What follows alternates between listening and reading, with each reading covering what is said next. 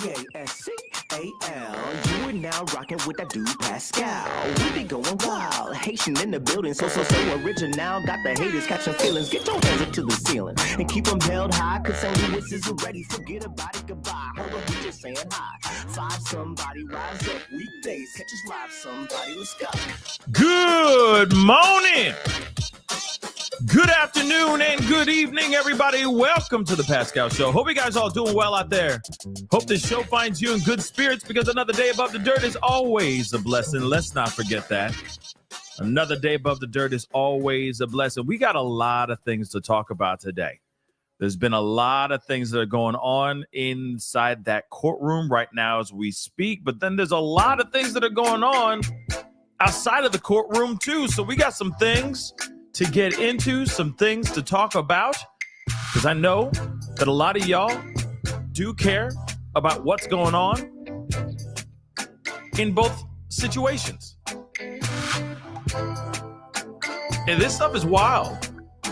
So we're going to get into some things. Like I said, we're going to get into some things. So do me a favor before we get into everything. All right. Hit that like button down below. Crush it. Do what it do. Hit that reaction button if you're watching on other platforms. If you are watching on those other platforms like Facebook, X/Twitter, Instagram, TikTok, Twitch, Rumble, and Kick. Yes, we are on Kick now too. Please be sure to hit that follow button or that like button, whatever it says on any of those respective platforms, okay? Because we are on all of them, okay? We're streaming on a gang of them right now, okay? Make sure you're subscribed here on my YouTube channel, though. Most importantly, subscribe to my YouTube channel. Make sure you're subscribed, okay? Go to my second channel, The Pascal Show Clips, on YouTube as well. Subscribe to both channels. Make sure you hit that notification bell so you know whenever I go live, whenever I upload, because it's random, okay? I know we've been doing a lot of scheduled shows as of late, and it may stay this way. You know, this is a nice experiment, but don't know. We're testing things out just to see what's going on. But anyway, please make sure to subscribe to both channels. A lot of clips and interviews and conversations that we're having in our main live shows, because these lives have been pretty epic. I'm putting them over on the second channel as well, so that, you know, if you just want to see bite-sized lives, etc., the interviews that I'm having, they're over on the Pascal Show Clips. In fact, one of them should be up right now as we speak, that we did with Danny Pinter, okay? Attorney Danny Pinter. We had that conversation yesterday, and we got a great show for you guys today, because there's a lot to talk about, like I said. So make sure you are subscribed to both channels.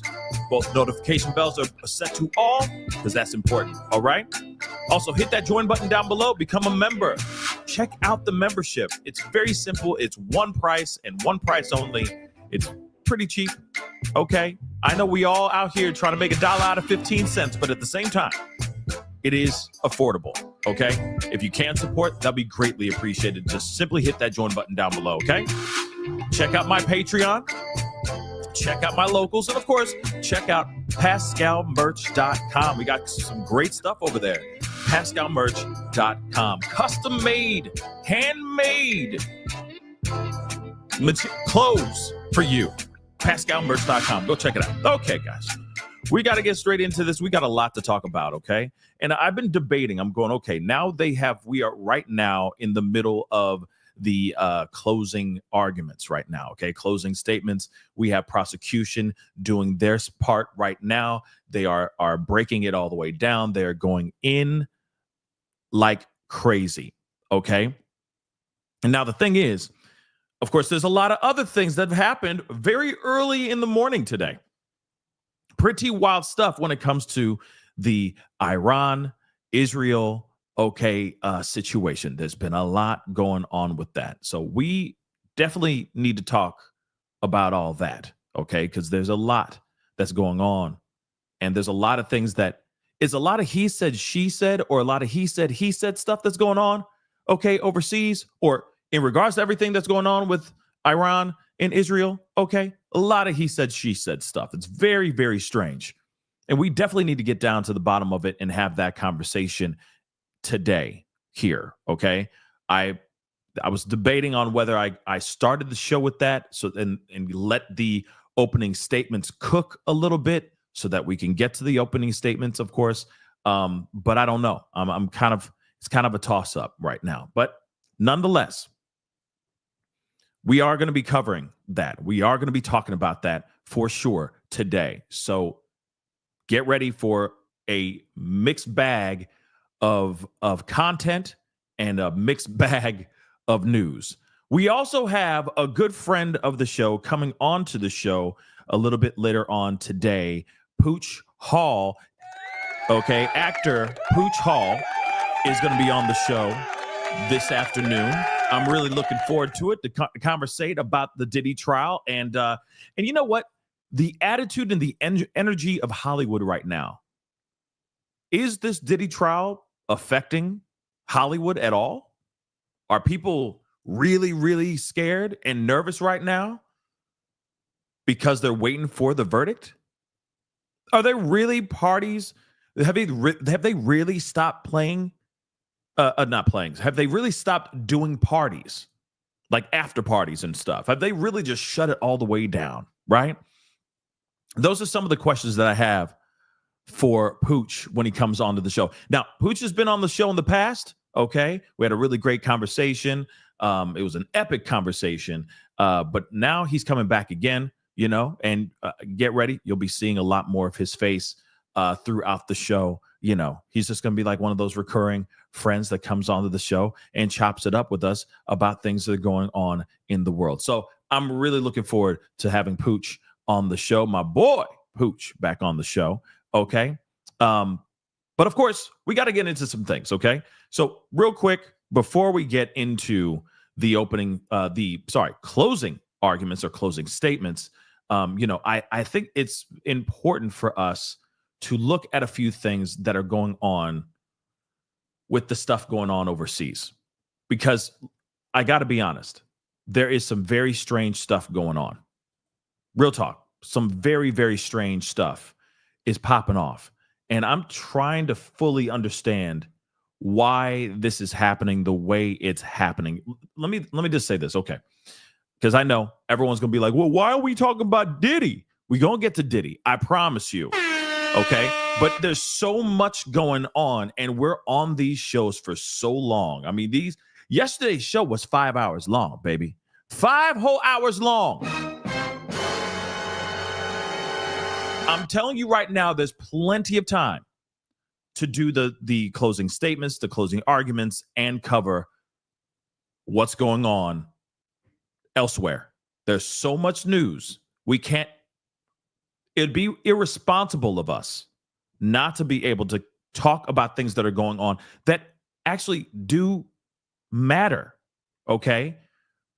To us, for us, the future of this country and this world, right? So, of course, it doesn't feel right to just not talk about what's going on. Now, there's been a lot of strange things that have been going on. As we talked about yesterday, okay? We discussed a few things. One thing is for sure. There's been a lot of question on whether or not U.S. exacted the most perfect strike ever in the history of the Air Force, of the military. Okay, they said it was, and we, of course, the code word is obliterated. Okay, that's literally the new word. I think that's hilarious, but it is what it is. Okay, that's the word for the month. But they said that the sites that they believed that Iran was building big old WMDs. Yeah, we're going back to W. Okay, we're going to George W. Back then. They believed that Iran was building some WMDs. Okay, so they went to those 3 sites that they believed were the spots where they're building these WMDs and dropped some boom booms on them. Okay, then they walked away, and then they said, "Hey, America, okay, Trump said, boom, boom, boom. This is what we think. Okay, that's all we had to say. Now let's talk about peace, right?" So then, of course, we heard yesterday, discussed this yesterday, that Trump put out something on his Truth Social account, basically saying there was a ceasefire, that Iran and Israel agreed to have a ceasefire, that this was the fastest war and the shortest war ever in the history of wars. He was saying we need to call it the 12-day war, right? And some people, okay, were applauding Trump for what he did, right? That how quickly everything resolved as soon as the big dog came in with his big guns and went boom, boom, boom, right? But that's not the case. Because even after the ceasefire, Israel and Iran were still taking shots at each other. Like I said yesterday, it was almost as if as soon as they were pulling people away from the fight, they were like, yeah, we got a truce. It's a truce. They were still kind of, you know what I mean? Still just trying to get a couple quick licks in, right? Well, then there was other information, right? There was a whole conversation on whether or not Trump's actual operation, Midnight Hammer, okay, that's what it was called. Midnight Hammer. Yeah, it was called Midnight Hammer. Operation Midnight Hammer. They said that they obliterated these sites where they're building these WMDs, and they believed that this set them back by 18 months, if even that, maybe even more. But then there was a insider that came out and said, insiders, 3 different sources that basically said, no, they didn't actually hit everything, right? That they hit some spots, but they didn't hit every spot, okay? That, in fact, they may have stopped the process of, creating WMDs by a few months. In my personal opinion, I truly believe that that's still a win in my personal opinion. Okay, the damage is still done. Now I get it; it's not 18 months plus, but it's still a few months, and it still also gets the point across to them, like, hey, y'all better play nice, okay? Because we went in and we did some stuff, and we made our presence known, right? But then Trump and the administration definitely felt some type of way about this information being leaked. And now they're doing everything in their power to try to prove to the American people that Midnight Hammer was successful. That Operation Midnight Hammer is exactly what they said. 110% obliterated those sites without question. Now, we talked about that thing too, where they used these $3 billion stealth B-2 planes carrying 14 missiles that individually weigh 30 tons, carried it overseas, went over to Iran, and dropped these things like it was hot. Now, here's the thing. They're trying to do everything they can to say, hey, we got proof. We got the proof. You think we lying? You think we full of ish? You're listening to fake news CNN? How dare you, right? Okay, so Defense Secretary Hegseth is definitely in his fee-fees, and he had a press conference this morning basically saying, the media's trash. Y'all are lying. Y'all capping. Y'all putting out all kinds of information that's not true. That is fake. Remember this? Fake news. Right? We completely obliterated the sites. There is no way that they could ever create whatever they needed to create. Those WMDs will be created no more. We made our presence known. We dropped it hard as hell, and we walked out of there like cowboys riding into the sunset. So now they're just blaming, right now, the media, going off on the media, basically saying, how dare you say this ish? Now, of course, we got to look at a few things because, again, Hegseth was upset.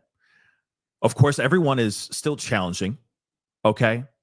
Everyone is still challenging whether or not this particular operation was successful or not. But here's something really interesting about this. We're now hearing from other parties.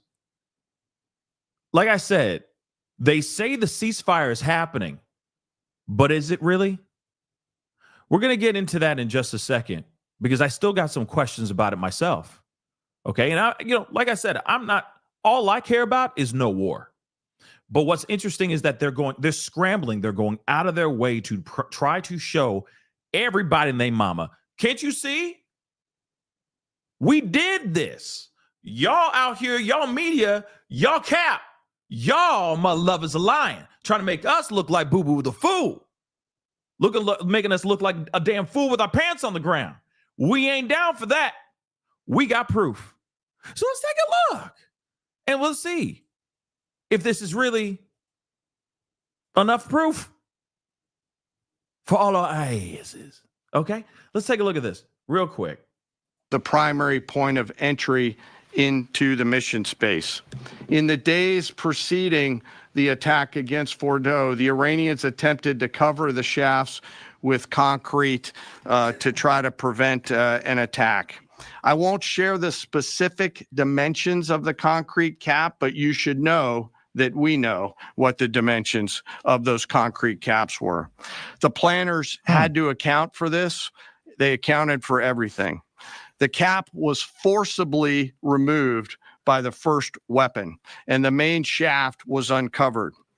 Weapons 2, 3, 4, 5 were tasked to enter the main shaft, move down into the complex at greater than 1,000 feet per second, and explode in the mission space.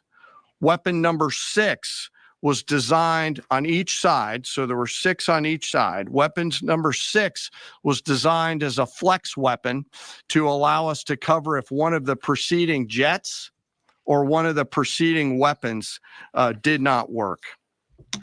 The video I'm about to show you is a culmination of over 15 years of development and testing. As I said, hundreds of test shots on various models. This is one weapon. So if you take a view of this as 5 additionals, you'll get a sense of what this looks like. Hopefully you can see it and there's not too much reflection. Tom runs our videos out there. We'll run it at full speed so you can see it and then go back through it. Go ahead, Tom.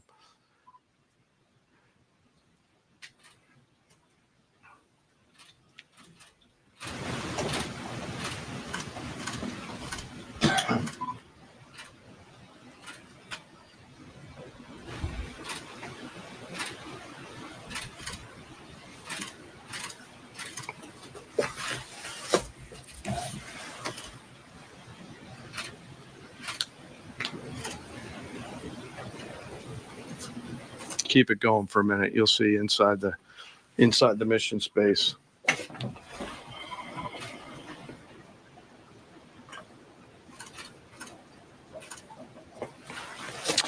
Unlike a normal surface bomb, you won't see an impact crater because they're designed to deeply bury and then function. I know there's been a lot of questions about that. All 6 weapons at each vent at Fordow went exactly where they were intended to go. A bomb has 3 effects that causes damage: blast, fragmentation, and overpressure. In this case, the primary kill mechanism in the mission space was a mix of overpressure and blast, ripping through the open tunnels and destroying critical hardware. The majority of the damage we assessed based on our extensive modeling was a blast layer combined with the impulse extending from the shock. Imagine what this looks like 6 times over. A point that I want to make here: the joint force does not do BDA. By design, we don't grade our own homework. The intelligence community does. But here's what we know following the attacks and the strikes on Fordow. First, that the weapons were built, tested, and loaded properly. 2, the weapons were released on speed and on parameters. 3, the weapons all guided to their intended targets and to their intended aim points. So again, very, very interesting that he would sit there and be, definitely in his fifis about this whole situation, right? Or the administration is trying to do everything they can to be like, see, proof positive that these things went down. Now, here's the thing, though. There are people out here that are looking at that and going, okay, sure, it went down. Okay, sure, we can see the boom booms making impact. Okay, but are we sure that they hit the spot, right? And I think that's the ongoing debate, and of course, the ongoing thing that they're trying to look into. But then now we're hearing that, of course, they are going to be doing a investigation into who are the people that actually leaked this particular information, because this is big information to be putting out here. They say it was the most, perfect operation ever done. Trump is brilliant. He is a genius. His brilliant tactical moves in doing X, Y, and Z couldn't have been done by any other president. You know the deal, right? And now, like I said, there's been intel from someone, from 3 different sources that literally said, just so you know, nah, bruh, that they didn't hit the G spot. They didn't even hit it, though.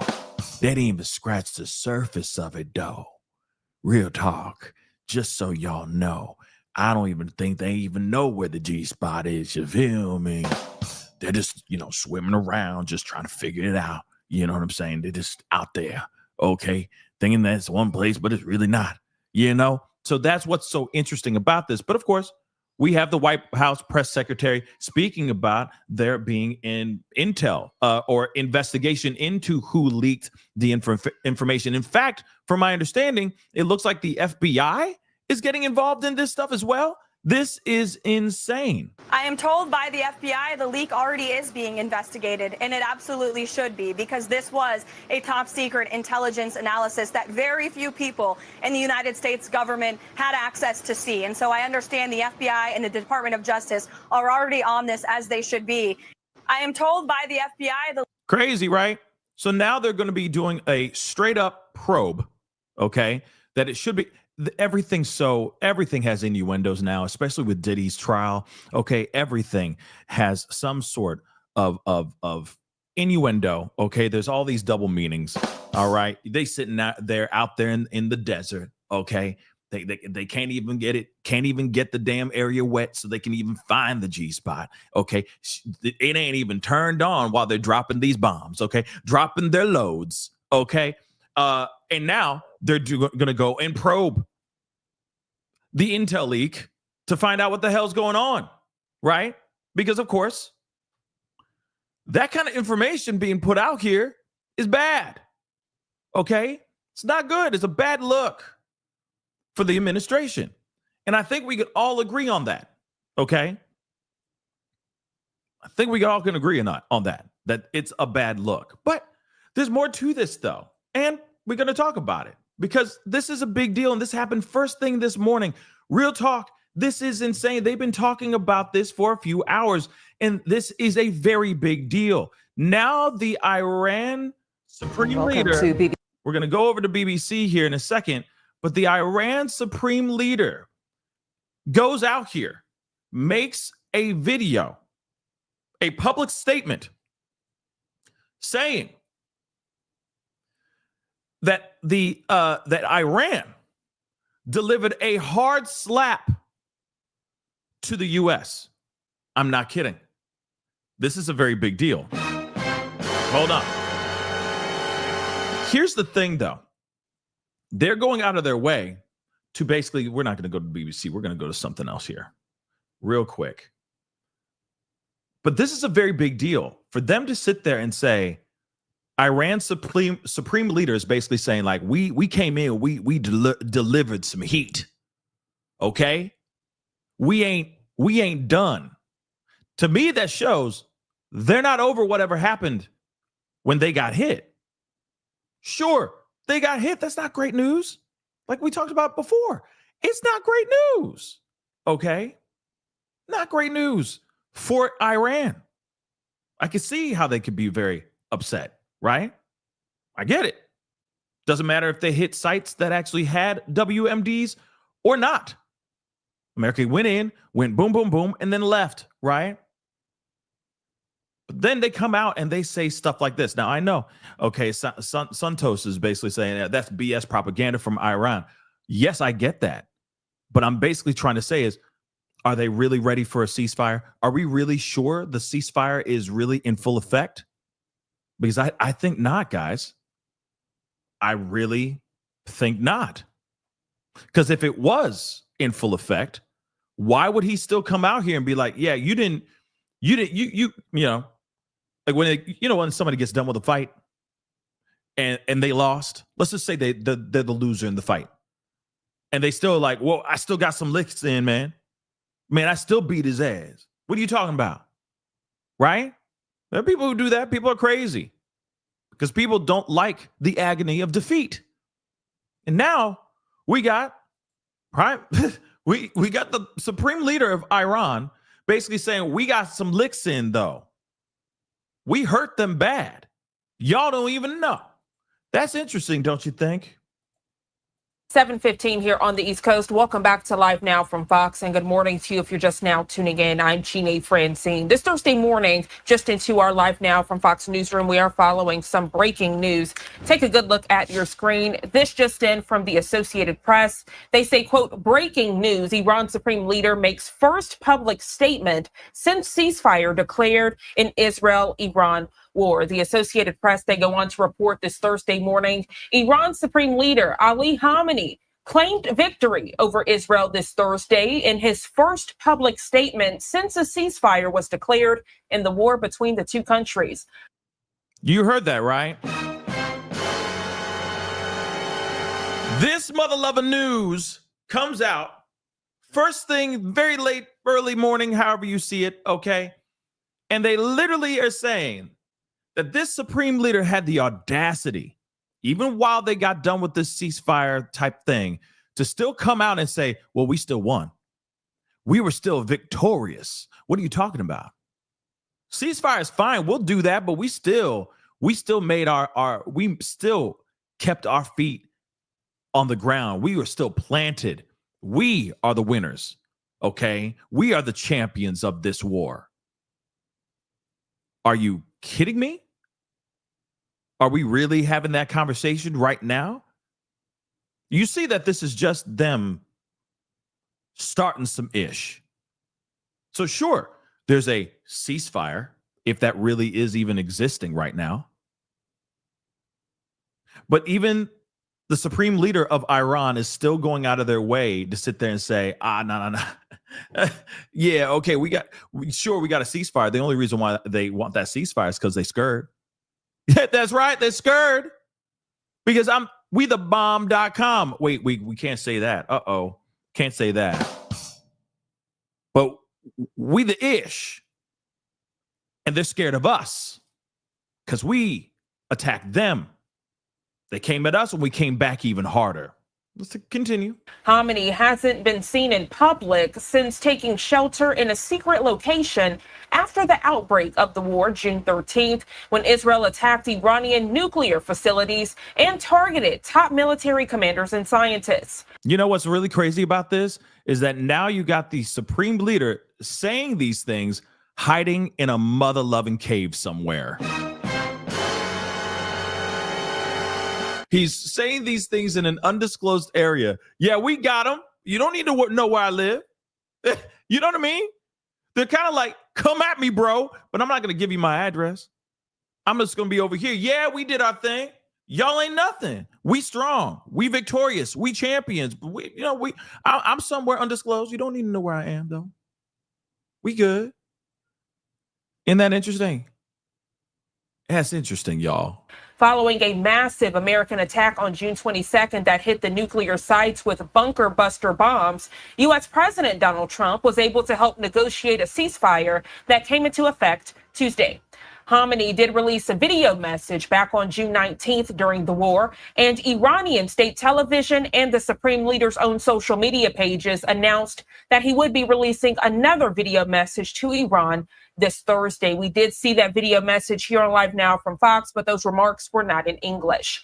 In his first comment posted on X, which we do want to transition to show you, he offered his quote, "Congratulations on the victory over Israel." You see it in real time on your screen. That from Iran Supreme Leader Ali Khamenei. He says, quote, "This Thursday morning, I offer my congratulations on the victory over the fallacious Zionist regime." Khamenei having other tweets as well. Take a look. He says, quote, "With all that commotion and all those claims, the Zionist regime was practically knocked out and crushed under the blows of the Islamic Republic." Another on X this morning, he says, quote, "My congratulations on our dear Iran's victory over the U.S. regime. The U.S. regime entered the war directly because it felt that if it didn't, the Zionist regime would be completely destroyed. It entered the war in an effort to save that regime, but achieved nothing." Snap, yo. All I'm going to say is snaps. Okay? Now, here's the thing. The burning question is, after he put out all this stuff, because like I said, this came out this morning, okay, early this morning, before Hegseth went out and said, "The media, y'all are trash. Y'all lying out there. Here's the proof. Shut up," right? Before all that stuff went down, you have the Supreme Leader coming out with all this. How do you think Trump's going to respond to this? Is he going to be in his fifis? Or is he just going to scoff, laugh, and walk away from the situation? Because again, right now, the administration is doing everything they can to prove proof positive that the attack that was exacted on Iran, the same area in which this guy is putting out tweets, okay, from a cave somewhere out there in the sand dunes, okay, same area. Trump dropped some boom booms on those for sure. Is it going to get him so mad that they're going to retaliate again? Is it going to get Israel mad again that they're going to start hurling over missiles again as well? That's the ongoing question. Because at the end of the day, I don't see a ceasefire. Because in my mind, I go, no shots should be fired. And that's even when it comes to going into the group chat and throwing out some licks at the enemy online. And isn't it crazy that we live in a world right now where, you know, we got Khamenei, right? The supreme leader of Iran somewhere hiding in an undisclosed cave, but he's got his phone and he's still tweeting things online to the people and still taking shots at Israel. Like, are we all the way back to like a high school drama? You know what I mean? Isn't this a little crazy? Do you not see how insane this is? And, you know, now pressing send or post online is even as dangerous as hitting the red button to shoot off a WMD. Think about it, y'all. This is the world that we live in, okay? Oh my God, the U.S. regime. There's such a victory. Iran's victory over the U.S. regime. The U.S. regime entered the war directly because it felt that if it didn't, oh my God, the Zionist regime would be completely destroyed. It entered the war in an effort to save the regime, but achieved nothing. Like as if, right? We live in this world now. Sending out text messages, going online and putting our beef online. This is what it is. Is he a baby mama? I'm just curious. Is he a mad baby mama? This mother lover doesn't even pay any of the mother loving bills. All he wants to do is sit around and play that Xbox. Here's another photo of him playing Xbox. Not trying to find a mother loving job. Just smoking that green, smoking that ganja. Not taking care of his kids, not changing those diapers. That's what it feels like. Just shots being fired online. Tweets or posts on X and social media are just as lethal as dropping a nuke. Have mercy. What have we become as humans? I'm kidding. No, there should be never, ever be dropping any type of, boom booms. Let's be real. No war, mother lover. No war. Okay? But still, it's just interesting how we out here operating in the way that we are operating nowadays. Okay? Nowadays, we're resorting to our social media posts and saying things, exposing things, right? What a world that we live in. Huh? Another one coming in, my producer flagging me. This one says, quote, the Islamic Republic delivered a heavy slap in the U.S.'s face. It attacked and inflicted damage on the Al Udeid Air Base, which is one of the key U.S. bases in the region. And we do have one more from Khamenei this Thursday morning. He wasn't done. On X saying, quote, the fact that the Islamic Republic has access to key U.S. centers in the region and can take action whenever it deems necessary is a significant matter. Such an action can be repeated in the future, too. Should any aggression occur, the enemy will definitely pay a heavy price. So you saw that. Let me pull that up. Hold on. Can we do that without the? Okay. So the fact that the Islamic Republic has access to key U.S. centers in the region and can take action whenever it deems necessary is a significant matter. Such an action can be repeated in the future, too. So he's saying we ain't done yet. Y'all got sitting ducks out here. Y'all got spots where we can just go boom, boom, boom. Okay? Knock, knock, knock. Remember me? Boom, right? Such an action can be repeated in the future, too. Should any aggression occur, the enemy will definitely pay a heavy price. What do you think is going on here? Sure, he's not sitting here saying declaring war on America or on Israel. He's like, hey, you do more things to us, then we're coming at you. You start playing nice. Sure, that's fine. But at the same time, you think he's cool with a ceasefire? No, he's not. Do you think Israel's cool with a ceasefire? They were still trying to take shots at each other, literally, even after the ceasefire. He basically saying we still a barking dog, this bear, whatever you want to call it, whatever analogy you want to say with whatever dangerous animal you want to name. Okay, a dragon for Christ's sakes. We can get fictional and get fantastical with it as well. Okay, he's basically saying, do not wake this dragon. Hail to the gnaw. So hopefully this means that Iran, Israel, and the U.S. now, because U.S. got dragged into this group chat. In fact, I don't know if they got dragged into it. I think they just showed up and then they said what they said, and then they tried to leave, but they kept dragging U.S. back in, and they're like, I don't want to be a part of this, man. I want no part of this. We already had the conversation. I said what I said. I'm out. Leave me alone. We out. And Israel and Iran are basically like, no. You said what you said. You finished what you said. What you mean? What you mean about that? And Israel's like, yeah.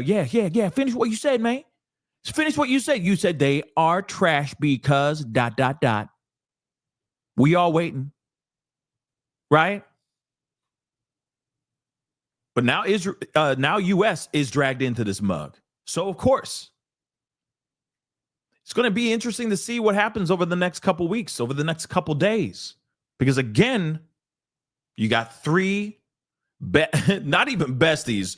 There is three people in a group chat having a very, very interesting and very sensitive, potentially volatile and dangerous group chat that they shouldn't even be having right now. They shouldn't. There should be no war. We all need to just stay in our lanes and do our things. But we'll see what happens here. It's going to be an interesting one. And that's why I'm saying every morning we're waking up to something new, right? When it comes to this stuff that's going on overseas, every morning we're waking up to something brand new. And now we have heard from the prime minister, supreme leader, of Iran. And he feels clearly, he's saying that there was victory on their side. He's not talking about what Trump is saying. Trump is saying there is victory. We did victorious. We were great. We were America. We came in and we made our presence known, and they got scared, shaking in their boots. So much that the supreme leader is hiding out somewhere, which he really is. But now he's claiming that there was victory on their side over U.S. and Israel. How is Trump, how's America, and how is Israel going to handle these claims? I'm hoping that it's not a situation where Israel's sitting there going like, nah, we won. And then they just start shooting more projectiles. You feel me? I hope that's not the case. But clearly, there's been so much drama between these two countries for so long. I could see this sparking another problem in the very near future. But I'm a glass half full guy. I'm hoping that this won't be that. Okay? I'm hoping everyone just says, let him talk. We got things to do. Okay? We got lives to live. We got other things going on. And I hope that's the case. I really, really do. But we got to get into other things, okay?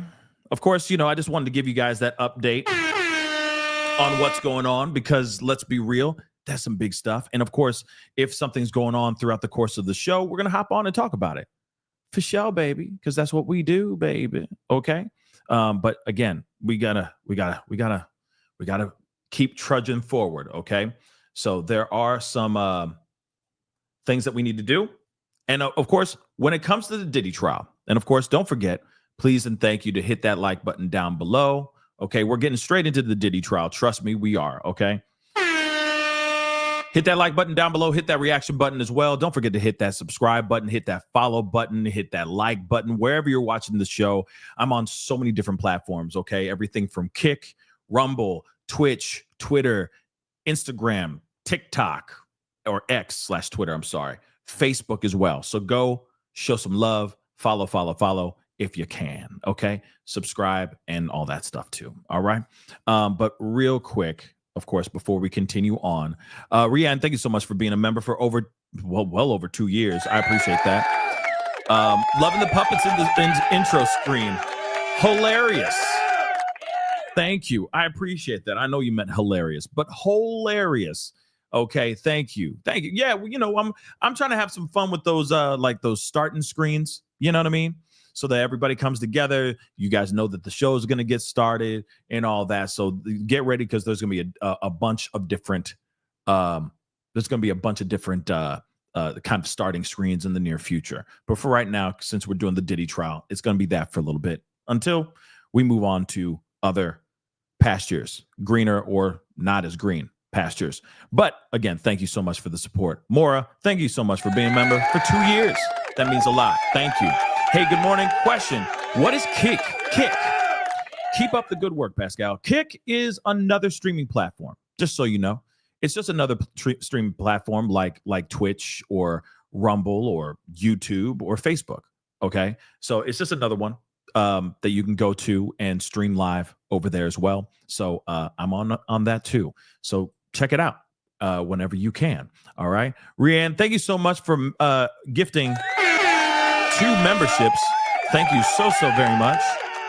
And welcome to the family, you 2 new members. And again, she just gave you some positivity. All you got to do is pay it back. If you can, that would be awesome. Okay. So anyway,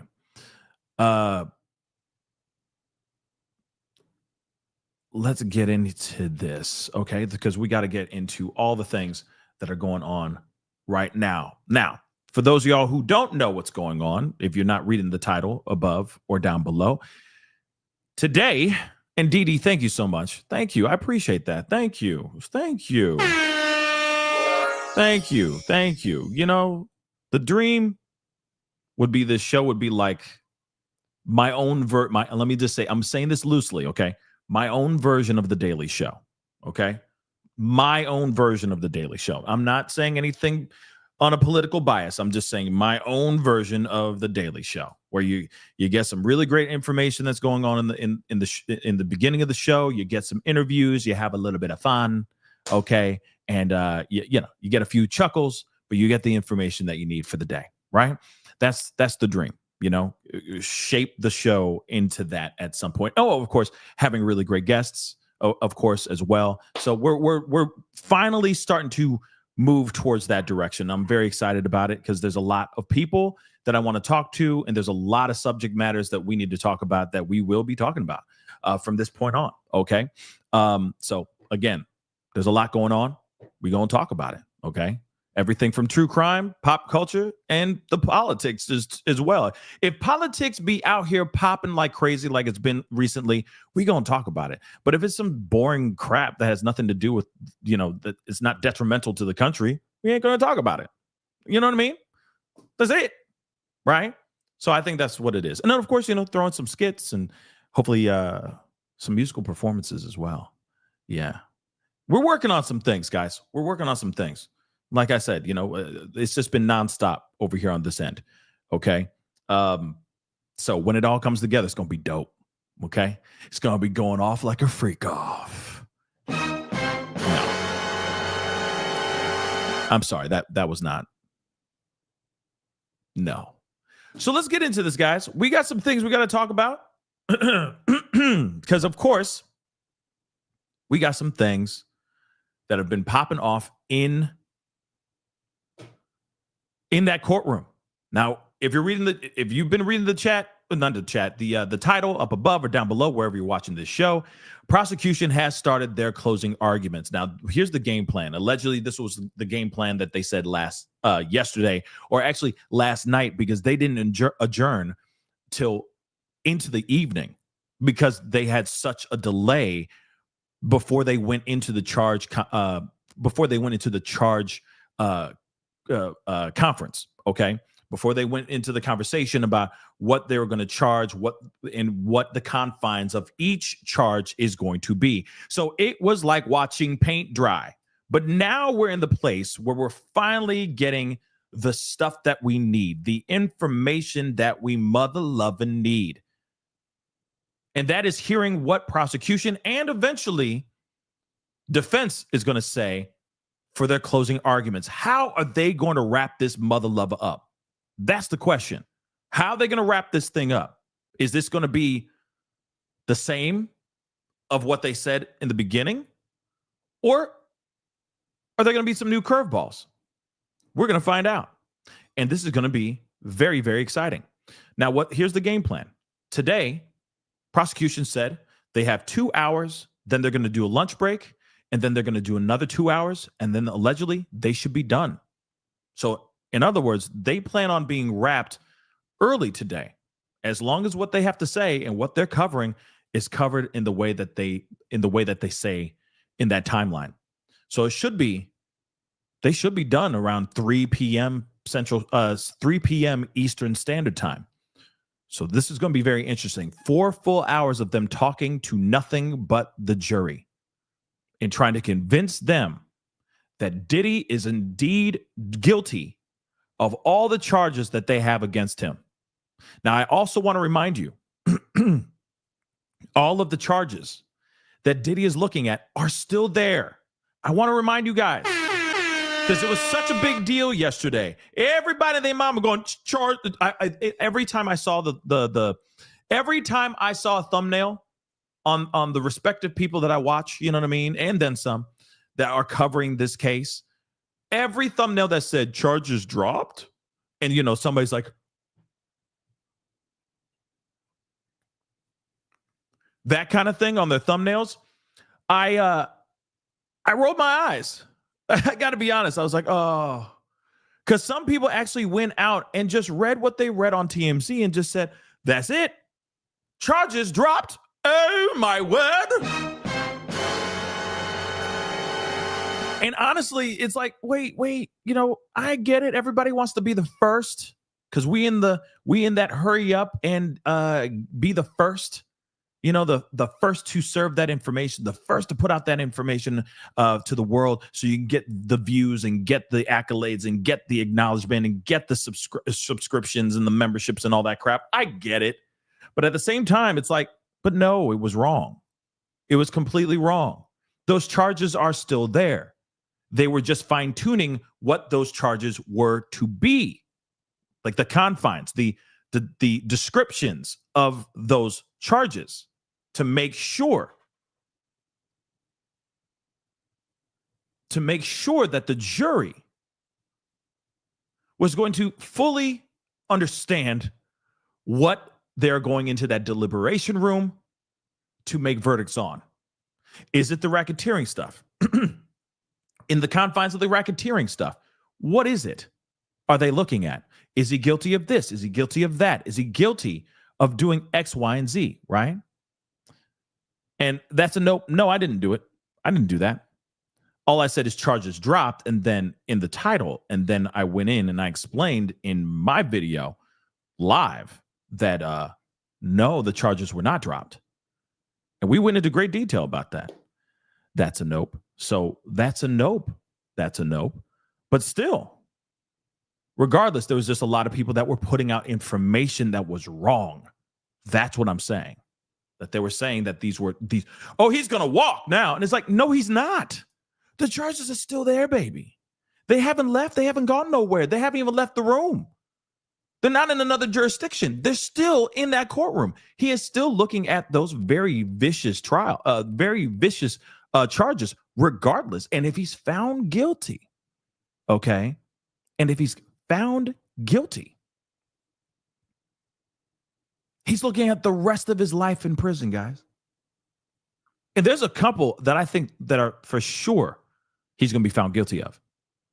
And if he doesn't get found guilty on those things, I tell you what, I'll be shook. I will be shook. And I know there's some people, like yesterday I saw in the chat, some people were like, well, you're about to be shook.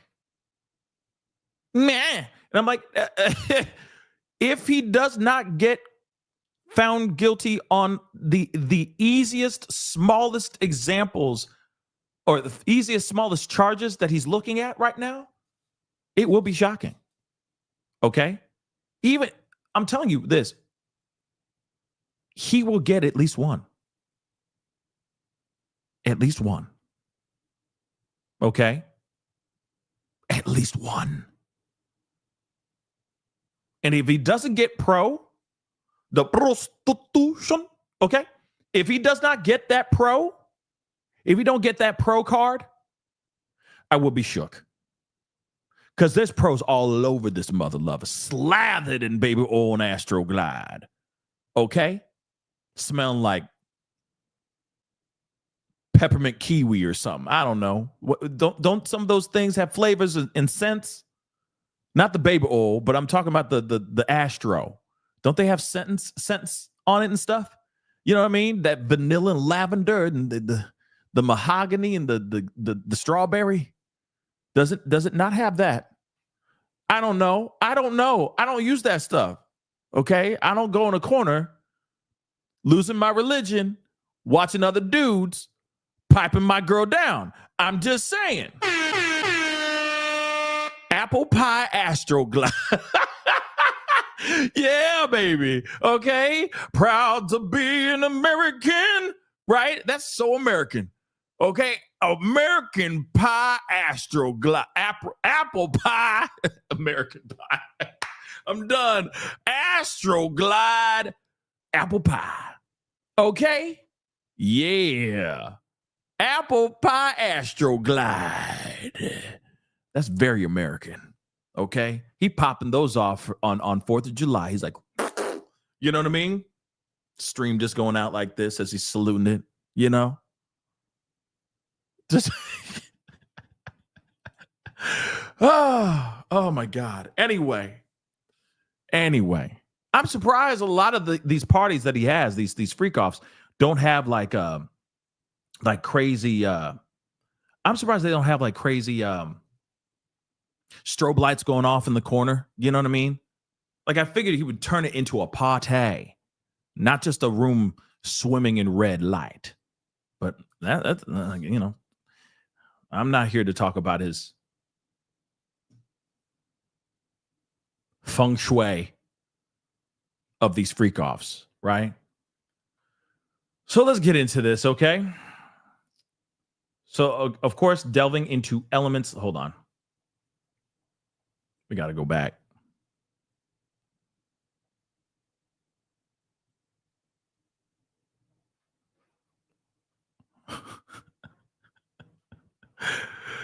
Yep. It just hit 12. Losing my religion. I'm dead. We're here for the conversations and the laughter too. You know what I mean?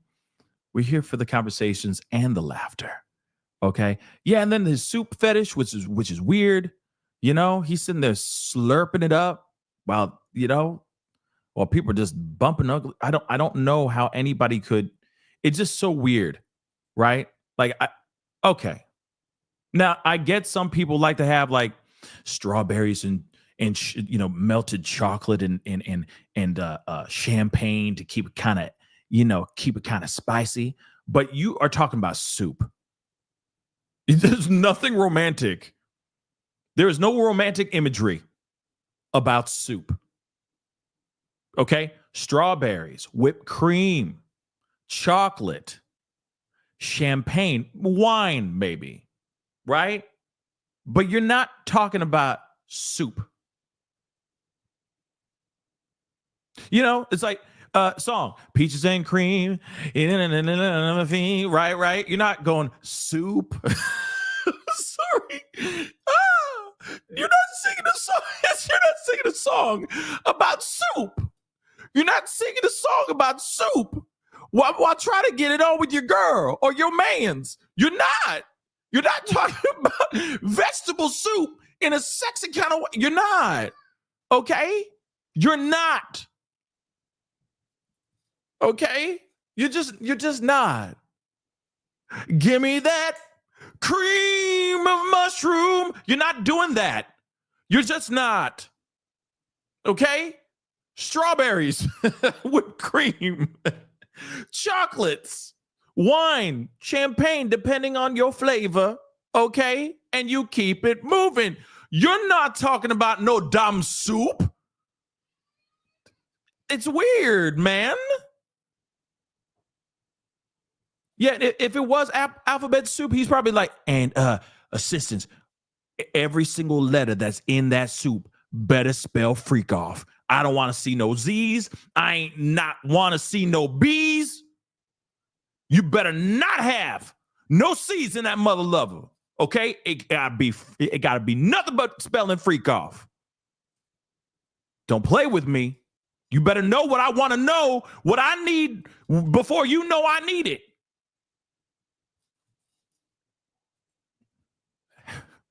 Alphabet soup. I'm just saying, when you know what I mean? Cream of mushroom. You know what I mean? Like, you're not doing that. And everyone's like, oh, yeah. Everyone's dancing to it like, line dancing to it. Even my camera's done with me right now. Ain't that about us? Shut your mouth. Okay? I'm just saying. That is a very strange thing to feel like, busting to, It's weird. Okay, I'm done. We're going to get into this. Okay. Okay. So let's get into this. Because, of course, they were still talking about a bunch of things before the jury even walked into this mug. Okay. So 8 years apart, very similar attacks. So Combs has exhibited shockingly similar violent behavior for years, Slavic argued. So, actually, hold on. Let me go back. Yeah, Diddy's ready for his big day. He's used to big days, is he not? We can ask some of his friends like Anton Harden. But moving on. He's donned a light-colored pants and a white sweater. He's wearing light-colored clothes, guys, because he's trying to look angelic. He really is trying to look angelic because he knows that by when they look at him and they see him not in the corner but off on the side, okay, that he has to look like he is the perfect man, right? He has to look ethereal, something like that. Okay? He has to look angelic, like he's freaking floating. Okay? Or also, maybe they're just going, oh, I remember him wearing something all white in that music video. And he's such a star. He's incredible, right? So he's wearing light-colored clothes right now. A white sweater, light-colored pants this morning, okay? I wouldn't be surprised if he's holding a Bible right now. He out there sitting in there. Yeah, did he say ethereal? Yes, I did say ethereal. Yes, I did. Yes, I did, L. You got a problem with that? You got a problem with that, L? What's wrong with ethereal?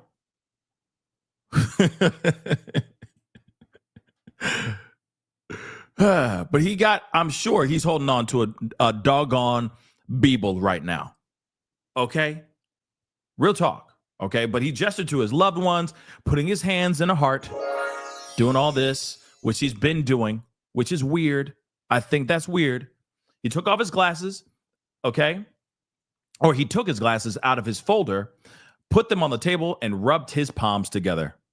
Yeah, because he's getting warmed up. He wants to make sure that Astroglide is nice and warm. Get it? But moving on.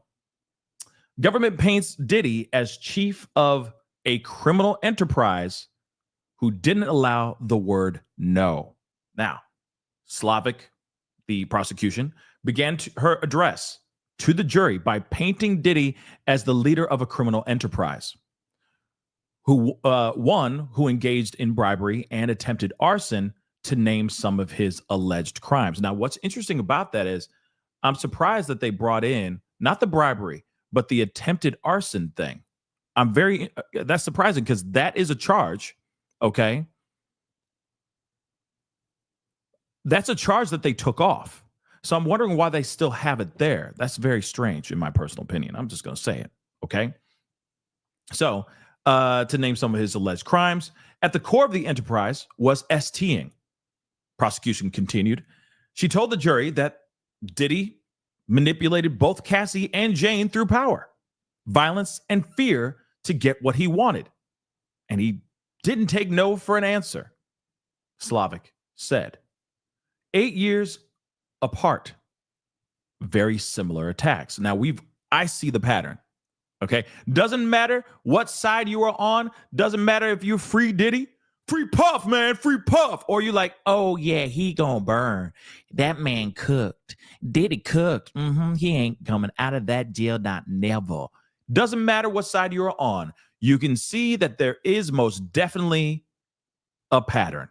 What Cassie said, what Jane Doe said, absolutely mother-loving pattern like you ain't never seen before. That is for sure, okay? So Diddy has exhibited shockingly similar violent behavior for years, the prosecution said. The prosecution cited the infamous attack on Cassie at the Intercontinental Hotel in Los Angeles, and an alleged 2024 grabbing and slapping, okay, of his then girlfriend, Jane Doe. Now, again, yes, this, excuse me, this alleged incident that happened in 2024 with Jane Doe only happened once. It still happened. It still allegedly happened. Okay. There's still footage of her with a black eye, a welt on her head, all that stuff. And she still was made, according to her, to consume a substance and go Anton Hardens D. Let's not forget that. Okay. So all of that is still a piece of it. Cassie had her career dangling over her head. Jane Doe had her livelihood, her home, the place for her and her child dangling over her head. So, and then of course there was violence. Again, violence happened multiple times with Cassie, and it only happened once with Jane, just so everybody knows. So, prosecutor says Diddy relied on his quote-unquote trusted inner circle. So Diddy leaned heavily on those closest to him to loyally carry out all of his orders, the prosecution said. I'm talking about the defendant and his trusted inner circle, Slavic said, the prosecution. He was the head, and it existed to serve his needs. And we did hear that for sure from one of his assistants during their job interview. This is Diddy's world. We are here to serve him. That's all we're here for. This is his world, and we are here to serve him. Kind of cultish, for sure. And we had that conversation with Danny Pinter just yesterday, talking about the cultish vibes, right? And how all of the people that he would have on that he worked with, and those that came in to testify, a lot of them were having a mixed bag of different kinds of emotions, right? They all kind of felt like, yes, you know, we love him, but it's complicated, or he's terrible, but he's a good guy too. You know, it's some weird stuff there. Okay, but let me just make sure you guys can see, because I'm putting this in the chat here. But we talked about that at great lengths with attorney Danny Pinter. Okay. Go check it out. Okay. She is the senior vice president and director of the National Center of Sexual Exploitation. So it was really great to have her on to just talk about her take on everything so far. And we heard that, though, that some people, even Jane Doe, right? He was a monster, but I still love him. My schnookums, right? We heard all that. He's still paying for my things because I still love him. He is still my lover. Okay? Pretty crazy stuff, though, right? Don't worry. I'm going to get the super chats here in just a little bit. We need to put in a little bit of a dent, okay? And we're going to blaze through this pretty quick, okay? At least the first half, all right? So anyway, as I was saying, very interesting pattern even with his people. Very, very cultish type stuff, for sure. But moving on, okay? So, so he was powerful in his own right, but through the support of his business, became even more dangerous, Slavic prosecution asserted to the jury. She began delving into the racketeering charge against Diddy, highlighting the concept of a criminal enterprise. A group of people came together to protect Diddy's power, reputation, and to help fulfill all his desires. And you've seen that. That part is true.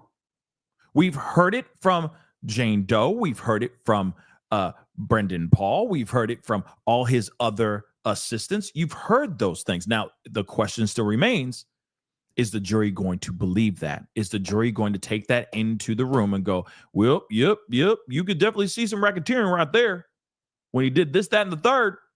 And he got that man, and he got that other man, and that other female right there doing all these things, buying clothes, setting up the rooms, cleaning up after him for sure. You can see all that stuff. Definitely. No question.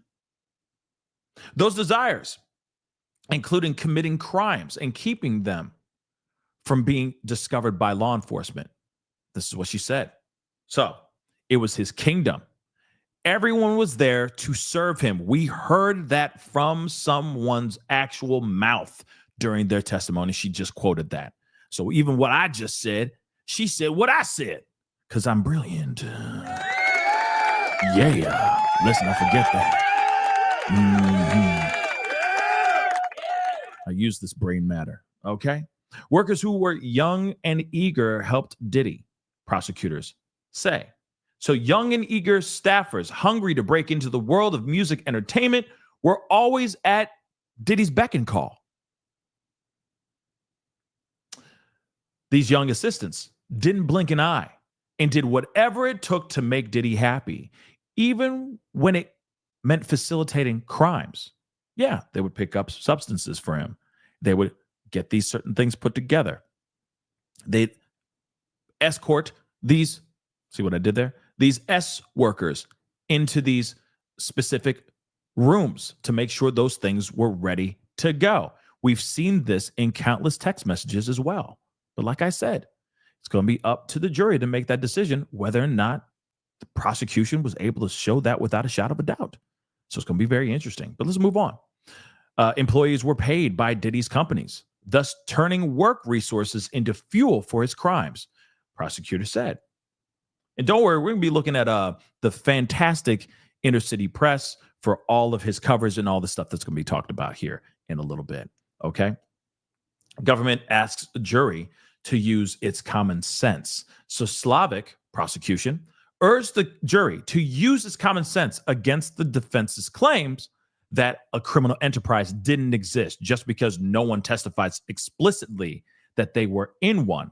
And I think that's an important piece too. Remember, they talked about this argument yesterday. They said, hey, as far as the enterprise part of things, the criminal enterprise part of things, just because they didn't say it doesn't mean that they weren't a part of it. And that's one of the things that they were arguing about before we had to cut off, because I mean, it was getting late and we were on for 5 straight hours waiting for the mother loving charge conference to even start. But that was one of the first things that they started off with. Like they said, please do not say that they had to say out loud, yes, I knew I was in a criminal enterprise and I'm scared. No, because a lot of these people wouldn't know.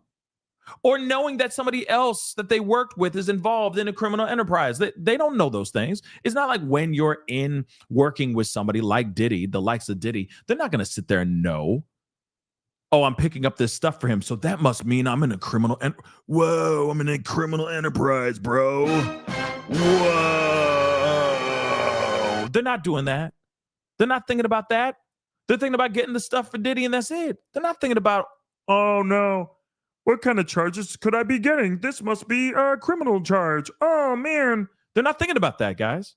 They're just thinking about getting the job done and knowing that, yeah, probably them getting substances for Diddy is illegal, but they're not thinking about it to the extent of criminal enterprise. Not everybody walks around like they lawyers. So that was one of the things that they were talking about yesterday, which makes total sense. Okay. She also told the jury that when a person agrees to their boss's demand to buy substances, they're agreeing to a crime. When a person locks their boss's girlfriend in a room after he puts his feet on them in their face, that person is agreeing to commit a crime with their boss. That could be argued. Yeah, surprise, surprise. I know some of you are like, I see your bias. Your bias is showing, Pascal. You want him to burn. No. No, I don't. I want him to serve whatever he's going to be handed. Okay? Him a bad boy. Pun intended. High key, low key. But still, there's certain things in here that can be argued. Agreeing to commit a crime with their boss by locking Cassie in a room. How do they know? How would they know if Diddy's like, yeah, I need you to take care of Cassie. Just make sure she doesn't leave the room. Okay. Just get her food. If she needs something from outside, make sure you're able to get that. How is somebody going to know for sure? Oh, damn, that's kidnapping. They're not thinking that. They're not thinking that. They're just thinking, I'm hoping to help her out. Her face is jacked up. Damn, look at you. Oh, you don't even need to look at your face. Oh my God, what did he do to you? It's cool. I got you, girl. Yeah, you want some vegetable soup? I'll go get it, right? You want some vanilla milkshakes? I'll go get it for you. I got you, but stay right here. They're not thinking that, oh, I'm taking her, I'm holding her against her will. They're not thinking that. Like I said, they're not thinking that. So, and that is agreeing to participate in an enterprise. But of course, they're not knowing that stuff at that time. They're not going, oh, I'm committing a crime now. But like I said, the defense can come in here and basically say, well, they don't know about that. They don't know that they're holding that woman against her will. If she's a willing participant to stay in that hotel room, that's one thing. But if she really was like running towards the door because she had to go out and see the moon and the stars, right? I need to be free, right? And the assistant is holding her back, sitting on her, basically saying, you ain't leaving this room, then yes, that is holding somebody against their will. But the defense can go and run with that. They can run with that claim and go, she was a willing participant to stay in that room. There's no proof of her trying to fight her way out or feeling like she was held against her will. I think that's important to think about, guys. Like I said, we're going to talk about everything and all the holes. We're going to poke all the holes too and go, okay, I see a lot of gray right here, right? So think about it. So the map tells a story, prosecutor says. So prosecution urged jurors to pay attention to a map when they look back at Diddy's alleged criminal crimes, criminal acts. She said, prosecution said, when S workers were paid to cross state lines or cell phones were used, those acts amounted to violations of interstate commerce laws, according to the prosecutor. Right here, though. Right here, though. Just so you know. Right effing here is where the ground ball, in fact, this ain't even an underhand pitch. This is on a little, it's propped up on a tee. Okay? This is an easy hit for prosecution. This is the moment where I say they are definitely going to get him for this. STing for sure. They were crossing state lines. There is no question about it. We've heard testimony from S workers, and we've heard testimony from other people like Cassie and Jane Doe talking about setting up S workers to fly from one place to another. Like just most recently to the likes of people like Sly or Paul, Anton, any of those guys that showed up to pipe her down. Some of these mother lovers didn't even live in the area. They would have to fly in. There's proof of that countless times, guys. Just so you know. So again, yes, ATLN. Okay, just ATN, yeah. AT, yeah, absolutely. Puerto Rico, yeah. We going into RICO stuff, okay? That RICO Suave, get ready for it. But that right here shows without a shadow of a doubt. Right here, this is where the ground ball is. This is where the jury, all the jury has to do is scoop up the ground ball and throw it the first. Just throw it the first base. Instant out. Easy. This one is easy. Okay? They have shown that countless times. Time and time again. But we'll see what the defense says when they get their chance standing up at the plate. Okay, I don't know why I'm using baseball metaphors. Just roll with me, guys. But moving on. The quantity doesn't matter in defining substance distribution. Interesting. This is what the prosecution is saying now, too. Whether a Diddy staffer moved a single pill or 1,000 at his behest, those actions were criminal. You know what the defendant did. He gave them to Cassie and Jane. This is substance distribution, plain and simple.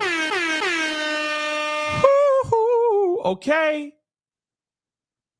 I'm hoping that they break that down a little bit more And just in my personal opinion, because again, is it really full on blatant distribution? Is it though? Is it though? That's a conversation we're going to have for sure.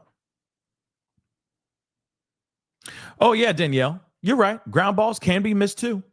Yeah, absolutely. It can hit a rock and it just pops over and you're like, whoa, you know what I mean? Trying to catch the ball. I get it. Okay. But this is an easy one.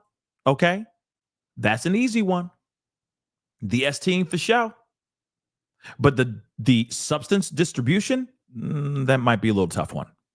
True that these guys were grabbing things and those substances were used at Diddy's behest.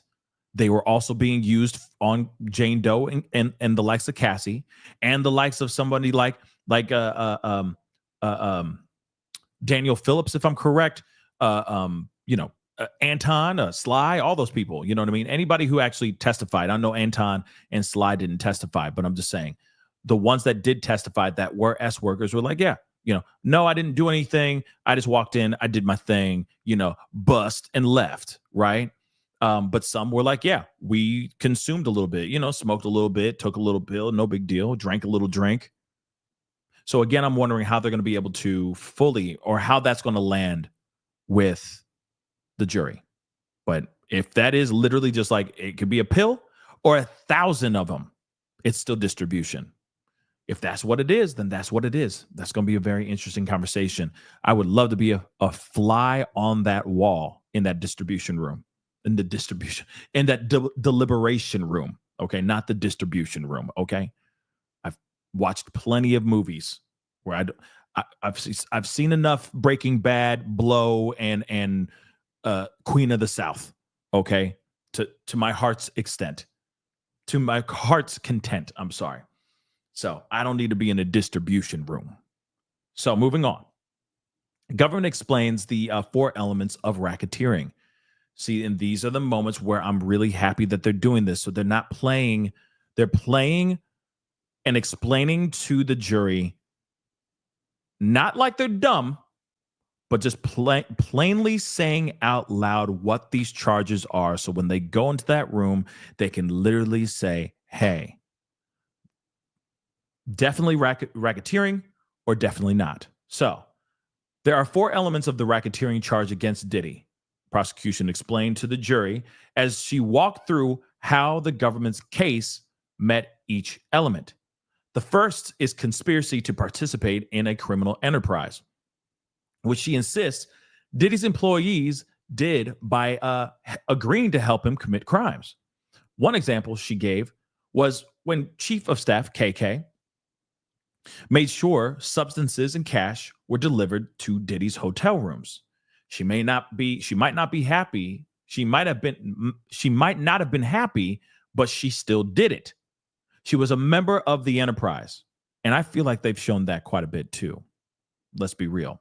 The second and third elements are the impact on state or foreign commerce, and that Diddy was knowingly part of an enterprise. The former is fulfilled because Diddy arranged for S workers and substances to travel across state lines, prosecution said. The latter is met because Diddy is the through line of his businesses, which she said existed only because of Diddy. That part is true. All of this goes through Diddy. It starts with Diddy and it ends with Diddy, right? But that is very interesting. And finally, the fourth element is that the enterprise agreed to commit at least 2 crimes under the RICO Act.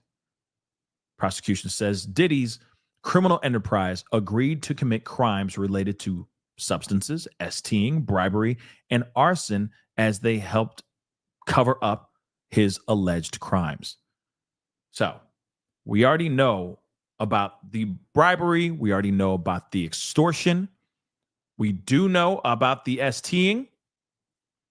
We definitely know about the substances, because what they said here, if this is absolutely accurate, and I don't think that they would go up there and say something that is not accurate, But those things are true. He went in, when Brendan Paul would go and pick up substances, when other assistants went and picked up substances, they were used not only just for Diddy, but also for those girls as well, and some of the S workers, right? But this is the part that I still think they have nothing on: the arson. You got Kid Cudi's car going up in flames, right? Turning into a damn campsite, okay? A little campfire right outside his home. Is that done by Diddy? They have not proven that yet. They have not proven that at all. So they shouldn't even be bringing it up, to be completely real. They need to just let that go. Real talk. But moving on. Diddy engaged in closing arguments. So at times of the closing argument, Diddy sat back in his chair, looked ahead, looked down, and sometimes cast a glance towards jurors, which he's not supposed to be doing. He'd been warned earlier in the trial against doing anything that could be interpreted as communicating with jurors. You got to remember, one juror got kicked out because not only was he lied when he went through voir dire through the jury selection, but at the same time, I mean, you never know. He could have been a plant. It's possible. Okay. And real quick, guys, before we continue, let me see where we're at. Hit that like button down below. Let's get to the 1K. Can we get to the 1K? Please and thank you. Hit that like button down below. Crush it, do what it do. Hit that like button down below, please. Hit it, baby. Okay, don't forget to hit that subscribe button as well. All right. If you guys are coming back and you haven't hit that subscribe button yet, please do. All right, we're going to continue on, but hit that like button down below. Most importantly, subscribe as well. But let's get to that to 1K. Okay. Yes, Sky Queen. Yes, Sky Queen. Yes. Please hit that like. Okay. Please like that stream. Okay. So let's continue on. So Diddy's staff was involved in the buying and distributing of substances, government says. So substances were an essential part of Diddy's freak-offs. So he and his staff were all involved in buying and distributing these substances. This is what they said to the jury.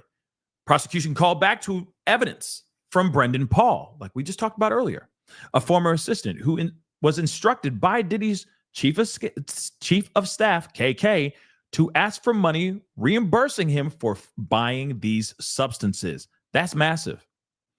Diddy needed a constant supply of illicit substances to give to his victims, and made sure to have his staff drop off more when he ran out. They did show that. They even said that in text messages. The paper trail says so much, y'all, doesn't it? It's the money trail. It's the text messages. It's the voice messages, the voice notes that he was sending to them, right? All of those things. I need more baby oil. I need like 5 more bottles and some vegetable soup. And you need to know what I need to know.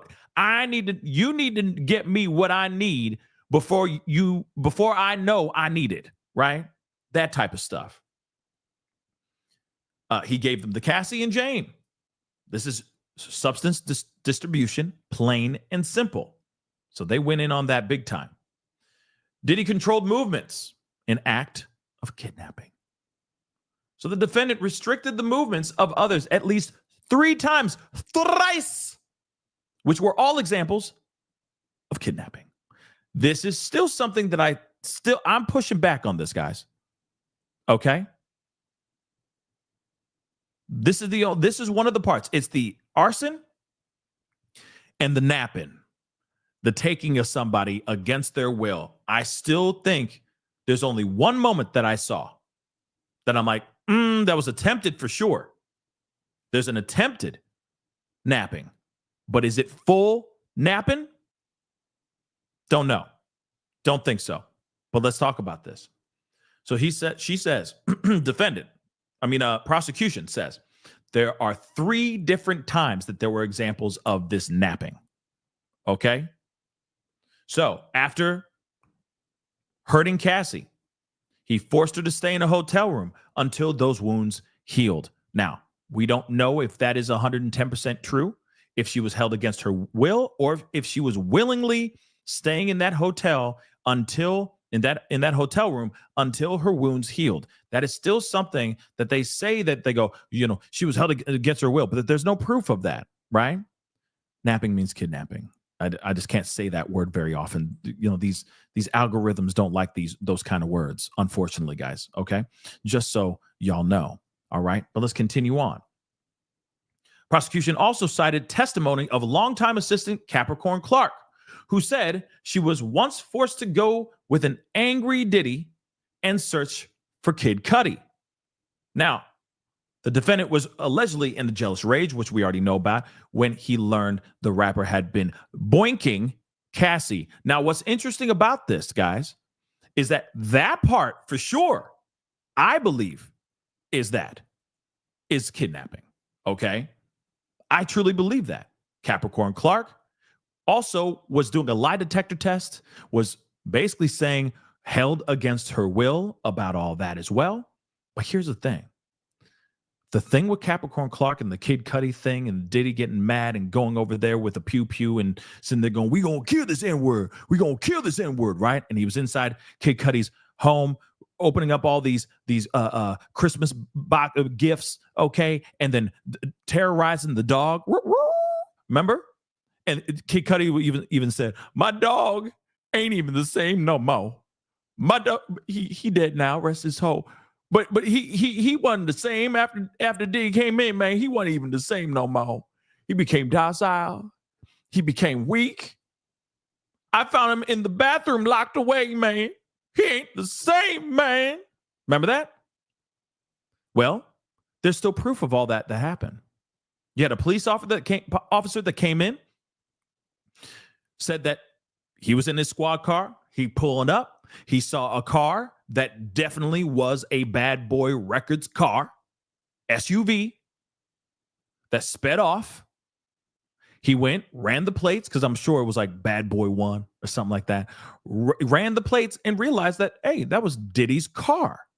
Now, yes, there can be room for reasonable doubt in regards to the police officer running the plates. That could have been any executive working for Diddy. It could have been anybody. And Diddy may not have really been in the car. But at the same time, you got Capricorn Clark with phone records calling calling Cassie, basically saying, yeah, we outside Kid Cudi's house and Diddy trying to find him. And of course, Kid Cudi being like, what? You in my house? And of course, he's like, yeah, man, I'm right here waiting for you, bro. And Kid Cudi's like, say less.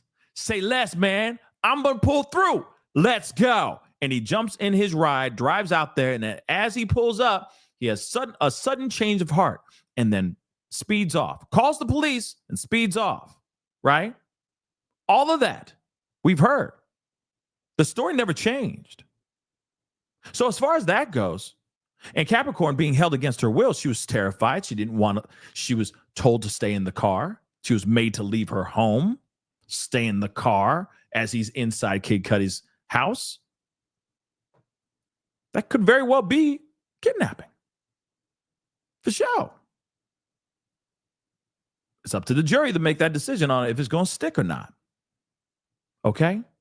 It's going to be interesting. Because again, when I think of someone being held against their will, I think that they're held against their will. How many true crime cases have we covered on this show, okay, and on this platform where we've talked about littles getting taken and held against their will? They're literally held against their will, right? There's no question about whether or not there's kidnapping, right? Right? But that kind of stuff is very interesting. That could be prosecution trying everything they can to move the goalpost as far as that charge. It might be reaching. It might be. But that's what they're running with, okay? Let's continue on. Diddy was 100% behind the arson of Kid Cudi's car. So I'm a little confused here. I thought that they weren't bringing up this charge. I thought they were letting that go. They were putting it down. But they're talking about it. And again, there's no proof of Diddy's involvement in Kid Cudi's car. Because all the evidence has been destroyed, baby. The evidence was destroyed. I told you guys. I'm not sitting here just going like, Diddy cooked. Well, he is cooked. But like I said, there's pieces here. I'm going, okay, there's holes in this one right here. Brad-ow. Splat-ow. There are holes in this right here, though, baby. There are holes. So, while maybe in question, who cut a hole in the Porsche belonged to Scott Muscudi or Scott Muscudi, Kid Cudi, okay? Prosecution insists that it was clearly done on Diddy's orders. He was 100% behind Kid Cudi's car going up in flames, adding that Diddy literally said it would blow up while he and Cassie left the country. Of course, this is all hearsay, though. Just so you know, this is all hearsay. The rapper was targeted by Diddy to control Cassie. Prosecution said the arson was designed to show, quote unquote, no one who crosses him gets away with it. Prosecution said. Those are all things that were said by Cassie. Okay. Now, it's the end of the first quarter for the government. So that's crazy how this is like a game. It's the end of the first quarter for the government, and it's been a crazy play right out there on the field. What do you think about this, man? Like, that's crazy. So Slavic just hit the 1 hour mark on her closing statement. Okay. Each side was allocated 4 hours to make their arguments, to the actual jury. So the hotel attack, it was a cover-up, was an example of bribery. They got him on this one, for sure. When Diddy sought to cover his tracks following the infamous hotel attack on Cassie that amounted to an act of bribery, that is absolutely 110% true. Sorry, guys, but this one they got him on, for sure. Okay. So prosecution cited testimony about Diddy allegedly paying off security guards at the Intercontinental Hotel in Los Angeles. So Diddy, in full damage control mode, used money and power to buy and manipulate witnesses, according to prosecution. And they showed that time and time again. Okay?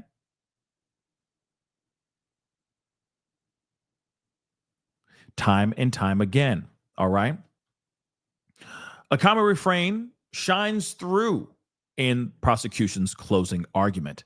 So it appears that the theme of prosecution's final argument to the jury is that Diddy and his inner circle refused to take no for an answer. Prosecution repeatedly stated the phrase and emphasizing it in the beginning as she described Diddy's role at the top of his alleged criminal enterprise. When describing the push to bribe guards for the footage from that hotel footage, prosecution told the jury that his employees would stop at nothing to keep the video from getting to law enforcement. And that's true. That is true. Diddy had to cover up hotel attack because it would ruin him. That's true too. I mean, that's fair. I think anybody who is in the situation caught red-handed doing something like what he did, oh, damn right, that would ruin their career, ruin their whole entire life. So the defendant had overwhelming motive to use any means possible to cover up the attack, that hotel attack. Bad publicity surrounding the videotape attack would, quote unquote, ruin him, according to prosecution. Those actions amounted to a criminal act, which it did. Paying for silence is influencing testimony. And this is what she told jurors. Prosecution, so delving into elements of STing. Here we go. So prosecution moved on to the STing charges against Diddy in relation to Cassie and Jane. She broke down 3 elements of the charge: recruiting, enticing, and harboring the victim, acting with reckless disregard, and interstate commerce. Combs used force, fraud, and coercion to get the women to sleep with S-workers in his fueled freak-offs. The prosecutor noted that coercion is more complicated, as it is a mean that a victim believes refusal would subject her to a physical, psychological, or financial harm. It could also cover harm to a victim's reputation. So again, Cassie, Jane Doe. Cassie, Jane Doe. All of this makes absolute sense. You have them claiming, I felt like it was a job. Cassie would say it was a job. I was made to do these certain things, or I was reluctant to participate in these particular things, but I was worried about my career. Same thing with Jane Doe. At first, and both of them said this, at first it was cool. At first, I liked it being a little freaky deaky, but then at the end, near the end, I didn't want to do it anymore. And I got worried that if I don't do it anymore, I'm going to lose my home. Or there'd be text messages where Diddy would sit there and say, oh, you don't want to do it anymore? All right, I'll give you 3 more months of rent. How about that? And then you gonna keep doing you, and I'm going to do me, right? At least when it comes to Jane Doe. Those things are blatant.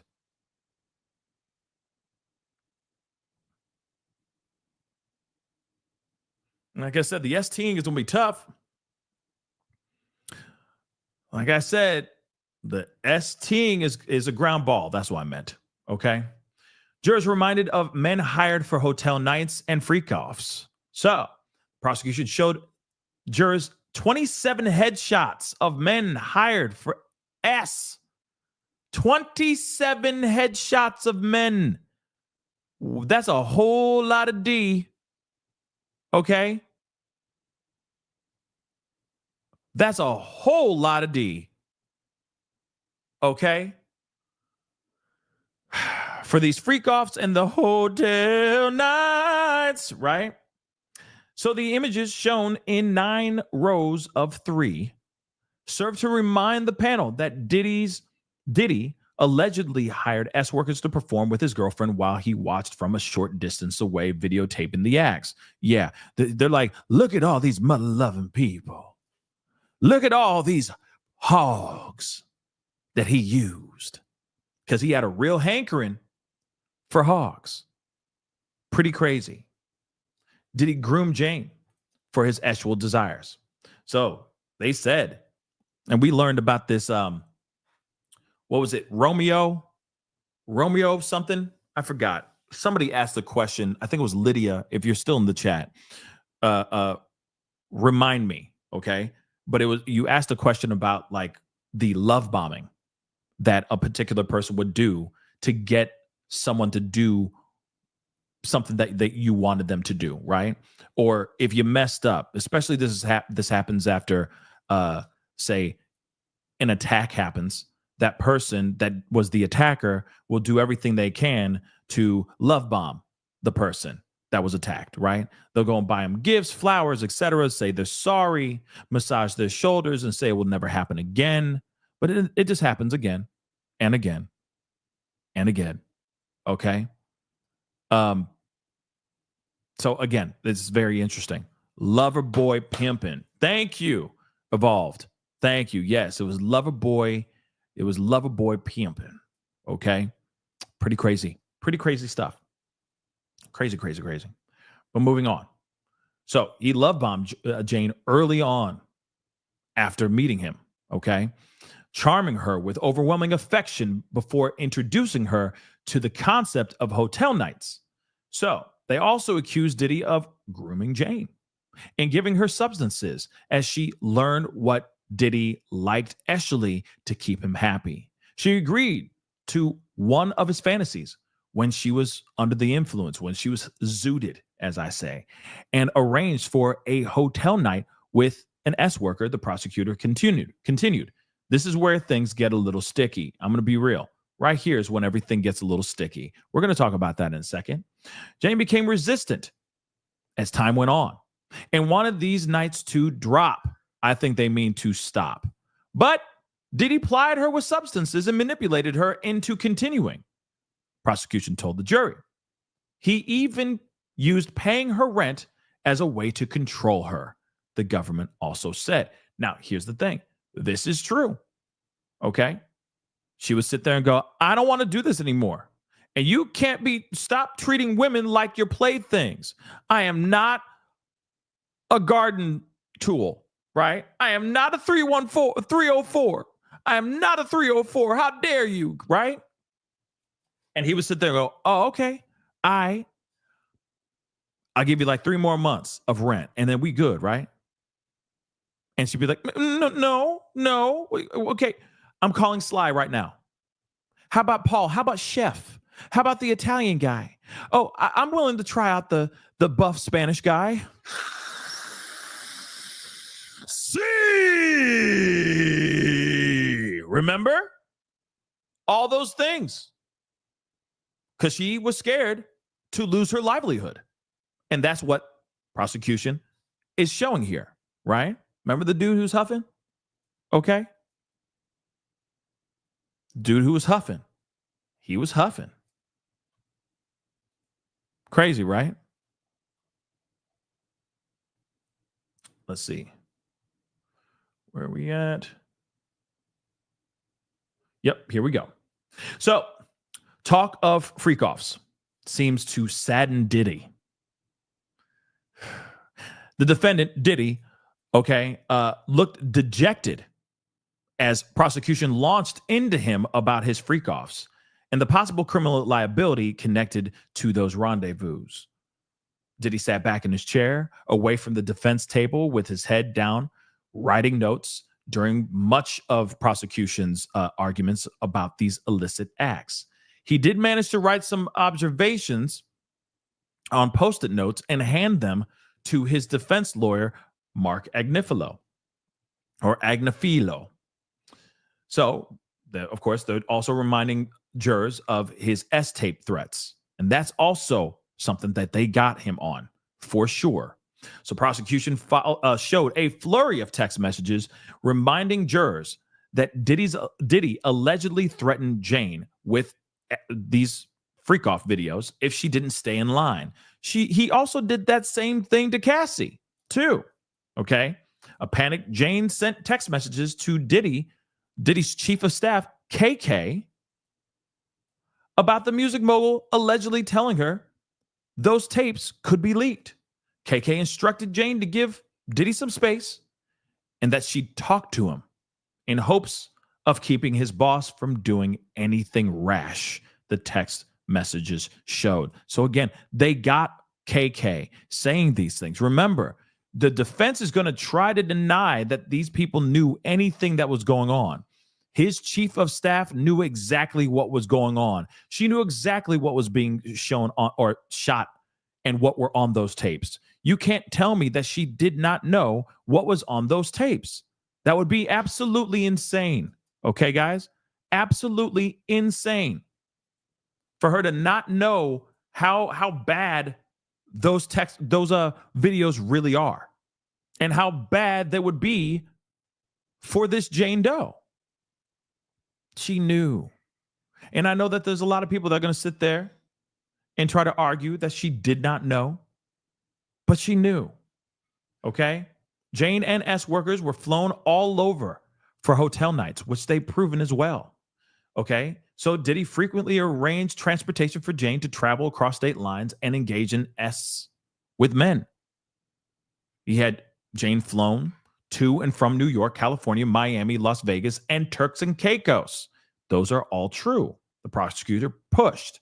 At the same time, Cabral, which they've been spelling this dude's name a billion different ways, that's a new one, a frequently used S worker, was also being transported across state lines for their hotel nights, prosecution told jury. Now, here's the only thing. This is where this gets sticky too. Cabral, Sly, etc., that for sure is STing. But the argument that's still going to be laying heavy on a lot of the jury is if Jane Doe really was ST'd.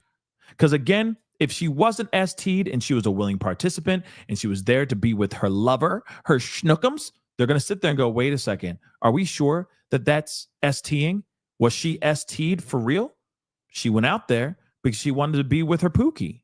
She wanted to be with her love bug. You see what I'm saying?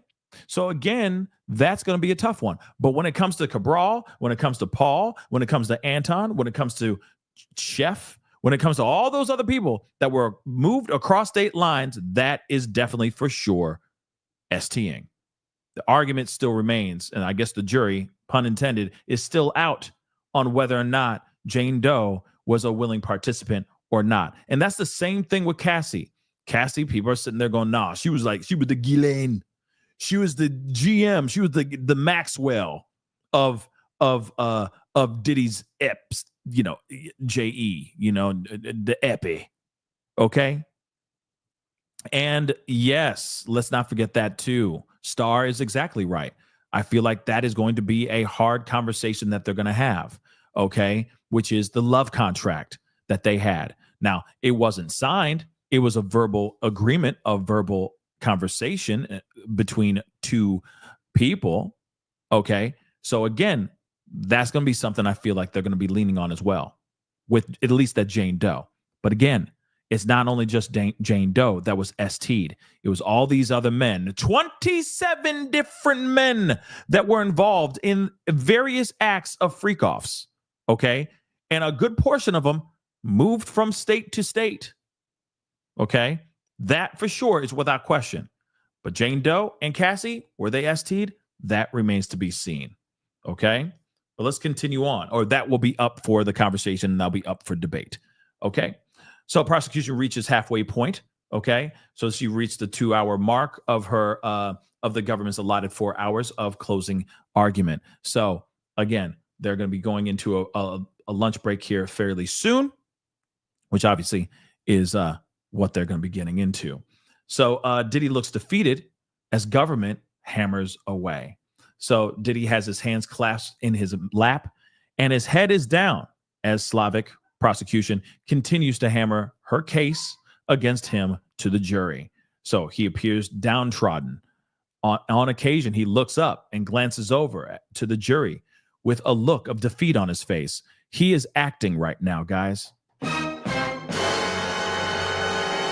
This mother lover is acting, baby. Okay? He acting. That's what he's doing. He's wearing all white. I feel like he should have come out being like, I'll be missing you. Like just straight up like dancing his way through. You feel me? Okay? Wearing all white, right? I don't write rhymes. I write checks. But now he's like, oh yeah, I'm innocent. Can't you see? It's love. Damn, I'm right here. It's all love, though. It's love, man. That's what he's doing right now. Wearing all white. He is so unclean. This dude is so tainted. Pun intended. Okay. We got another one. Hold on real quick. We got another one. Okay. So there's two more.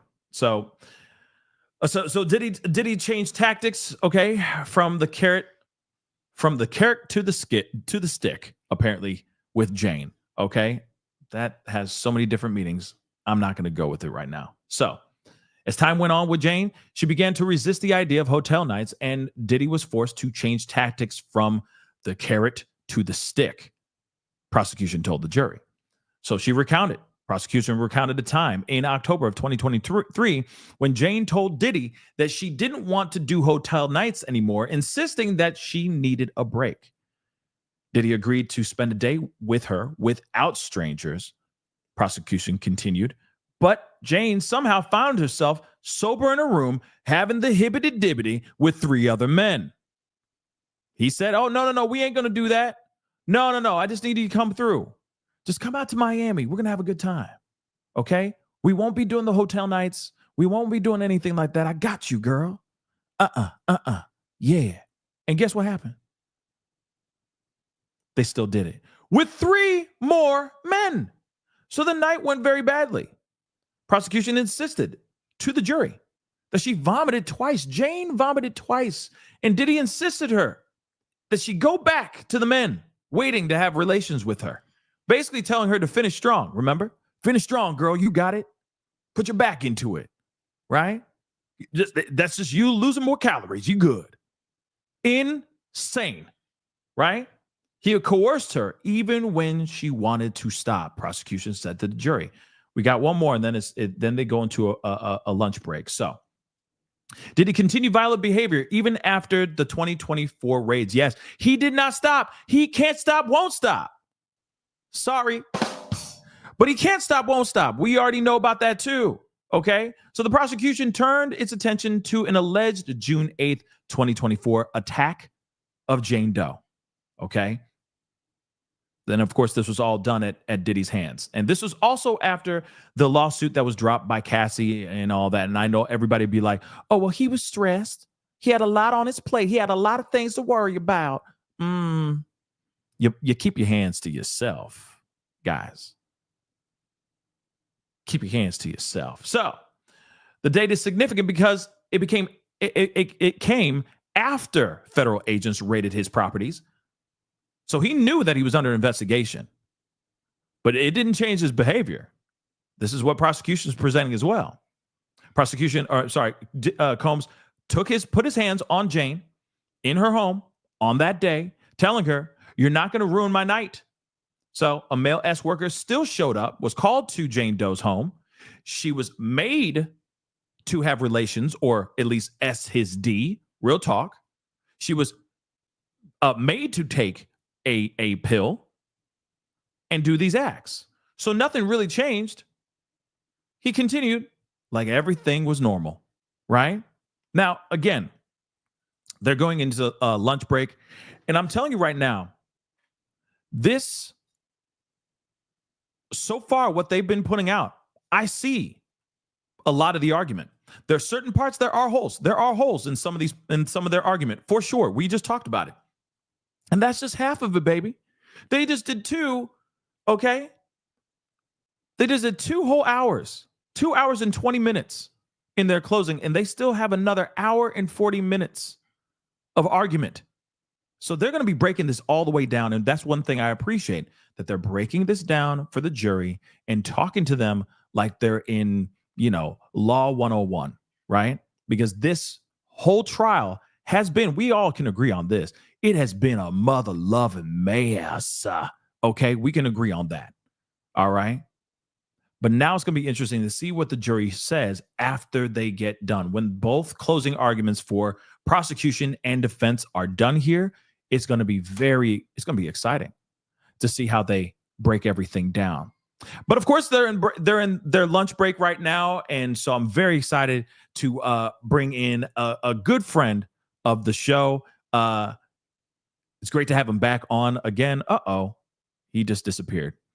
I was about to bring my boy back on, but he's going to come back on here in a second. I'm sure it was like a small little mistake. But see, is he back? Are you back? Okay, he's good. All right.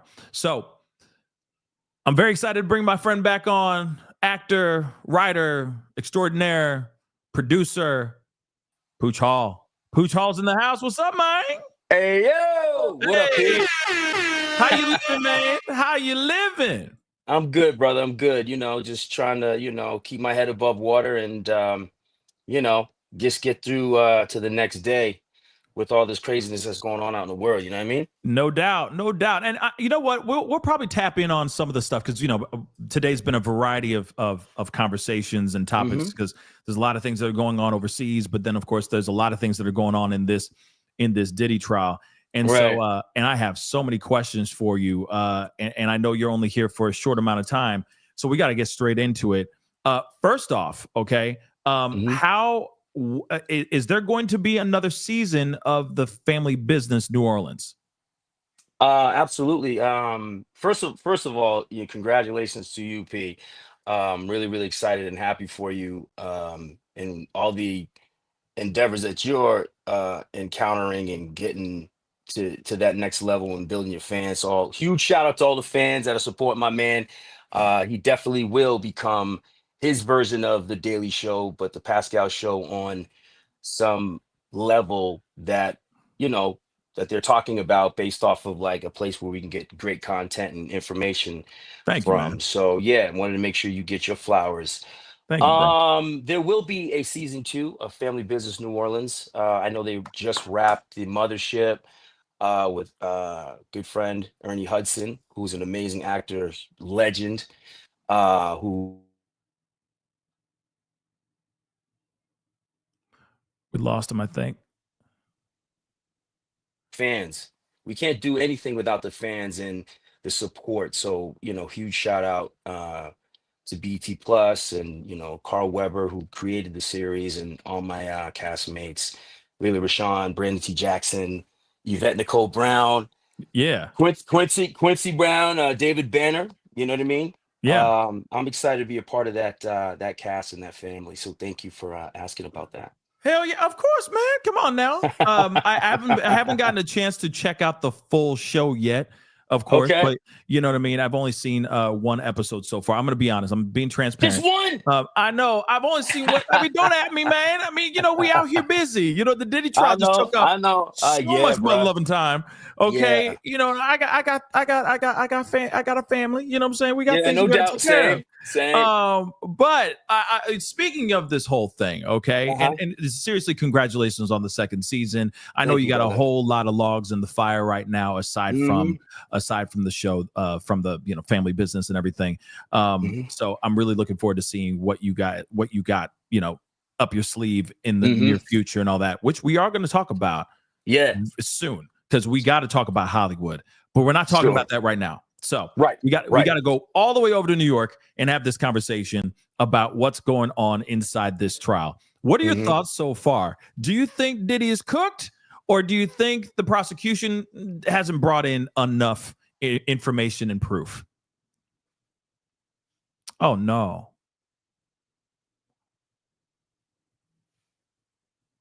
Hold on. You're gonna have to start again.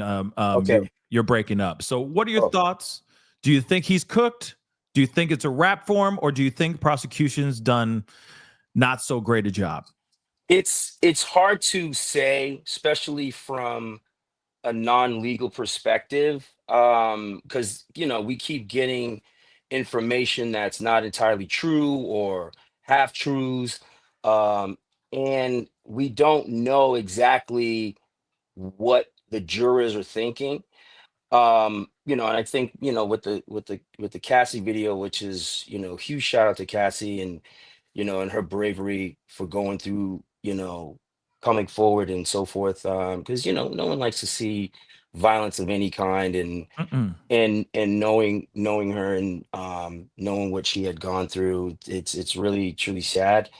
And first and foremost, I just hope that everyone involved in this case gets the help they need in the right areas. You know, it's hard to say, because you know you open up the internet, everyone's saying all these charges were dropped, and turns out they weren't dropped, and they're removing from the jury ballot, and you're hearing all types of information. Like, everyone pretty much is commenting on Puff's case. I mean, Puffy's he's a huge, huge icon, not Yeah. just in the hip hop era, but like in Hollywood and just globally. So you don't really, really know exactly what the jurors are thinking, and or what the judge is thinking, or what the prosecution proved or didn't prove. I think with the information that we're hearing about, the defense just kind of threw in the towel per se, and said, all right, I think we're good here, we want to rest. And in my opinion, possibly they did that because risk of maybe them calling a witness, and the witness kind of doing certain things that the prosecution's witness has done, where it's like, wait a second, whose side are you on? Right. Or we can use this against the prosecution, or we can use this against the defense. It's hard to say, because there's the court of public opinion is as you would say, a mother lover. So, A mother love for show. yeah, I just think, P, um, the defense, and when you have a good defense like Puff has, I think you almost have to wait and see how it all plans out, because as soon as the verdict is reached, regardless of what the case is, they either going to appeal it, or they got to figure out what the sentence is going to be, if he goes up the river, as they would say. So I can't give an opinion as to if he's cooked or not. I just know the information that is being thrown out there. At the end of the day, it's what the jury says. You know what I mean? Guilty or not guilty. Um, I don't think the defense is the defense they are without having their own card or aces up their sleeve. Hmm. But by not calling witnesses on Puff's behalf or Diddy's behalf, I think they're playing their hand. You have to. I mean, Puff's paying a lot of money for that defense, No doubt. and you know what I mean. It's hard for me to say, because I'm not on the jury selection, and everyone's giving all this information on what's happening for the people who are in the court, for the people outside the court, Oh, for the yeah. people taking other people's information and regurgitating it and giving their perspective. So it's really hard to see. We just know Puffy, being the icon that he is, and this crimes that they are alleging, it's catastrophic, bro, for the person that Puffy is. Yeah. And just a lot of people have already convicted him just off the Cassie video. So all the other stuff that we're hearing or even speculating is damning, in my opinion. You know what I mean? It's very damning. But then the question is, like, when we talk about the DV, right? The fact that we see these videos of, or at least a video of him putting his hands and feet on Cassie. Of course, there's a lot of allegations from Jane Doe and all that as well. The question I instantly say, and I feel like everybody says over and over and over again, is, well, wait a second. That does not prove racketeering or RICO or any of these other charges. It just shows that he's a monster, that he's put his hands on people, that there is DV, but he's not on trial for DV, right? Right. And I think that's the ongoing fight and argument and the pushback that we've been seeing in regards to this whole trial. What are your thoughts on that? Well, in my opinion, since growing up watching mob films, and when you watch like any mob film, when they first came up with the RICO term and the racketeering phrase and so forth, it started with mob and organized crime. And so, all of a sudden, the feds investigating Diddy, in my opinion, right, as the saying goes, where there's smoke, there's fire.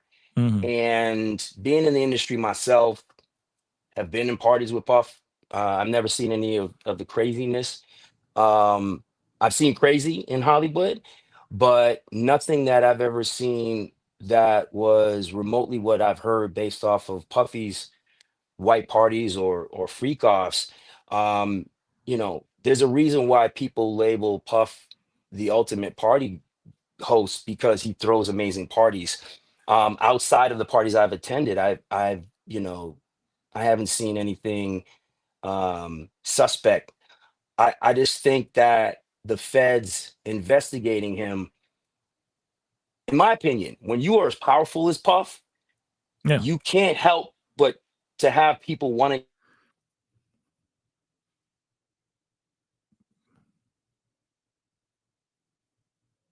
He'll come back. Sorry, Say my that- bad. You're good. I- You can't help but what?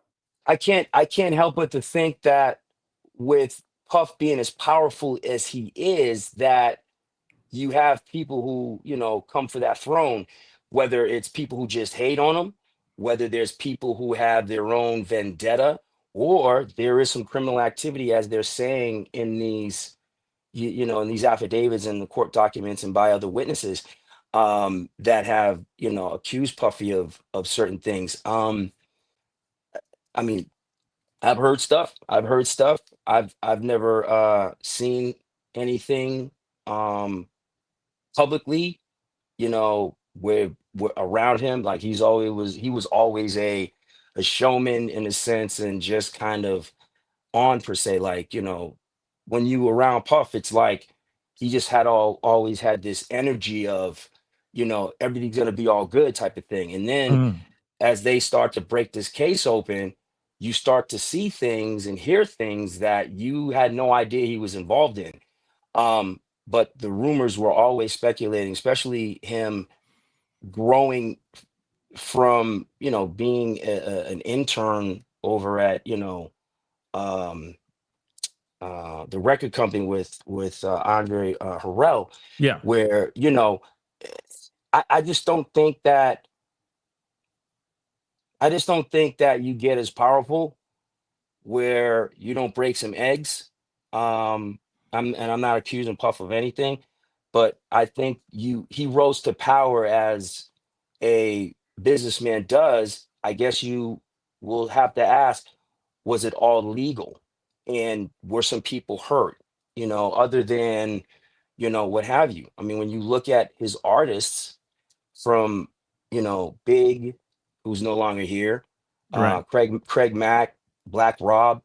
I mean, when you look at certain videos and stuff, all you hear is people complaining that he wronged them. And I just think that when you are as powerful as he is, I feel that, remember the time when it was you who was trying to get on and, you know, give that olive branch back. But if you're being investigated by the feds, that's huge.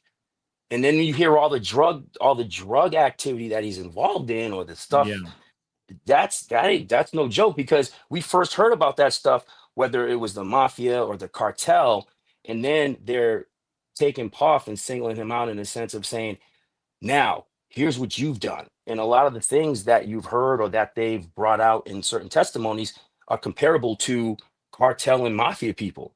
So then you're like, damn, man, the whole time I thought you was just a party dude, producer, actor, I mean, yeah. entrepreneur. You know what I mean? So Yeah. it's hard to have an opinion, bro, because I'm in that world. I know his family. I know Christian. I know Justin. Yeah. I know I'm working with Quincy. So Yeah, you are. Which is it's also very interesting. yeah, it's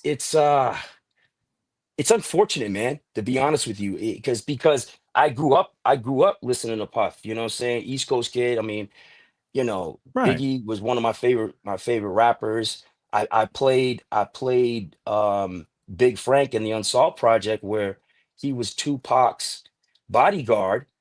And as an actor, you're doing research on your characters. And even as I'm doing, my character research for Big Frank and the Unsolved, the show is called Unsolved, the Biggie Tupac, murders. You it's really hard reading stuff on Puffy. You're like, wait a second, he what? They're Right. like, they're accusing him of this. And it's hard to hear, man. You know what I Yeah. mean? But I feel like that's everybody, right? I mean, everybody who grew up in pop culture in general, Hmm. Diddy has touched, that sounds weird. Hold on.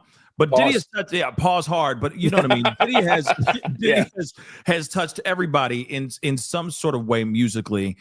His influence has touched us all in some sort of way. If you are a product of the 90s, if you grew up in the 90s, etc., Hmm. you know about his music. You can't deny that you know about it. You may be a fan of country music, but you know Diddy's name. So still, because of the brand that he's put up, because of what he's been cultivating over the past several decades, yes, this stuff is absolutely shocking for any person, okay, in or out of the Hollywood game, because again, it's somebody who has been a household name, someone that Hmm. would be like, yo, I can trust him with my own kid, you know what I mean? To the point where it's like, oh, maybe I shouldn't have said that, maybe I shouldn't have thought that, you know what I mean?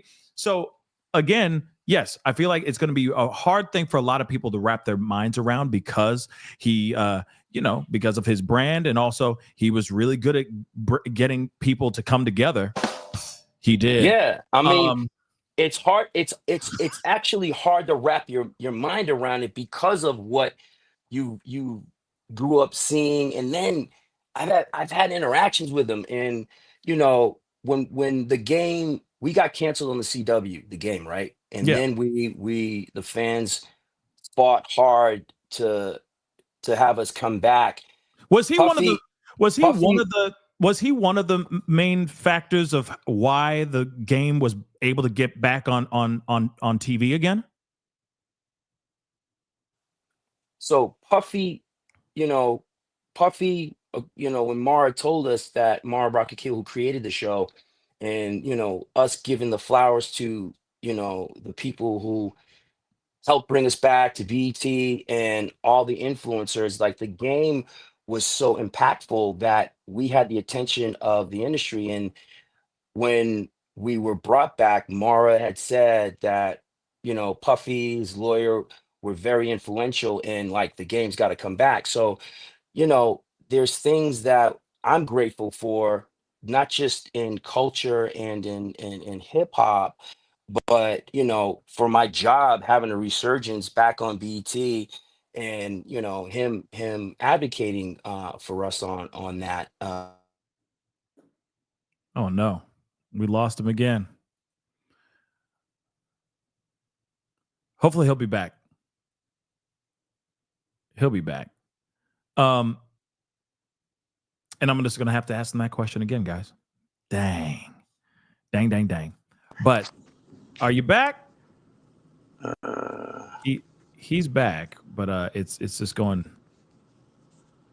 in and out of darkness.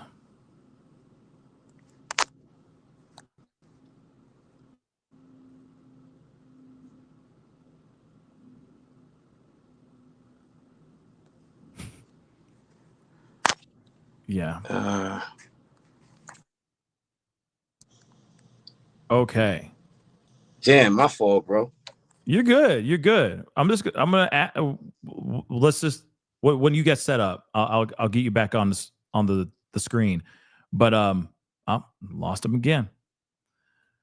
Okay. It is what it is. It happens. Technology, y'all. Technology. But again, guys, while we wait, okay, please don't forget to hit that like button down below. It would be amazing to get to 1K. All right, as we wait for Pooch to get back on. Hopefully he'll be able to hop back on here shortly. So hit that like button down below. Don't forget to do that. Of course, don't forget to hit that subscribe button. All right. Go over to my second channel, The Pascal Show Clips. All right. Even I pinned to the top of the chat my interview, the discussion we had yesterday with Danny Pinter. Okay. She's an attorney with the National Center for Sexual Exploitation. Go and check that out when you get a second. That'd be greatly appreciated. All right. But I think he's back. You back? Okay, he's back. All right. So you can hear me? Yeah. Okay, cool. So the question that I had was, you said that Diddy was like I guess he was a big component of getting the game, your TV show, which was a huge hit, right? Thank you. It was a huge hit, of course. I'm just speaking facts, but Right. He was the one that helped get the show back on the air. Can you go back to what you were saying? So we got canceled on the CW, and then when all the fans and the powers that be were fighting for us to come back, and then we got picked back up by BT. When we got picked back up, Mara Brackekill, the creator of the show, had mentioned that Puffy and his team, lawyer or whomever, was very influential as far as their voice in saying that we got to have the game come back. And I met Kim Porter, when we were Wow. going when we were doing the game, because we spent a lot of time in New York at upfronts, and I've done tons of stuff with BT, as Puffy has as well. So for us to have a resurgence uh, with a second shot of coming back, and when we came back on the game, not to get off track, but we came back and we premiered with we were in like Time magazine because we have the highest record of ratings like the like I don't know 7.1 or 7.7 million viewership when we first premiered on the game.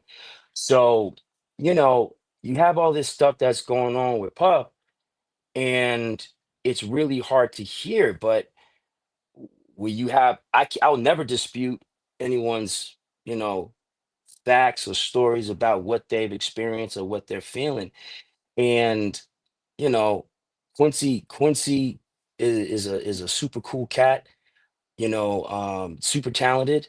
And I know as far as his kids, it's definitely heavy. Anything that's going on with your parents, where you know, especially if you love them, you have a relationship with them, and they're going through stuff, Right. that's heavy. That's heavy for any child, you know, seeing their parents go through this. And then there's the flip side of seeing certain things. Nobody can dispute the video of, you know, Cassie and Puffy in the hotel. Nobody can dispute that. And that's just, you know, traumatic for certain, you know, domestic violence, you know, victims. And, you know, uh, it, it's hard to see somebody who you grew up a fan of or idolizing, or they have a huge impact on your life, to see something like that. And nobody's Right. perfect. But when you come to where all of a sudden he gets arrested, and then these alleged allegations and certain things that are being said, it's hard to unhear them. It's hard to unsee certain stuff. No one's going to ever unsee that video, and they'll keep playing it and playing it to where it's like, okay, in case you forgot, you know. And you know, there's all these people who are saying that Cassie was lying or she was just trying to get a payoff. When you see that, that's crazy. And also, too, I've seen a lot of young people in the industry start off young, come in, and then you see them 15, 20 years later, either strung out on drugs or having mental issues. And then you'll be like, wow, what happened to them? The industry, if you're not careful, you might can go down some dark roads, or you know, get involved in certain, you know, drugs or substance abuse, and it can overcome you. Yeah. And the mental part of one's life is so sacred and important, that if you don't have a strong mind or a strong will, you may find yourself getting caught up in something where, first of all, how can you tell an 18-year-old or a 17-year-old or a 19-year-old you shouldn't be doing that, or you accepted it, or you chose it? Your brain isn't even fully developed as an adult, to True. where, and under an influence of some kind of substance, to where, are you making the right decision? So when people are saying the things that they're saying, you almost have to question, is the jury seeing this? Are they seeing it for what the evidence that is being presented? Is it matching the crime, or what the prosecution is trying to, you know, hit Puff with? And that remains to be seen, because they'll say they have improved RICO, that they only have to prove two of the charges for it to be, you know, racketeering and so forth and so on. And maybe, I don't know, they're presenting so much damning evidence against somebody who people put on a pedestal. And you know, and I feel, as actors and role models and public figures, we have a responsibility to the public and to the fans to always put our best foot forward. And we're not perfect. We're human, you know. And I think that's just part of being, you know, Yeah. with life, that we're all human. And we make mistakes. But when you're a public figure, man, that spotlight's on you. And it's anyone's guess, man. It's almost like anyone's ball game at this point. Yeah, I mean, I feel like I hear you 100% on it could be anybody's ball game at this point. There is a lot that's going on with the prosecution. I think the prosecution is showing certain elements that I feel are good facts. Like they're showing straight facts and nothing but straight facts. But then there's other parts that I'm like, okay, it's a little weak here. But I feel like, you know, for someone who has like maybe that you have that little bit of that love or respect for Diddy because of what he's done for you and for the show, right? The game, at least for the game in the past, there is a little bit of an inner conflict going on, right?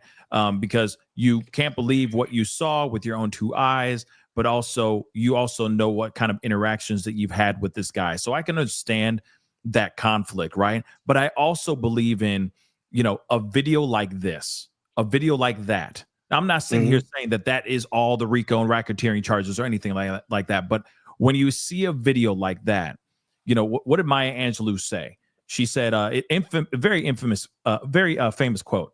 If someone shows you who they truly are, believe them. And when you see something like that, when you see a video like that, like I said, we're just talking about the video, not the racketeering or anything of that sort. And I know that he's not in trial for the DV that was depicted in that video, but it shows without a shadow of a doubt. You're referring to the Cassie video? Oh, yeah, the Cassie video. Okay, absolutely. Okay. Yeah. We can see without a shadow of a doubt that this is a person that does not have any respect, or at least at that moment, did not have any respect for the likes of someone like Cassie. So again, I go, if he didn't have that kind of respect for her, who's to say that he's not doing this all the time, all day, a day on other people as well? And now within the trial, we've been seeing the cuts, the bruises, the etc. from just Cassie alone that she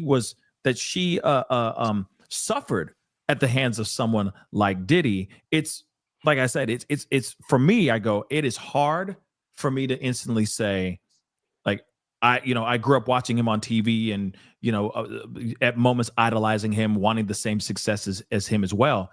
I can't deny that what I've seen, the information and the testimonies in the video, you know what I mean? So for me, I'm like, okay, we've heard things like about Harvey Weinstein and the likes of other people that have done great movies or have done great things for the entertainment industry. Only to find out that they're absolute freaking monsters in the game. For me, it's like, okay, it's hard for me to just instantly, or it's very easy, for me to go, well, that's some smoking gun evidence right there. He a monster, right? So, but I do think that there are a lot of people in Hollywood that feel that same conflict, do feel that same inner conflict like you've been kind of expressing as well. And and I'm kind of curious about that. How is the likes of Hollywood now? Is everyone super scared right now? Is everybody walking on eggshells? Is it really dead out there right now solely because as a result of Diddy and obviously the COVID as well? Like what's really going on here out there in LA? How are people really reacting to this trial? Well, in my opinion, thank you for that, P. I think that, and this is just my own opinion and perspective, and and let's not get it twisted. I will never, ever, as a father of two daughters, I will never ever undermine, what Cassie went through, her pain and so forth. Because as a father, I have to think about what if that was my daughters. And what would I do?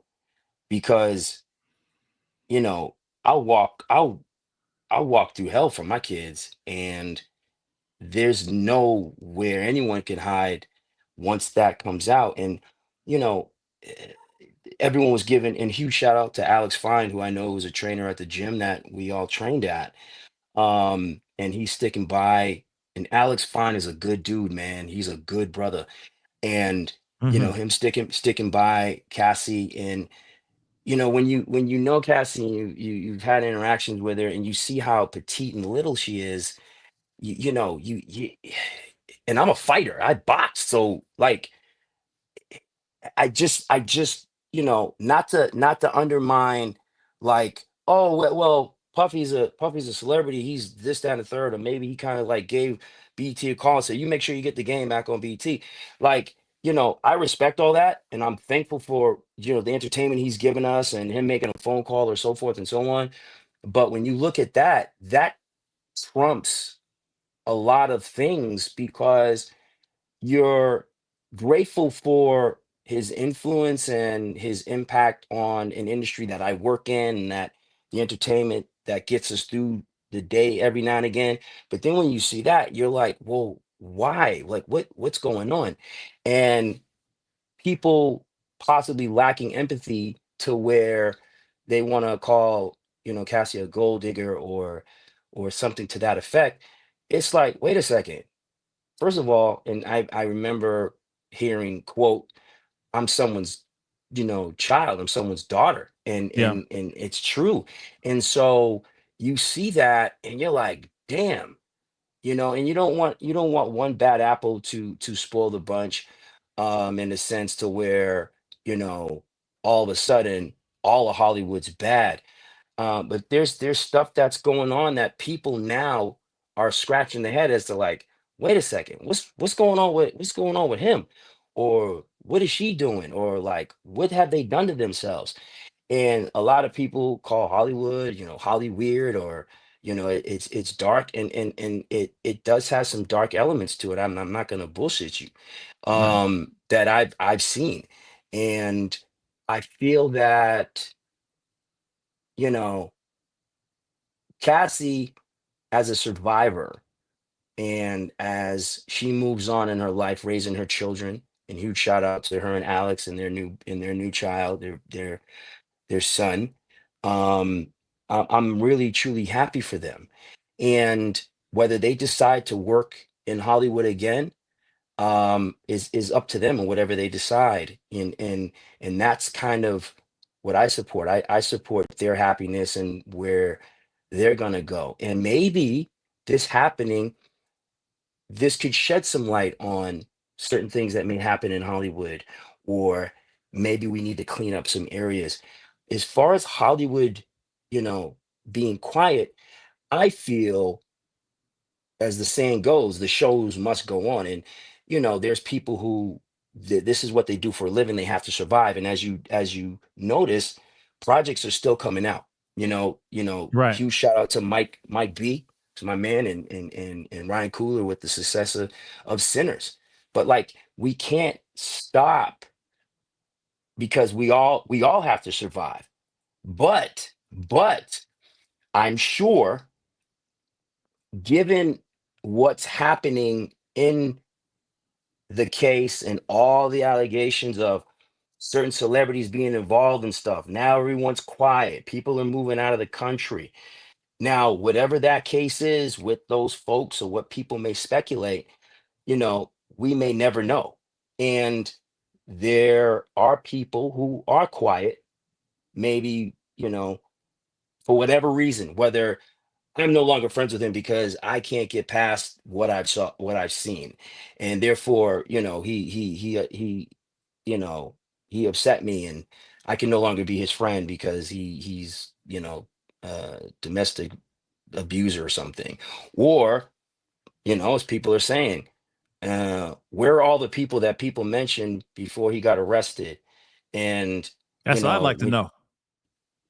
I'm listen, man, like I said, when you have a federal case and you're being watched, and that is one of the things that comes with being a public figure, and as powerful as Puffy, you know, you y- I can't see them not watching you. It was like, whether they watched, Louis Farrakhan, or whether they watched Martin Luther King. When you grow in power, sometimes people don't want you to have that power, or we got to keep an eye on him because he has so much influence. And imagine, just I want people to think about this for a second. When you have the influence or the reach, as, let's say, a celebrity with 500 million followers, and people are like stands of that celebrity or that public figure. Right. Imagine if a celebrity that powerful said, "Hey guys, I want you to go out there and burn up your cities," or, "If you're a fan of me, I want you to prove it to me, and I want you to go out and create bedlam and chaos." Do you know there are fans who will actually do that just to prove their loyalty? And it's almost like, wow, that's a lot of power. So who wants all the power? The government wants all the power. So when they see someone who has power that's beyond them, they insert themselves to where we got to be involved. We have to actually see what your agenda is, or we need to be a part of your power reach, and there may be some things we need done, or so forth or so on. And all of a sudden, you got Puffy being arrested, and then it's like, well, maybe they were watching him for a long time. I mean, let's not forget. Maybe 2 years ago, when Kanye was on one of his rants, he's yelling out, calling Puff a Fed. If it, I'm quoting Kanye when he called him an effing Fed, and you're like, Fed? Yeah, what are you Right. talking about? And then people will want to say Kanye's crazy, or he doesn't know what he's talking about. And in today's day and age, you don't know what to believe, man. You have Kanye showing up at the court. He's the only celebrity who's shown up in the court, and to go in the trial for whatever reason, whether to support him, whether to make a statement or what have you. But Kanye's showing up. I also knew there was sound bites of Kanye going off on a rant, yelling at Puff and saying certain things and accusations, where Puff was like, let's not do this on the phone. Let's go somewhere and talk. It's like, wait a second. And this is before any of this stuff came out. You just kept hearing, bits and pieces of it, where you're like, what is going on? You know what I mean? And then they're like, no, okay, Kanye's just crazy. Or Cat Williams is crazy. But then the things that they've said, all of a sudden you're like, wait a second. I remember they said this, and now this is happening. And then there's like, is there some truth to it? What else are we missing? What else don't we know? So I it's like I said, it's anyone's ball game based off of how this is going to go for him. And people have to take under consideration, if he's the gangster and the boogeyman, as they're saying, and he gets off, what's that mean for the people who testified against him? Right. You know what I mean? They just go in hiding, or like, you know what I mean? Right. I mean, that obviously is a big question as well. I mean, if he gets out free, I mean, everybody from the likes of Cassie all the way down to Brendan Paul, I mean, yeah, they can all lean on the fact that they were subpoenaed. They were asked to testify against their will, or they testified so that they can, get lesser charges or get their charges kind of removed or dropped on them as well. I get that piece. But, of course, I think, when it comes to them, that was the risk that they were willing to take, But then you look at the things like just talking about Hollywood in general, the people, and you're right, there's not a lot of people that were actually those people, like there's not a lot of people that were brought into the trial that were mentioned for a whole year, okay, in other news articles, YouTube videos, etc., right? Gossip columns and all that. But then it's like, where are they at now? Why aren't they here? Why aren't we hearing about them? Why aren't they speaking out? And also the other thing is aside from one of his boys who's wearing like the Free Puff t-shirts and his kids, okay, and which understandably that they're going to be there to support their dad. No shade on that at all. But where's everybody else?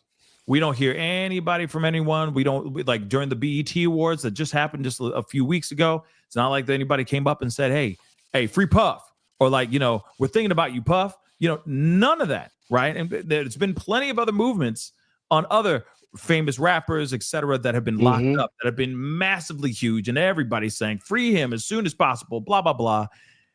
And we're not hearing anything. Zero, zilch, nada, zippity doodah from Hollywood at all. I think that's just very strange, but also I feel very telling about about the vibe and the energy from LA right now. I think all these mother-loving entertainers' buttholes are puckered up right now because they're nervous. And I'm not sitting here, I'm not talking about you. I'm just saying, No. like, the ones that run real close. I ain't in it. But I feel like, the ones that are all, that have run real close with him, that were chummy with him, that were besties with him, etc. All of them, right, are very nervous. Mhm. But then also at the same time, I realize that maybe they're nervous because I also hear that the money train, okay, like the producing of movies, the producing of TV shows, the money flow has kind of been squeezed off. Now I know that Diddy has a lot to do with helping green light TV shows and movies and all of that as well, and we've all been known that, but he's not the only money man Mm-mm. in LA. But it seems like everyone's just kind of at a standstill waiting for the results of the verdict of this trial so that they can keep moving. And it's so odd to me. Why is that happening? Why are they it feels like they're holding out on that. Well, What's up with that? okay. I feel just as, just speculation. When the feds went and, raided his home Yeah. to seize whatever they went in to seize, right? A crap ton of And freak off videos. yeah, so Crap ton. I was listening to huge shout out to Judge Joe Brown, and I'm kind of paraphrasing Judge Joe Brown, and he had said, and, I'm just interested to see what he said from a judge's perspective. So he said, excuse me, during when Puff was trying to get bail, and he was going for a second, or it was the third time he was he was trying to go for bail. um Judge Joe Brown had mentioned, like I said, I am paraphrasing, that he said in his 50 years of as a judge, that he looked over, the case and the charges and so forth and so on. And he said, as a judge, I looked over the charges and what he and his team put forward, whether it's 50 million. He's a public figure. He was surrendering his passports, and his children are here. He said, given the package that the defense team presented to the court in regards to what it is that he was being charged with, he said usually, or they would grant bail. Okay. They denied him 3 times. And so Judge Brown said, when he read that and then he saw what happened, and 3 times he said it wasn't to, you know, they're keeping Puff in there not to protect him, it's to protect someone else. He said if all of what that he's been hearing as well, and then his, relationships with certain, whether political figures, whether celebrities, and them raiding, and he said when they raided his house, he said if you notice, Puffy had two houses on the property, and the feds only went into one house and Yeah. went somewhere specifically. He said that was telling in a sense, and again, I'm paraphrasing Judge Joe Brown. And I mean, you can go find the clip. Actually, he said they went in grabbing something specific, like they knew where to go and what they were grabbing. Yeah. And him saying them not letting Puffy out is to protect someone else. Now, given the circles in which he's running, and I'll tell you this for a fact because I've experienced it. When you make it to a certain level of status, financial bracket, you start to interact with people that if you weren't on those in that tax bracket or financial bracket or influence or what have you, like as Jay-Z would say, there's levels to this shit. there are levels that you get to where there are people who you now affiliate with that you wouldn't affiliate with if you were down here, meaning that there's conversations that you are now privy to and certain things that you're like, whoa, Yeah. what word? Yeah. Oh, so he did, she did, they are. You're like, whoa. And it's eye-opening and also like, wow, like it's a lot of wow factors. So if you're the feds and there's stuff that, you know, that's happening, and all of a sudden people are starting to too many people are starting to talk, then they're going to want to clean it up. So Mm. therefore, I feel that they may have been watching him to the point where they said, "Okay, now it's time." Because in my opinion, unless they're trying to frame you, if you doing your job or you are keeping a clean slate or what have you, they don't usually mess with you. Or if they do mess with you, they don't have nothing on you. You know what I'm saying? So there's just too many crazy stories that they're mentioning that Puffy's name may be thrown around in, and you're like, damn. So that's just us. Now imagine if the feds actually have stuff where they have videos, slew of videos, and allegedly there's crazy people, high powerful people on these tapes that are like, well, we can't tell on this person because this person is this powerful over here, or this person. If you listen to Gene Deal and some of the things in which he's been a part of, whether some people say he's fabricating or he's a liar, or there is proof that he knows what he's talking about Hmm. when he's talking about princes and political figures and priests or pastors and all types of wild crazy stuff. You can't help but to think like, damn, what do they have on somebody to where they got to put this man in jail? But then also, is that part of how somebody has grown into power where you blackmail people on some craziness, like they were talking about the Epstein list, man? Like, which I feel we're never going to know anything about that because Yeah. there's powerful people that can't be exposed. So whether they're trying to say Puffy is the sacrificial lamb, or they're Hmm.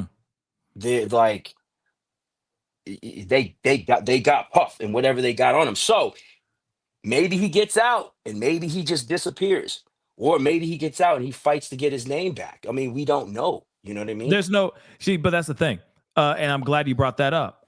Two different things. One, I do truly believe that there's a higher somebody up higher up than Oh, higher than 1000%. higher than Diddy, because I truly believe there's a part of me that believes that those videos weren't just for his own viewing pleasure, that there was more than just that. Okay.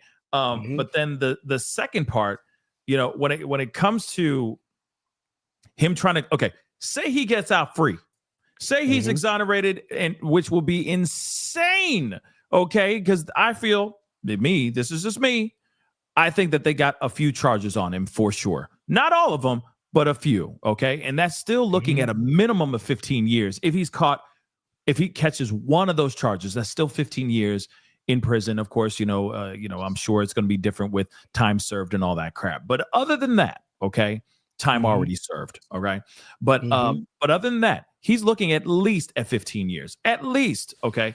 Now, if so by some stroke, pun intended, high key, low key, pause, but by some stroke of miracle, okay, some stroke of mother love miracle, he gets out and he's exonerated out here, and he's out here in these freedom streets, breathing in this freedom air. His life is over. His career is over. There is no bouncing back from this. Trust me, the black entertainment business, the culture is not going to go, come on back here, baby. Come back into my loving arms. Hell to the no. It's not going to happen. It's a wrap. He can sit there, fight tooth and nail till he's blue in the face to get his career and his name back. but he'll never get it. He could be Mother Teresa out here giving rice to children in Rwanda, for crying out loud, okay? Saying, see, look at me, I'm feeding the children. Everybody's still going to be side-eyeing this mother lover. I'm sorry. I just don't see him ever coming back from any of this. No one's going to, there's no way that they're not, you can't unsee and unhear what was seen in that video and what has been testified in that courtroom. You just can't. You're talking about nut juice on chesticles, bro. Okay, Yeah, you're talking about males doing things and slurping them up, and like this is all being said in this courtroom, and it's embarrassing. Yes, it's absolutely embarrassing, and that's a very zesty lifestyle. But it's going to be very hard for him to turn that all the way around, to not make him look like the monster that the feds, I feel, did a very good job showing him as. yeah, yeah. Well, to your point, it's really, I mean, bro, it's he's in he's on an island by himself on this with everyone like watching him. Um, and like it's almost kind of like you can't hide from what was uncovered and being said. And at this point in time, um perhaps maybe he finds God, like really finds God and gets that spiritual connection, because at this point in time, it's between how God may view him and his relationship with God, to where we see the error of our ways, and we decide to ask for forgiveness, to the point where I feel, when you truly ask for forgiveness, it doesn't matter what the public thinks. It's like, it's who you are in front of God's eyes. And I Mm, think it's not a, I'm not saying it's a get out of jail free card, or, now all is forgiven. It's not for us to say whether he gets condemned or not, because we don't know what that relationship that he may find with our Lord, Heavenly Father and Savior. And not to get all preachy, you're because good. I know what it's like to be, scrutinized, and people not know you and say certain things that, you know, there'll be people who will say stuff about you, or even said things about me that are not true, not even a little bit. And it's like, what the hell are you talking about? And I think that when you build up, your strong mindset, and you have a positive, circle around you, then it doesn't matter what people say, because quite frankly, people can say whatever the hell they want about you. They can say what True. they want, but it's like, is just because they say it doesn't make it true. Now, if there's things being said by different folks in different areas about something similar, it's kind of like, wait a second, we might have to investigate. And then there's, you know, physical and visible truth and evidence. It's kind of hard. It's like, damn, bro. And I think one of the things that um are hard for people to swallow is because, for the people in the naked eye and the people who just looked at Puff as an entertainer, some people may feel betrayed or duped, like, man, this whole time, like, I thought you was like making music. You know what I mean? And it's like, what Puff does in his personal life, whether, he has fetishes or whatever, the things in which they're saying he does, like, quite frankly, that's his business. But That's true. when you start breaking the law and hurting people, that's when the law has to step up, or all of a sudden you get hit with get hit with big lawsuits and what have you. And that's why I feel, you know, you have to know better, especially at his level. You have to know better, man. And I think that's why certain people aren't giving him a pass, is because they're like, Puff, you have to know better. And to avoid being called a complete narcissist or sociopath, your gestures of doing right no longer have weight because you're now just trying to do that to cover up from maybe some debauchery that's going on over here where there are people being hurt and all types of crazy stuff going on. So I feel when you get to a certain, they're just people in general. You have to know better because then the consequences happen. And all of a sudden it's like, oh, I'm sorry, or, and then people are like, are you sorry that you did this? Are you just, sorry because you got caught? You know Right. what I mean? And people are being silent because maybe they are legitimately like, man, turned off, or by all the stuff that's happened and what they're saying, or were they involved in some way, shape, or form, and now the shame of, holy crap, I sure hope my name doesn't get brought up. Like, I mean, I can only imagine, bro.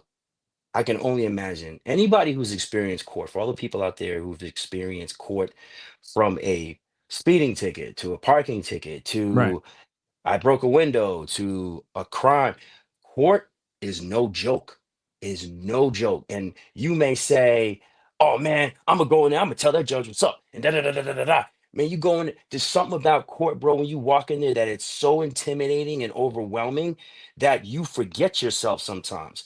And then you may act out of character in a sense to where your emotions will have you acting in a way that you normally wouldn't act, in a sense of, I'm going to try to hide my fear by acting real tough and like I don't give a what. But low key, you probably are scared shitless. And then the people who truly aren't scared, then maybe you need to be in there, man, because if they're saying there's certain things that have transpired and you don't care that you're in there or what's happened, then maybe you should stay in there because that means you're a danger to society. You Right. see what I'm saying? So your relationship with yourself to where you say, okay, I messed up and I got to change this around somehow. At that point in time, it's what it's who you are and how you move forward with maybe God as your co-pilot per se, or your driving force. Because if not, and you continue moving forward without a recognition of accountability, or the people that you hurt, lack of empathy or what have you, Yeah. what's going to happen is you're going to go right back into that same pattern. And I think one of the things that may hurt Puff, I'm like, I said one of the things, not the thing. One of the things that hurts Puff is after the video came out and he came out with the public apology. And the public apology, when you break it down, they're like, this dude is just reciting words, or he's not really remorseful. And then he gets arrested. And this is all stuff that has come out in the trial, where he does a public apology. He's so sorry. I'm in rehab for anger management. So Right. as a person who is, I'm a sober man, and I had my own, run in by having to, get help. I know what it's like in there, to where when you decide to get the help and surrender, then you understand the work that's required and what it takes. You don't do a public apology like that and then get arrested and they find all this stuff in your room that contributed to either, those crazy times or behaviors you know, that leads to violence, or some kind of criminal activity or craziness. They're like, this man ain't learning nothing. They're like, or individual ain't really sorry, or what have you. They're like, lock him up. But it's like, man, we kind of was buying into your apology and like know that you were sorry. Then you go get arrested, and then they find all this stuff in your hotel room. It's like, man, you know that you're lying. And when we hear that based off of it being a public figure, people are like, nah, because he's gonna get out there and do it again. Now we don't know that. We don't know that. You see what I'm saying? Right. But him in this position, I and as powerful as Puffy is, I can't, and I don't know his mindset, his mind state, but I can tell you, man, being in court, and I'm a secure cat, it's still intimidating, man. And I Yeah. can't see him being in there actually saying, all right, I'm a go to jail, or I can't do X amount of years. So even if they've worked out a deal, in my opinion, they say, okay, it's like this, right? So if they say this is just a hypothetical, they said, okay, Puff. So we got they have some things because the lawyers are all together. They have conversations. It's just part of their world. So the prosecution, because it's not like people sometimes think like they're they're it's like the I don't know, the Philadelphia Eagles are versus the Cowboys. They hate each other, or the Red Sox versus the Yankees. They hate each other, and I want to beat you. I mean, th- it is the prosecution against the defense, but as colleagues, they have conversations. It's like, okay, what do you got? And say, okay, we got this, we got this, we got this. And as lawyers, they're like, ooh, this is bad. I can probably get him off on this. I don't know about that one. Well, da da da. And they're working out their behind the scenes deals, or they're having their behind the scenes conversations. And imagine if they go to Puff and say, okay, um, what do you, how do you want this to go? And he'll be like, well, what do you mean? Um, what are you looking to get out of this? He's like, well, I can't do I can't do 20 years. Hell, I can't do 10 years. Matter of fact, I can't get locked up at all. They said, okay, so here's what we got. I don't know if I can, 20 years is out the window. I Right. might can do 10 years based off of what they have, what we know that they have. We can kind of fight and hope there's some loopholes, or maybe a witness kind of, whatever, we get a mistrial, what have you. But we got to start based off of what I know that they have. We got to start with 10 years.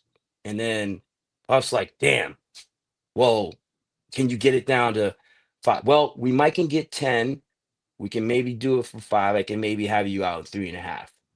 So the realization is, going forward, I may do some time.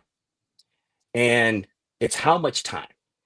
And or maybe I can talk to the judge, or you show good behavior. Maybe we can, Right. what have you. And not to mention, bro, if you think about it, just not, you know, 2, 3, 4 years ago, they was letting cats out who were, you know, guilty of murder and whatever. They were letting people out of prison. So, I mean, I think they're looking at it as like, well, we have to set an example because this is too high profile of a case.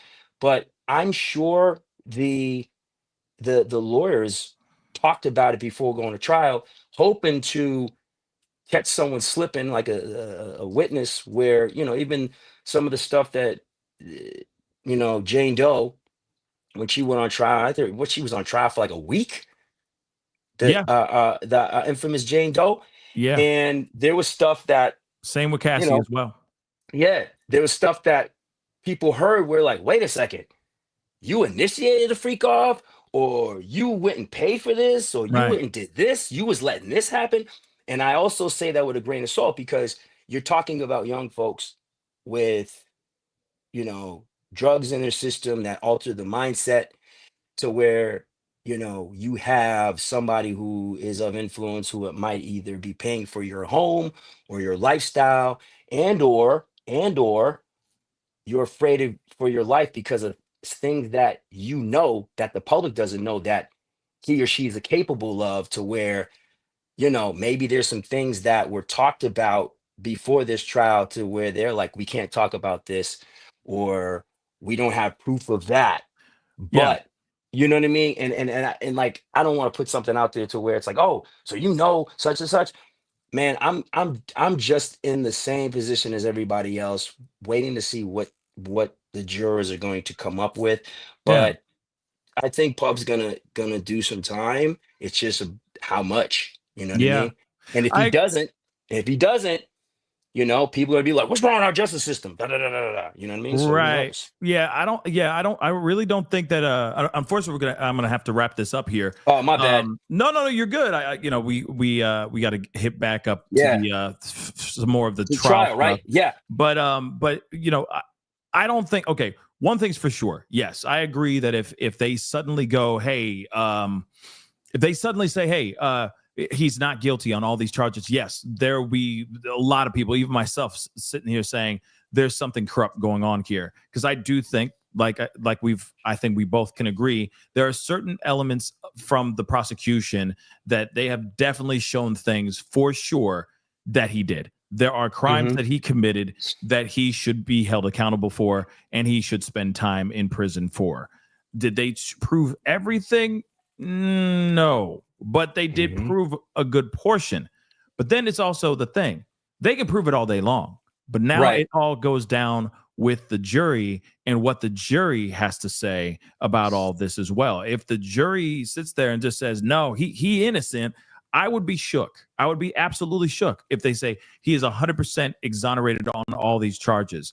But I do think that the court of public opinion, at least the majority of the court of public opinion, I think the majority leans on the side of this man is guilty. He needs to spend time in prison. Maybe it is just 10 years. Maybe it is just 15 years, but he still needs to pay his time, his debt to society for the charge, for the crimes that he has been, you know, that he is in trial for right now as we speak. But Pooch, again, I appreciate you coming in here, putting in your 2 cents, chopping it up with me, and Appreciate you, man. and letting me know what's going down. Unfortunately, we got to go into the Yeah, next do your part. thing. But You gotta go get your, you know, your journalism on, man. I appreciate you, man. No, You know? of course. Of course, somebody did ask this earlier, and I wanted to bring this up. Jane asked this question for Pooch: where can us people outside of the U.S. watch your show? It's not a reality show; it's a show, okay, called The Family Business. Where can they go and find it? Well, it's on BT Plus, which is their streaming arm as far as the BT you know, family, and then eventually we go to Netflix. So the first season is complete, and I'm working on project with Dominique Wilkins, NBA Hall of Famer. And also huge shout out to my guy David Wedge, who wrote the Boston Marathon book, Bombing, in Massachusetts. And he's doing the Marvin Hagler story. So it's a great book that just came out called Blood and Hate, which is the marvelous Marvin Hagler story, the greatest middleweight champion from my hometown, Brockton, Mass. Yeah. I happened to interview with him on the book because I also fought out of Petronelli's, where that's where Marvelous Marvin Hagler fought out of, and his trainer Goody Petronelli was also in my corner with my dad when I won the Southern New England Golden Gloves. Yeah. So you know, go check that book out, Blood and Hate, written by David Wedge. Family Business, New Orleans. We should start filming probably, you know, Second season. second season in August, but you can check it out on BT, and then follow me on Instagram at I am Pooch Hall, on X I am _ Pooch Hall, and official Pooch Hall on Facebook for updates on a lot of things that I'm working on and coming out. But yeah, man, huge shout out to you, Pascal, for having me on as a guest, and all the good work, and keeping people informed on what's going on with current events and so forth, man. So thank you. Of course, man. You know, I'd love to have you back on. You know what I mean? You know, after the verdict drops and all that. Yeah. You know, Yeah, man. I think it's gonna be interesting. It's Yeah, gonna be interesting for sure. And yeah. there's other interesting things that are going on within my industry, of people getting hit with lawsuits and allegations that are coming out that are just as mind-blowing and overwhelming as to, like, wait a second, Yeah. you know, I thought you people, aren't you guys friends and stuff like that. So there's a lot of stuff to cover, man. So I don't want to keep any more of your time, because I know you have work to do. But thank you so much for having me, brother. Of course, man. Anytime, anytime. Tyler Perry's in very big trouble. I'm just gonna say that really quick. But and Fat Joe. I don't know what's going on with Fat Joe, but my Bro, God. what's going on in the industry, bro? I know, man. What's going Gotta on? be something in the water, man. Something in the water, man. Why is everybody a freak? Why everybody gotta be a freak? You know what I mean? All I have to say, when you're a public figure, I mean, we have a responsibility, and we owe it to the fans to always put out the best versions of ourselves. To always put out? Always put out the best versions of ourselves, man, because they look up to us, and Man. don't abuse your power. Just don't abuse that power and stop being a freak league. I'm waiting for the celebrity to just be like, I just like to have a nice scotch and just do missionary with my wife. I just want to see, where is that? Where is normal? Let's make the hibbity dibbity normal again. How about that? Okay? Yeah, man. Fashion, a man and a woman, two people. Okay. So we can keep it universal. All right. Mm-hmm. They get in the room. They bumping uglies. They doing their thing. Maybe they put on some pendergrass or something like that in the background. Okay. to lighten the mood, to keep the mood kind of, ooey gooey. But it's only two people in the room, and it's consensual. Okay. Mm-hmm. What happened to that? Now everybody be like, why do they rip the Band-Aid off and let all the freaks fly? Like, dear God, what is going on with this world? As to quote the band Houdini, the freaks come out at night, man. And maybe some people have some freaks in them, some people don't. Let's just say that a little freak never hurt nobody. A little freakiness don't hurt nobody, okay? But like I said, to the level of where it's been with these freak offs and all that, dear God. And then the fact that we're getting all this other information, even so, like the Tyler Perry's thing is it's still very, very bad, but it is very it's tame in comparison to the allegations that Diddy's looking at and the allegations that Fat Joe is looking at right now. Even let's not forget Shannon Sharp as well. It is just absolutely insane. But I can't wait to bring you on to talk about all of those, because those cases aren't even done yet. They just appeared, and we're gonna be talking about them very, very soon. And keep in mind, it's all alleged, and you're innocent until proven guilty. So I mean, everyone's gonna have their, as they said, your day in court to speak your piece. I just think when the things come out and there's certain receipts, that's a hard thing to walk back, brother. That's a hard thing to walk back, man. Yeah, in some cases, these people are waddling back. But that's another conversation in itself. I'm sorry. I'm sorry. You crazy, bro. Hey, man, go do your thing, man. Love to the family, brother. Appreciate Thanks for having me. All right, y'all. Be well. Oh, man. Shout out to my boy, Pooch. Okay. Shout out to my boy. Shout out to him. Okay. He's got, I love him, man. He's great people. He always has something insightful to say when it comes to all of these things that are going on, this trial and all the other stuff that's going on. You're going to be seeing him a lot on the channel. Get ready, because there's a lot to talk about and there's a lot going on. Now, real quick, though, I do have to go and take a little bit of a bathroom break, because I've been holding this in. So I gotta do that. But I am going to play a little bit of this of the amazing Law and Crime really quick. We'll take a quick potty break. All right, everybody. Yes, I said potty. All right. And then I will be back to go into the last half, the final part of the closing arguments from prosecution. Okay. So stick around. It's going to be a quick bathroom break, and I'll be right back. Okay. See you guys in a minute. How does everything they heard actually apply to the elements of these crimes? And I will go through real quick what has been said so far, but I also want to let you know Not only are we going to be taking your questions, I'm also going to be updating you in real time about the closing arguments. We think that the prosecution is going to go today. We probably are not going to hear from the defense till tomorrow, but let's see what happens. And I'll tell you, give you a quick update.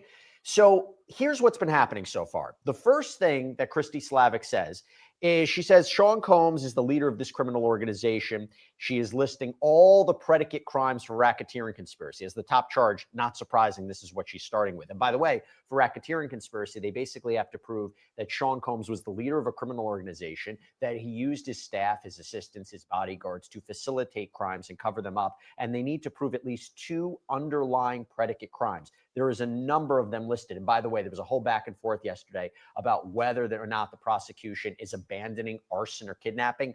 Not the case. They're going full steam ahead. So you have arson, kidnapping, forced labor, bribery, sex trafficking. Let me go through this.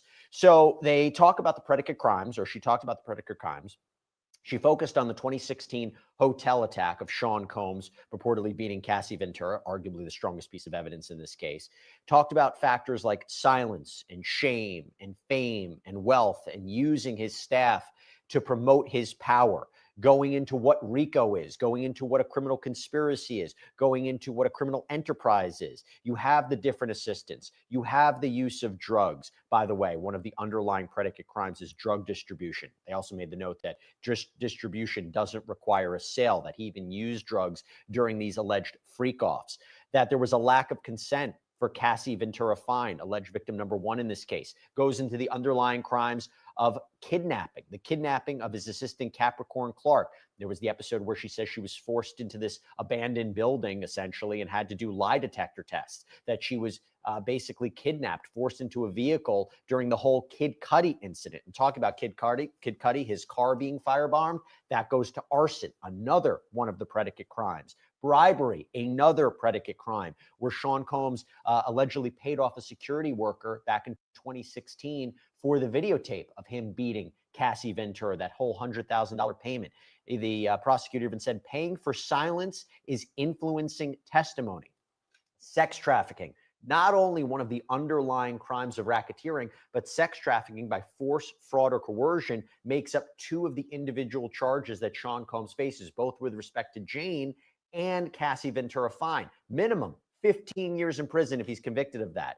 And here, when it comes to sex trafficking, in terms of the RICO count, they were focusing on how his inner circle helped him on this. They facilitated sex trafficking, that he used threats, drugs, lies, illegal violence to make them have sex with these escorts. And it was important that the prosecution noted this. They said not every hotel night or freak off was sex trafficking, but you, jury, only need to find one time.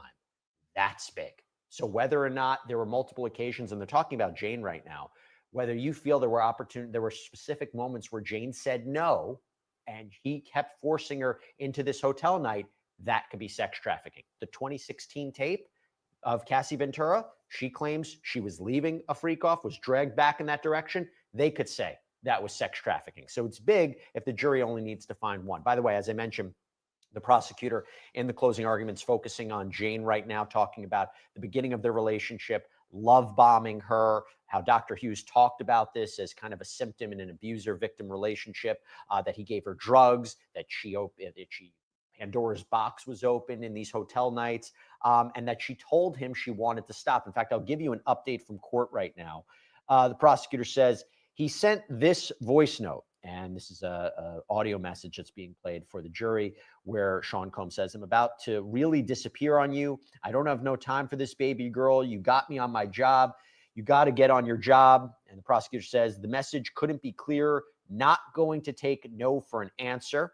Prosecutor Slavic says, after reading Cassie's lawsuit, Jane writes to the defendant, "I feel like I'm reading my own sexual trauma. 2 of my birthdays, you forced me." I think those text messages from Jane are quite compelling, by the way. Jane wrote, "You gaslit me. It was sexual exploitation. You framed as love for your sick fetishes." The defendant called her and tried to trick her into saying it was all consented to. He fed her a false narrative. Then they play another clip. So you're getting an idea here. And by the way, she also said Dr. Hughes told you how a victim is trauma bonded to her abuser, Jane often felt the defendant didn't listen to the truth. She said Sean would say just to move on. He told her to charge him, that lawyers would be involved to buy her silence. You're talking about this alleged manipulation on the part of Sean Combs. We're going to get into more of the closing arguments, but I have an all-star panel and I have all-star questions from our incredible viewers. So first of all, let me tell you who we have. We have with us today for the next 2 hours, we have with us Candace Kelly, legal analyst, professor of media law at Rowan University. We have with us civil trial attorney David Ring, who specializes in sexual abuse cases. And we have with us here on set, Aaliyah Roberts, trial attorney. Aaliyah, it's good to see you. By the way, guess who else we have in the field? Law and Crime's very own Sierra Gillespie. I can't wait to have it. There we go. There's Sierra. Sierra, I'm going to start with you. A, because I haven't had a chance to talk to you about the case. B, you came in all the way to New York to do this. C, it's hot outside. I don't want you just waiting around not doing anything. So I am very happy to see you. Let me actually throw a question that we just got in. By the way, keep the questions coming in. We got a super chat question from Carol Mogan. Carol, thank you so much. I'm going to miss your smiling faces and excellent reporting. I will also miss this chat as there's some very intelligent people here. Love from Australia. Well, thank you so much. We may continue to do this as cases go forward. So, Carol, be on the lookout for that. But Shady Goat, who asks this, Sierra, if Diddy walks, if he's acquitted, will the outstanding lawsuits be enough to finish him? That's my question. Oh, well, Jesse, I'm so happy to see you. And we really do have an all-star panel today. I'm so excited to see everyone and be on the live stream here live, literally outside of the courthouse. Now, as for those civil lawsuits, let's just pretend hypothetically that we have an acquittal here for P. Diddy. We can't forget, as our viewers so astutely pointed out, that we have all of these civil lawsuits. And I think, honestly, Jesse, it might be enough to finish him. And I don't necessarily mean in the way of reputationally, because that will be an uphill battle for him for sure. But I mean financially. We've talked a lot about P. Diddy's lifestyle, right? The fact that he's got these private jets. He's got multiple homes. We know that from the raids in Miami and then, of course, in LA. I don't have multiple homes. I don't know many people who do, or private jet access. So he's already living large, this amazing life. And then you've got this trial that's going on right now behind me, the criminal side of things. But then we've got the civil ones too. And honestly, if he has to go through, even if there are payouts or settlements in all of these, if he has to go through each and every single one of them, I don't know. I think potentially it could ruin him, at least financially.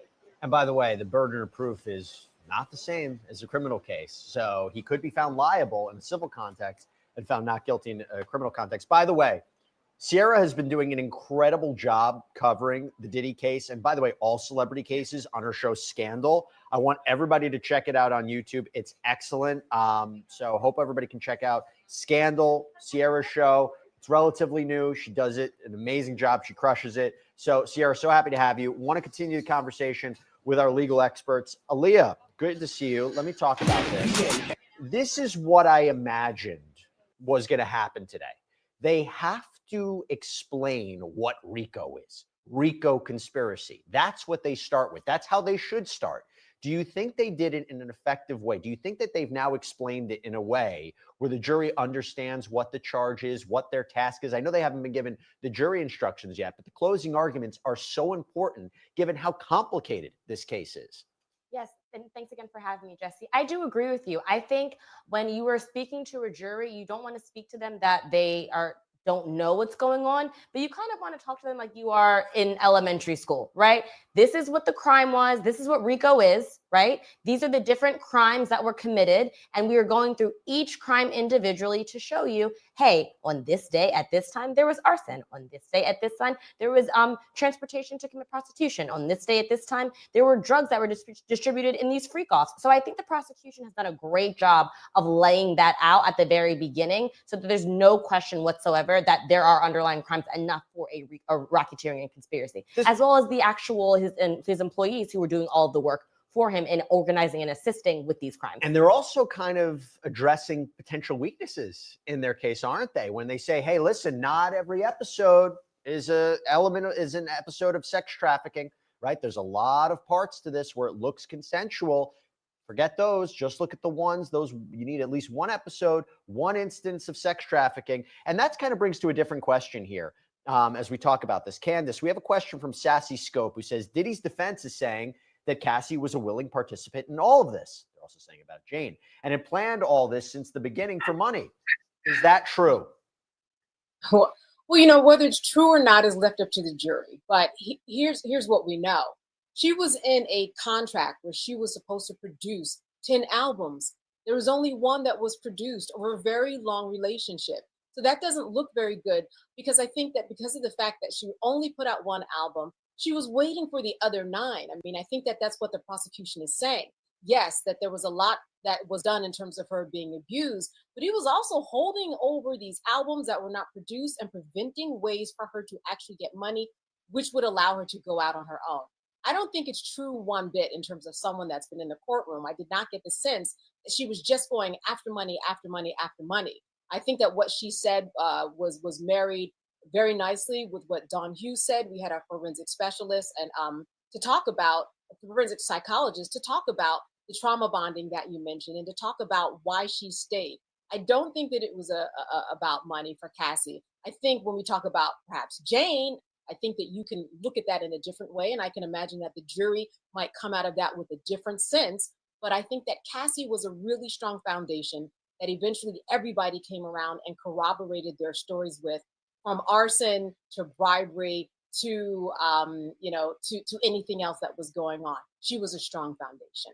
So as I said, the prosecution currently delivering their closing argument. They're going to have 4 hours to do it. Right now, the focus is on Jane, who makes up, again, not only one of the sex trafficking counts, but also arguably the strongest charge they have, transportation to engage in prostitution. I've said it before. I've said it again. He's facing 2 of those charges. When I say the strongest, I don't mean the most prison time. I mean, it's the most straightforward path to conviction. If the prosecution is trying to suggest and trying to prove that all he had to do was transport people across state lines for the purposes of sex work, including these alleged victims, when you look at the travel records, the cash payments, the audio messages, the text messages, and by the way, in jury instructions, when they were battling it out yesterday, it came out that they don't even have to prove that the people he's transporting are prostitutes. All that they have to show is that a sex act occurred. That's it. So the argument from the defense, oh, well, these people were entertainers. They were entertainers. They weren't prostitutes. That argument's out the window. I think it's important to establish that. Anyway, Jane makes up. I couldn't agree more with what Jesse Weber just said right there, right? They're saying, because that's exactly what they're saying right now, which is exactly what they're going to say when the defense goes back and they have their time tomorrow, right? The defense is going to literally say, oh, no. These guys were entertainers.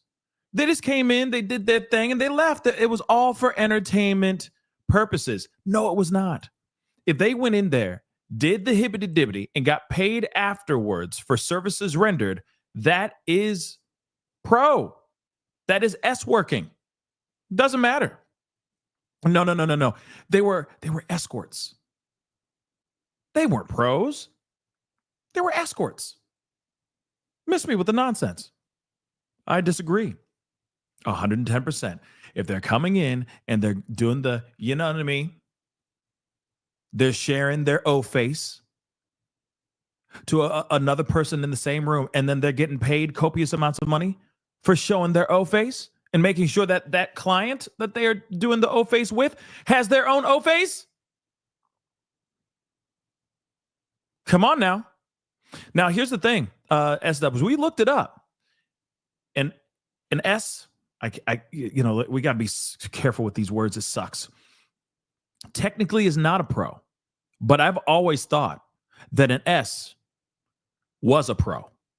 I've always, in the streets, an S and a pro are the one and the same, right?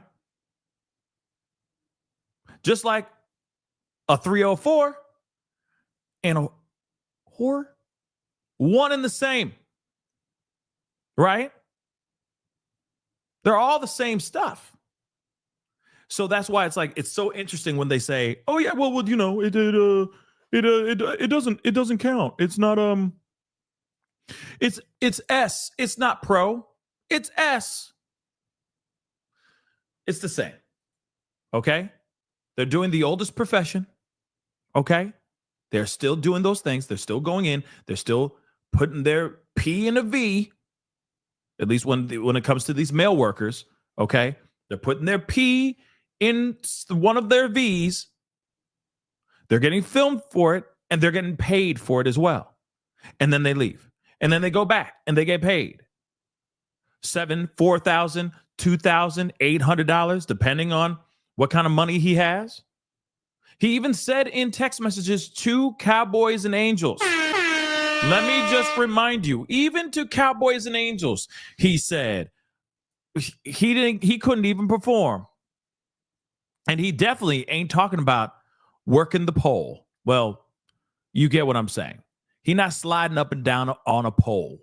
Okay? So again,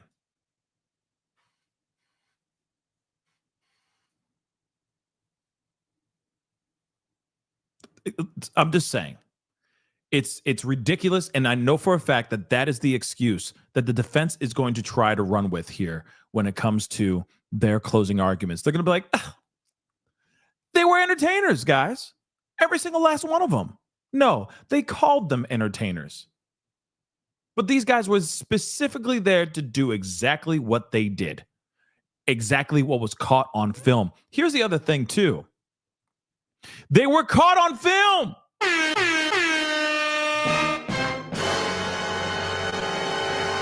These guys were caught on film. Doesn't matter if they enjoyed it.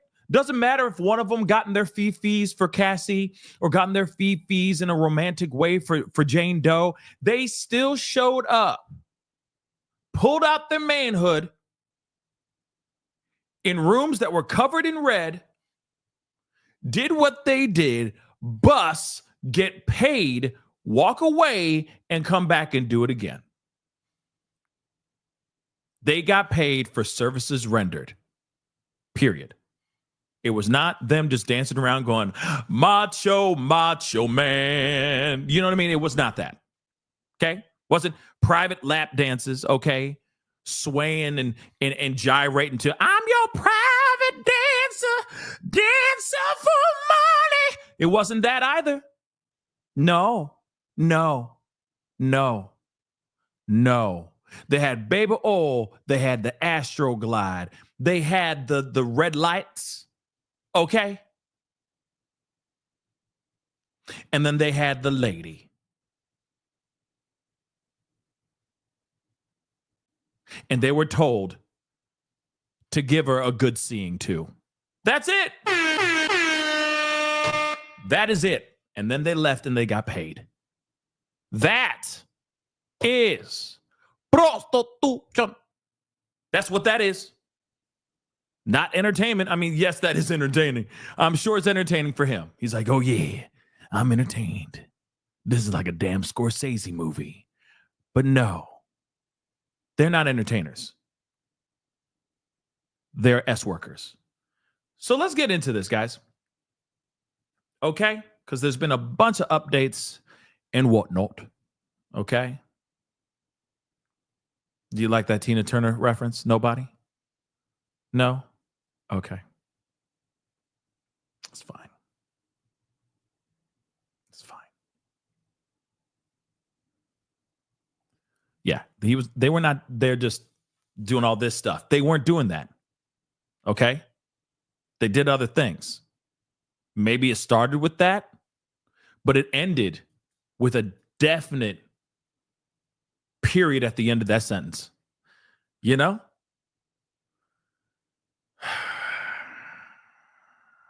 And then he would go and I drink your milkshake.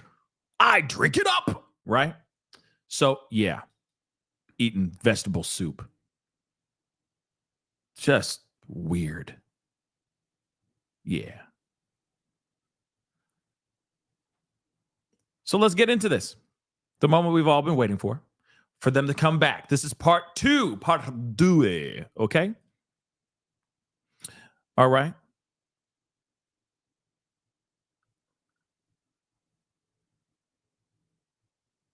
Who was gliding in the Astro? I guess all the S workers, y'all. All of them were. They out there doing that thing. You just ate some soup. I hope it was vegetable soup. And I hope it got you all nice and just, it turned you on. Okay? That sounds weird. See, like I said, it just doesn't make sense that like any person eating soup suddenly goes, ooh, I got a hankering for some hogs. You know, you're not sitting there going, ooh, you know what this vegetable soup is missing? Sausage. You know what I'm saying? Like you're not doing that. You're not doing that. Okay. You're not going, I got a hankering, I got a need for speed. I got a hankering for a hog. You're not. Okay? You're just not. Chicken noodles? Okay. Well, that's good. That's good. On these hot ass days, you having hot soup right now? Damn. Anyway, let's get into this. So this is very interesting. Okay. Diddy used liquid M, okay, to control Jane, the government says. So the prosecutor cited a hotel night in July of 2024 when Diddy allegedly resorted to substances to control his then girlfriend, Jane. While the defense would suggest there's evidence Jane was a willing participant that evening, prosecution says that otherwise. But what it really showed was that she was super, super under the influence. She was zooted, y'all, because of this liquid mal. Okay? So, and that's also very interesting because, again, that also makes you wonder, what did he put it in? Did he spike her drink? Did he put it in baby oil? What did he do? Because remember, there's been, a lot of rumors. Urban legend says that he was lacing baby oil with substances, right? And now seems like they're bringing that conversation back. They're not saying anything about the baby oil, but they are talking about liquid mal. That's a big deal. So before Jane, there was Cassie. Prosecution moves into Cassie's allegations. So before Jane, there was Cassie. Prosecution said as she transitioned her closing arguments to tackle the STing charge related to allegations made by Cassie. So Diddy transported Cassie across state lines and international borders, harboring her at various places where freak-offs took place, the prosecution said. Cassie testified that she never engaged with S workers without substances, she said. So prosecution told the jury that Diddy plied her with substances, put his hands on her, threatened her, and even forced her to perform S acts with pros despite her shame over it all. This is what they showed in the testimonies, for sure. She also said, I am not your plaything, or some semblance of that. I am not your whore, that kind of thing, right? I am not your doll, your toy to just be tossed around and be made to do certain things, so on and so forth. She said those things, baby.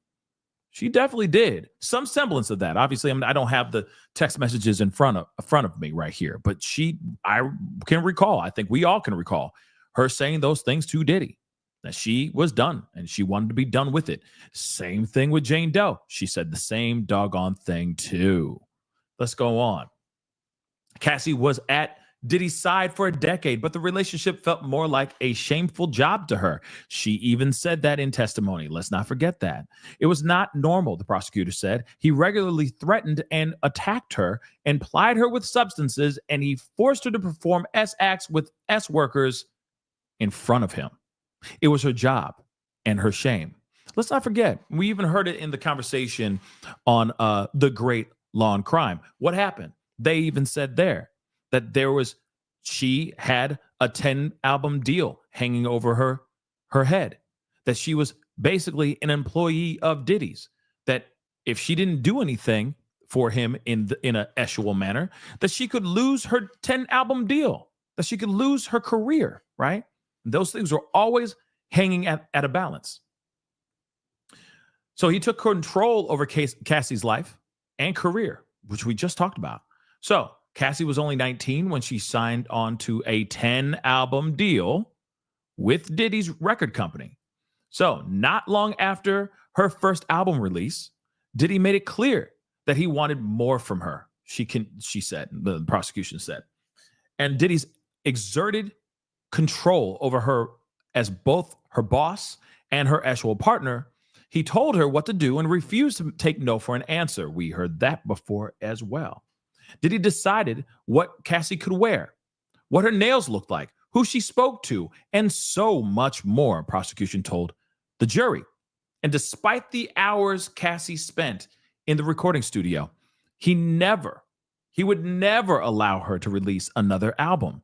She, of course, put out a mixtape, and apparently that did pretty well. But she didn't do an album, like another official album, except for the one that she did. And I know some people are going to be like, oh, well, that's because she was an untalented hack. She was trash. She wasn't good, so on and so forth, right?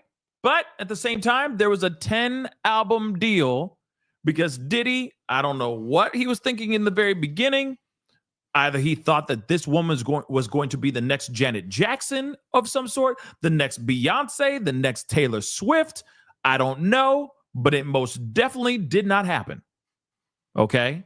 It definitely did not happen. So optically, this is a bad look for him too. Okay? That's a bad look because it looks like he said, ooh, she's fine. She's gorgeous.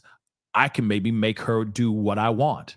So let me sign a 10-album deal so I have her for life, right?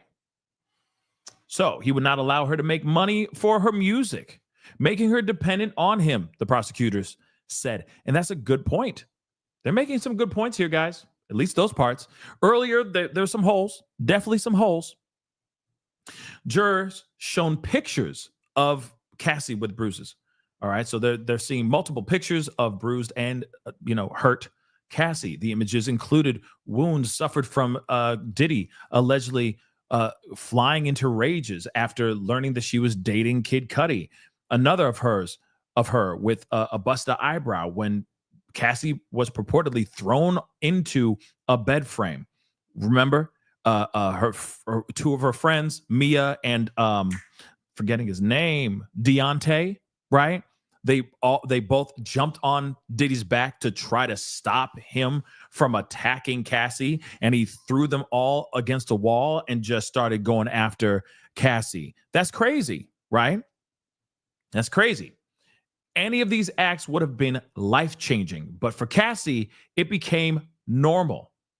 There was no place safe for Cassie, prosecution said. That's something that we also learned. She kept trying to get away from Diddy. Diddy would find ways to find her. There was one specific moment where she was hiding in a hotel room, allegedly. He hunted her down, used his bodyguards and his security staff to hunt her down. They found her and they cornered her in a room, and she threatened to take a leap off the balcony because she didn't want to be here anymore, y'all. Those things are true.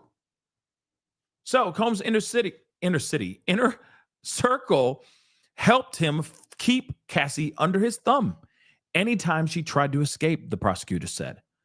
Prosecution also told the jury that there was no safe space for Cassie, as Diddy exerted his control and threatened her with violence.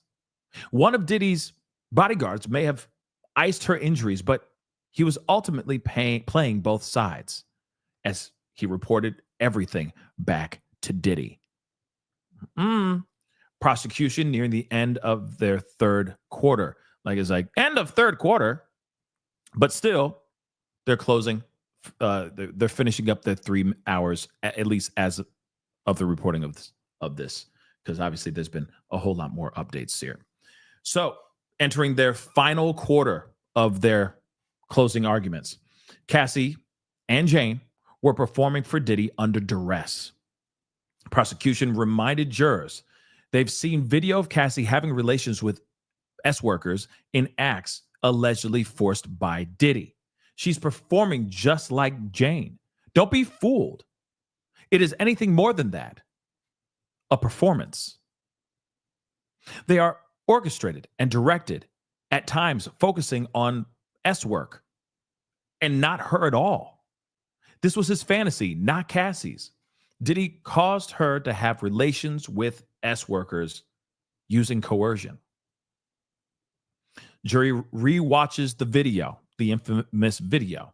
So, of course, we already know about all this. We already saw that, but they showed that again. They're going through all the hits.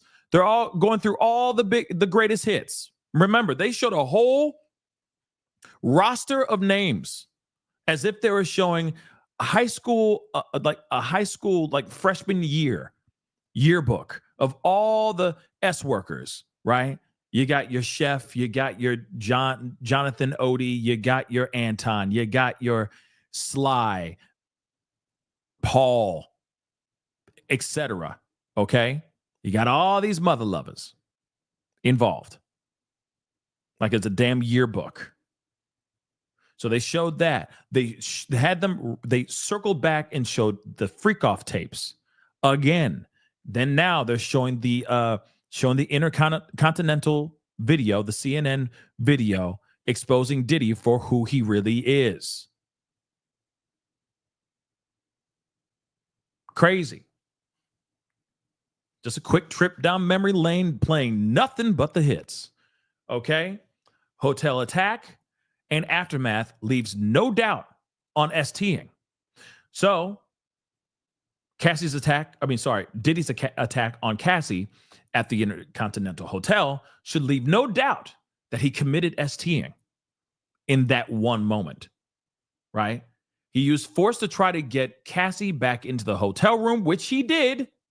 He's pulling her by the hair, or at least by the hoodie, trying to get her back in there, where the escort was waiting so he could continue with the freak off, because they had just gotten done with the freak off. She was leaving because she's like, I want to be out. I got a red carpet event for this movie that I really give a damn about. And he said, oh no, I am feeling too good. We ain't done yet. Which is insane. Not only did he attack her in the hotel and bribe guards to buy the footage of his attack, but Diddy also showed up at Cassie's apartment after banging at the door with a hammer. I mean, you can't make this up. I know some people be like, but she did make this up. Nah, I don't think she made this up. Diddy knew he had to keep Cassie under control, she said. We got 2 more updates. We're going to go over to Inner City Press here in a second.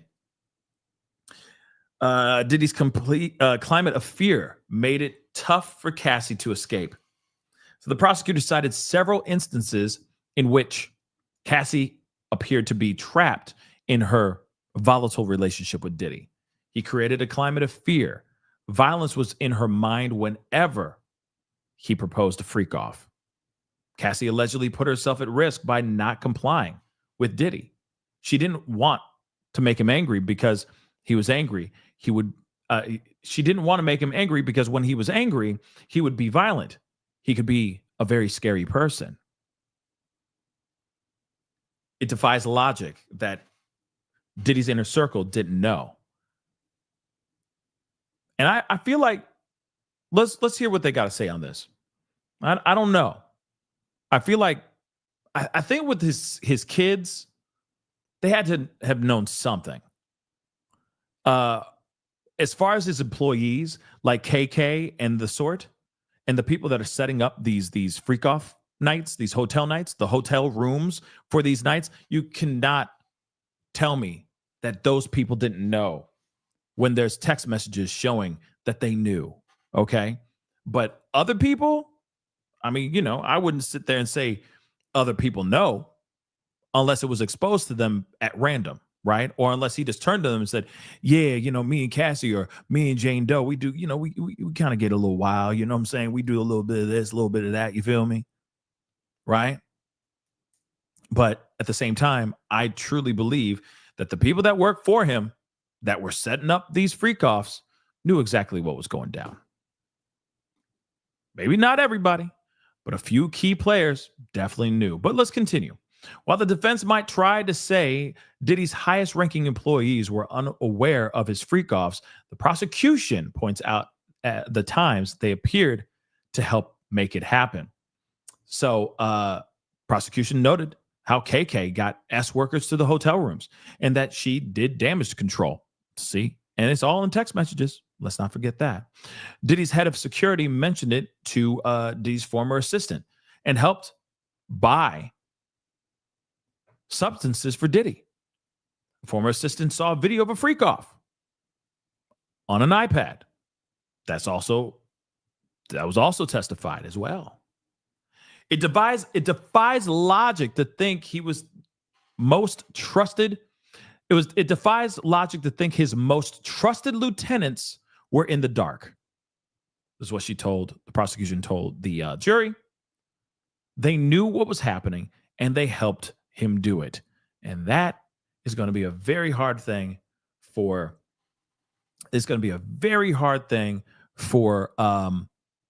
defense to deflect. Okay. Again, for them to sit there and go, these guys weren't pros. They were entertainers. And they just happened to walk in there and they happened to do the dibbity-dibbity, the hibbity-dibbity, but they got paid to entertain. So whatever happened within the confines of that moment when they were entertaining, that stays between the four walls, between them and the four walls that they were in. They're going to be reaching. Okay? They're going to be reaching. That's what I truly think. So we're going to go through what the prosecution said since the beginning of the day, okay? But real quick, G-Love, what's up? Thank you so much. Think about it. Soup is not a solid food. Intestinal tract needs to be somewhat empty. Yeah, I mean, the fact that the soup just doesn't make any sense. Okay? It just does not make, and I get it. I get what you're saying. Because they're also doing it up the bum. Okay? They're also doing it in the one-way street. Okay, they're entering the one-way street. I get that piece too, but it's still like, geez, here's some, you hungry girl, here's some soup.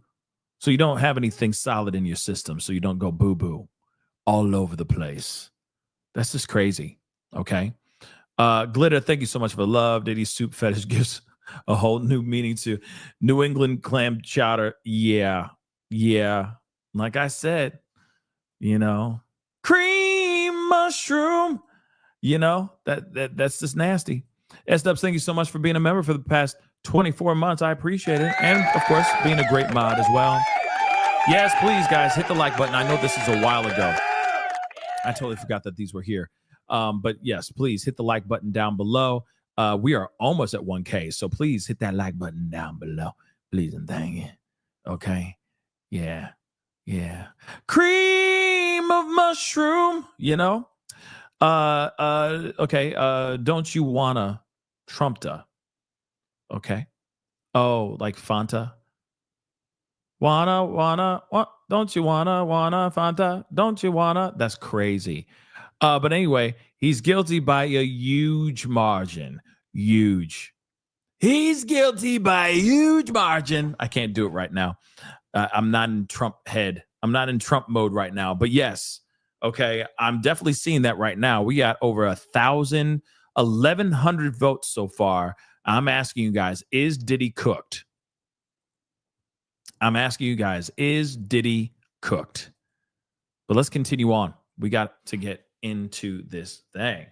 So give your attention to the parties' closing arguments. This is the judge saying this. Today will be shorter. The U.S. closings. Tomorrow, the defense, the rebuttal. My instructions and begin deliberations, the jurors who will stay.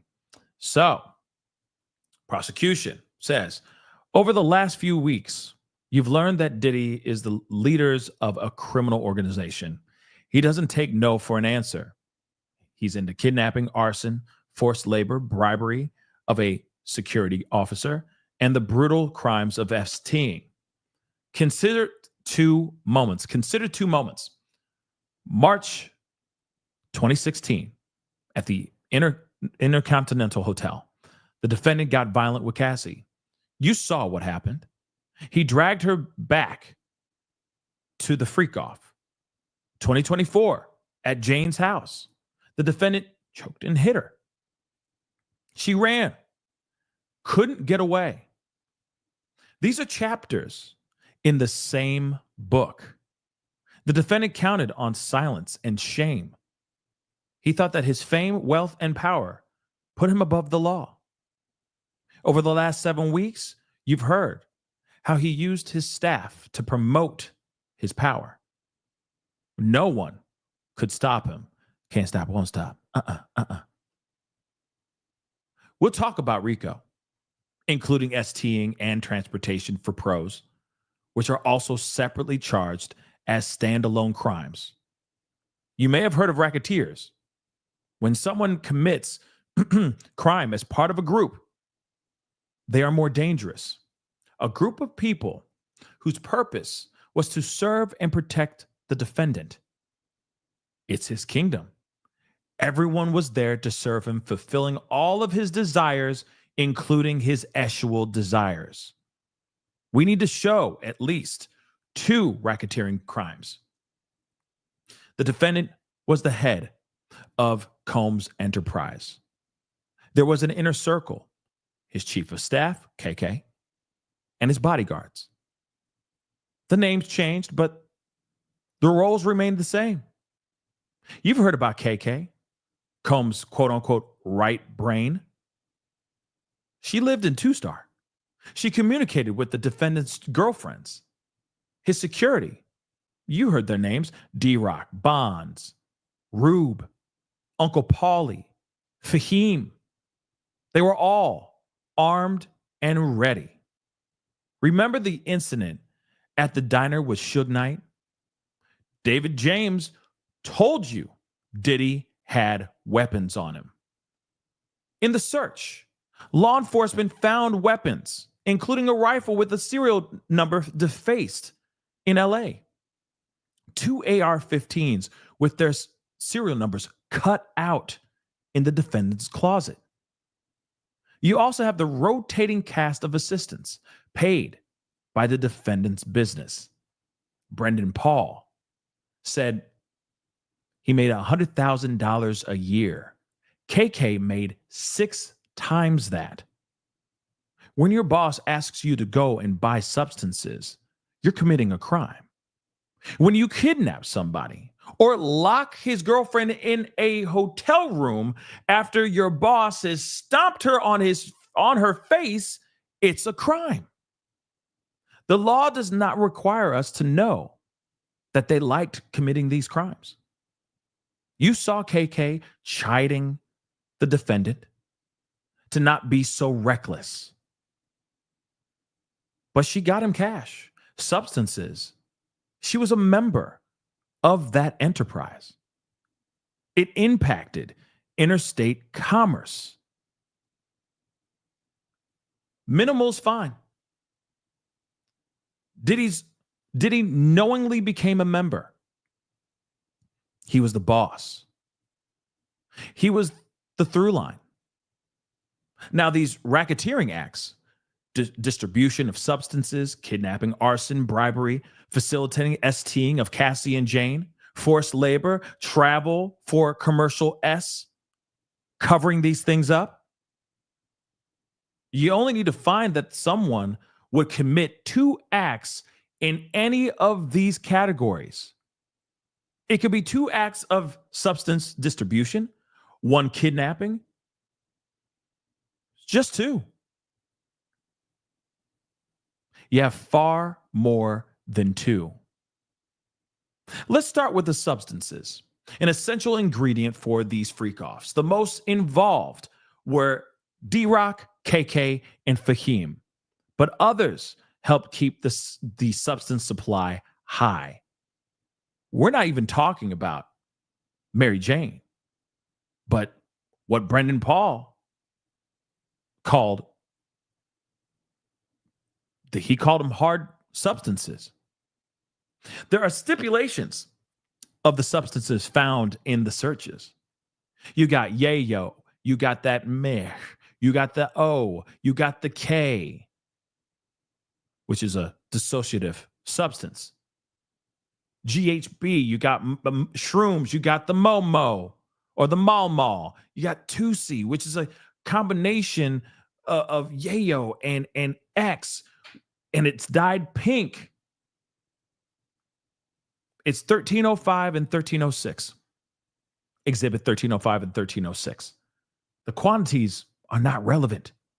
It's not an element of this crime. Distribution does not require a sale. You know the names of the substance, the dealers as well by now. Probably know them very well. Guido, One Stop, Baby Girl. Jane told you that on 2 occasions, she was told to bring substances when she flew to meet Diddy. She coordinated with KK. And you see it. It is corroborated by text messages. There is a paper trail. KK told Jane to swing by Mapleton to pick up the Guido package.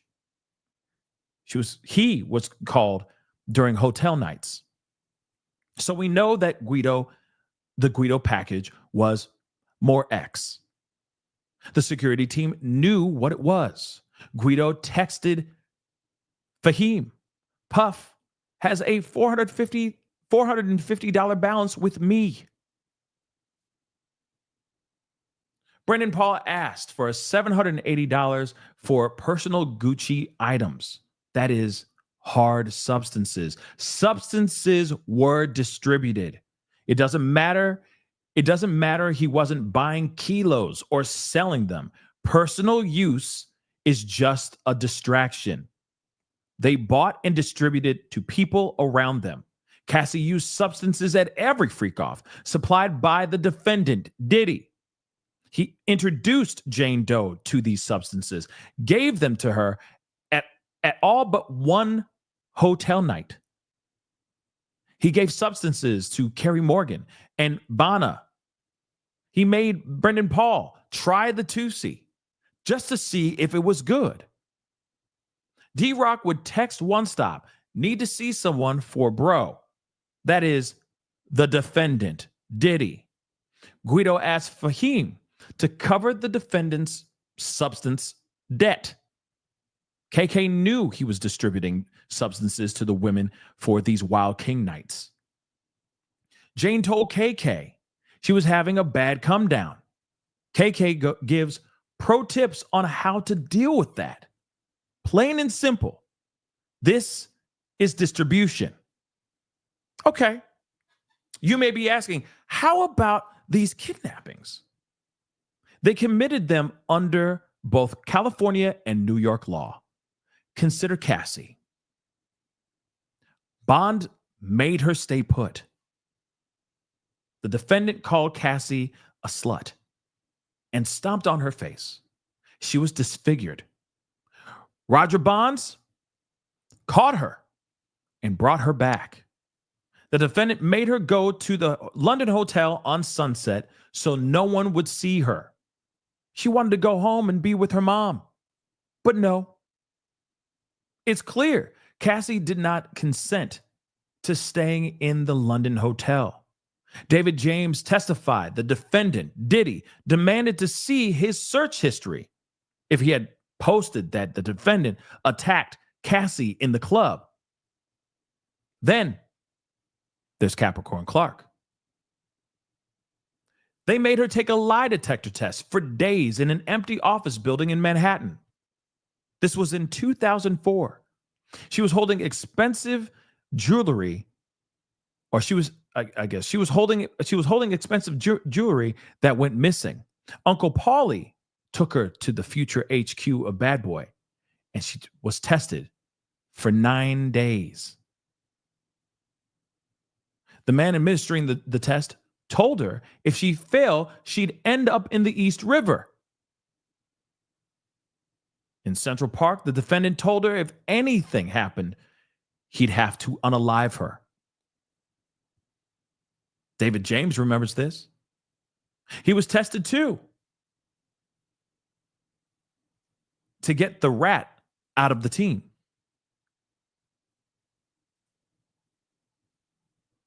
In December of 2011, Rube helped the defendant take Capricorn Clark.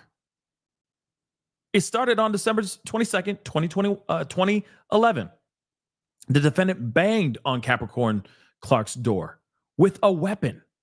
He was out for revenge. He barked an order at Capricorn, get dressed. We're going to unalive Cuddy.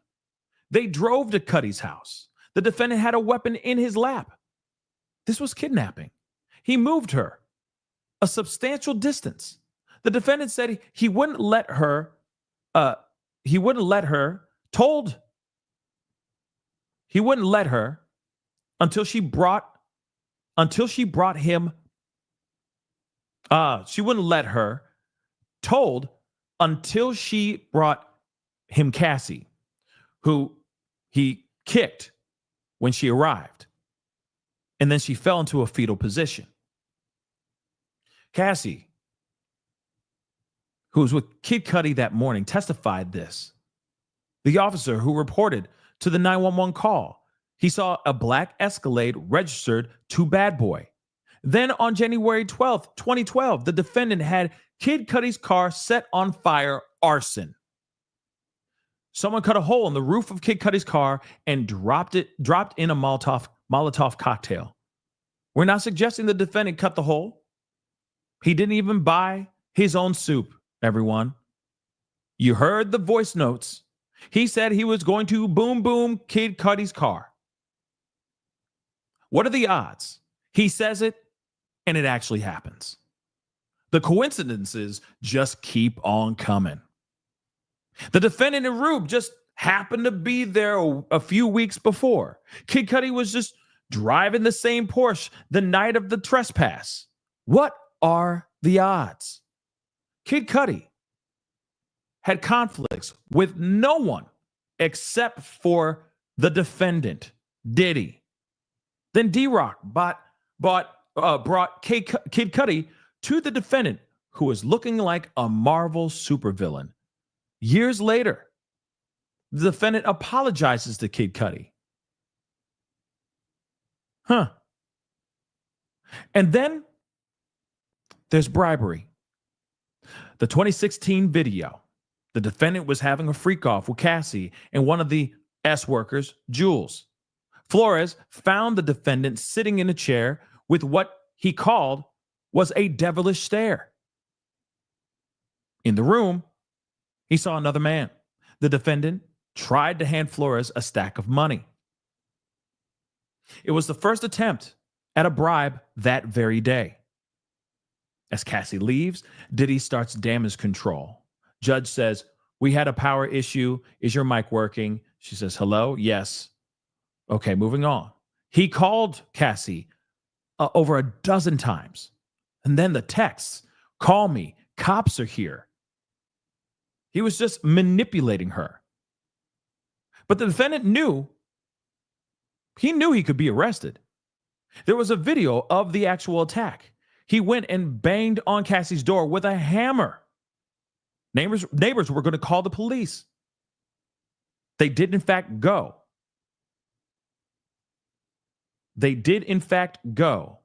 Kerry Morgan had the LAPD card. KK suggests, say they had a fun drunk night. She calls and reaches Eddie Garcia. Eddie says no. Then KK shows up in person. He won't show her, but says off the record it was bad. KK has the defendant call Eddie on his personal cell phone. Once Eddie says his boss will do it for $50,000, the defendant calls him Eddie, my angel, from that point on. That's how he was saved in Diddy's phone. Eddie goes to deliver the USB. D-Rock and KK are actually there. The defendant counted out the money, the dollar, counted it out, dollar by dollar of this bribe. Eddie told you. The security guard told him he came up with the defendant. That was D-Rock. Eddie asked the defendant, what if Cassie calls the police? So the defendant knew. Eddie finds the ID of stand-in for Flores. NDAs are signed. And of course, They're told not to speak to anyone. So then, of course, for those asking during his closing or during this closing, Diddy has his chair pushed way back from the defense table, and he is just looking around. Yeah, he's in his fifis for show. He's like,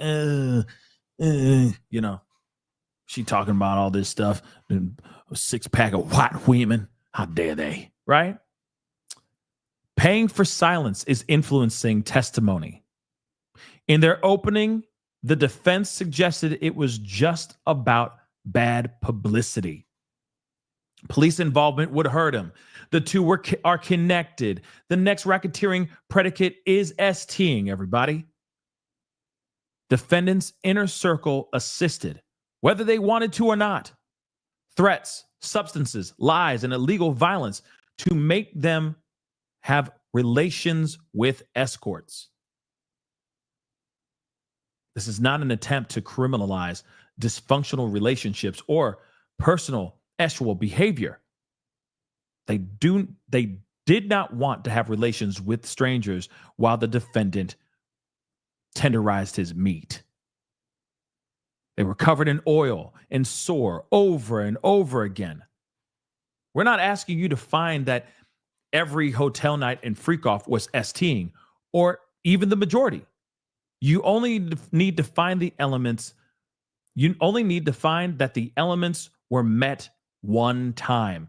We just talking about one freak off. That's it. He's guilty. But it was way more than once. Let's start with Jane, shall we? Turn off the public screens. So Combs is in the chair, passed back from, pushed back from the defense table, at which Xavier Donaldson and Alexander Shapiro have their chins in their hands. Interesting. So they're just doing this, right? Diddy's like this, trying to look all sad. His major acting debuts right now, right?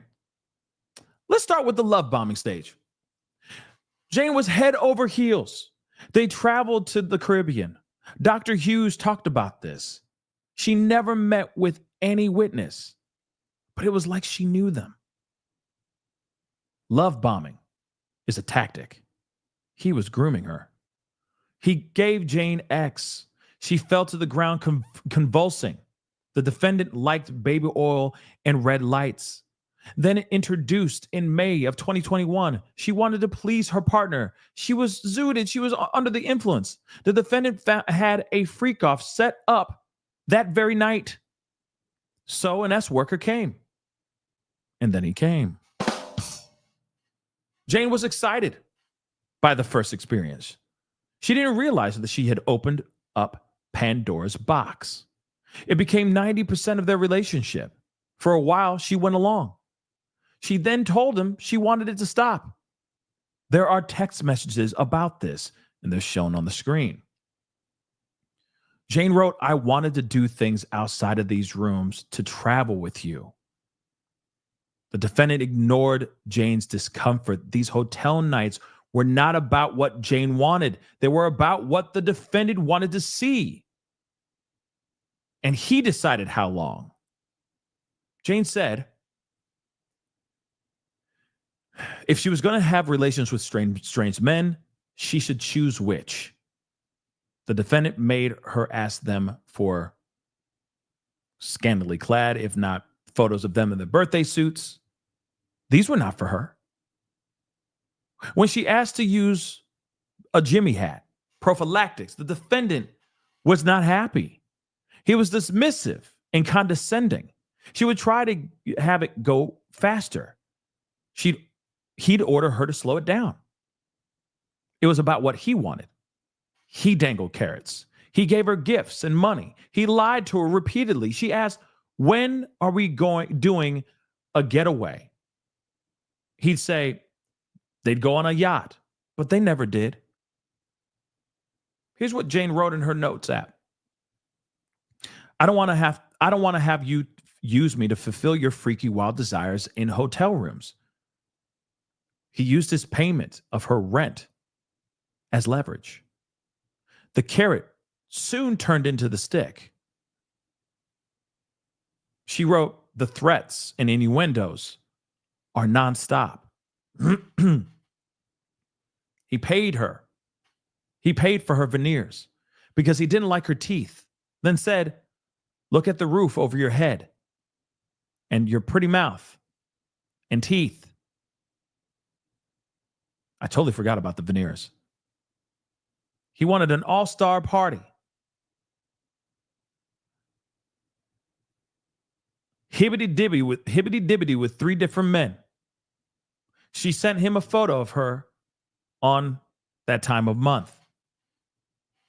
He sent this very voice note, and it's him saying, I'm about to really disappear on you. I don't have no time for this, baby girl. You got me on my job. You got to get on your job. That's interesting. Okay, you got me on my job.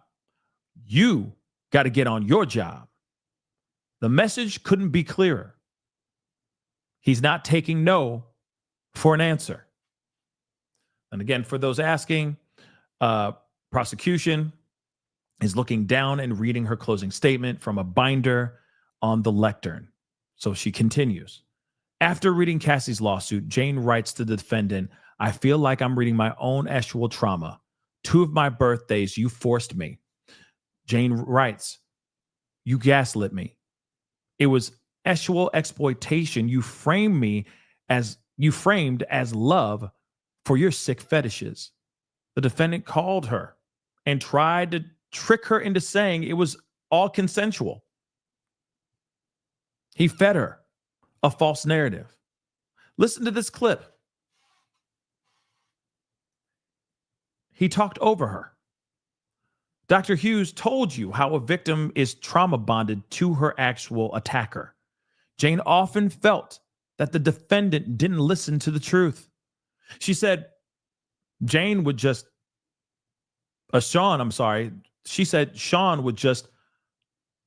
say, move on.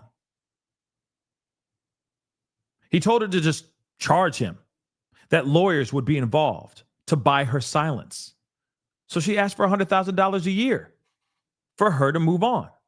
She thought it was reasonable, far less than Cassie.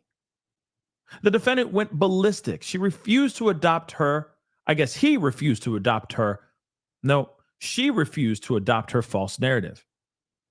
You can read the text messages right here. So it says, we can't. They're not on screen.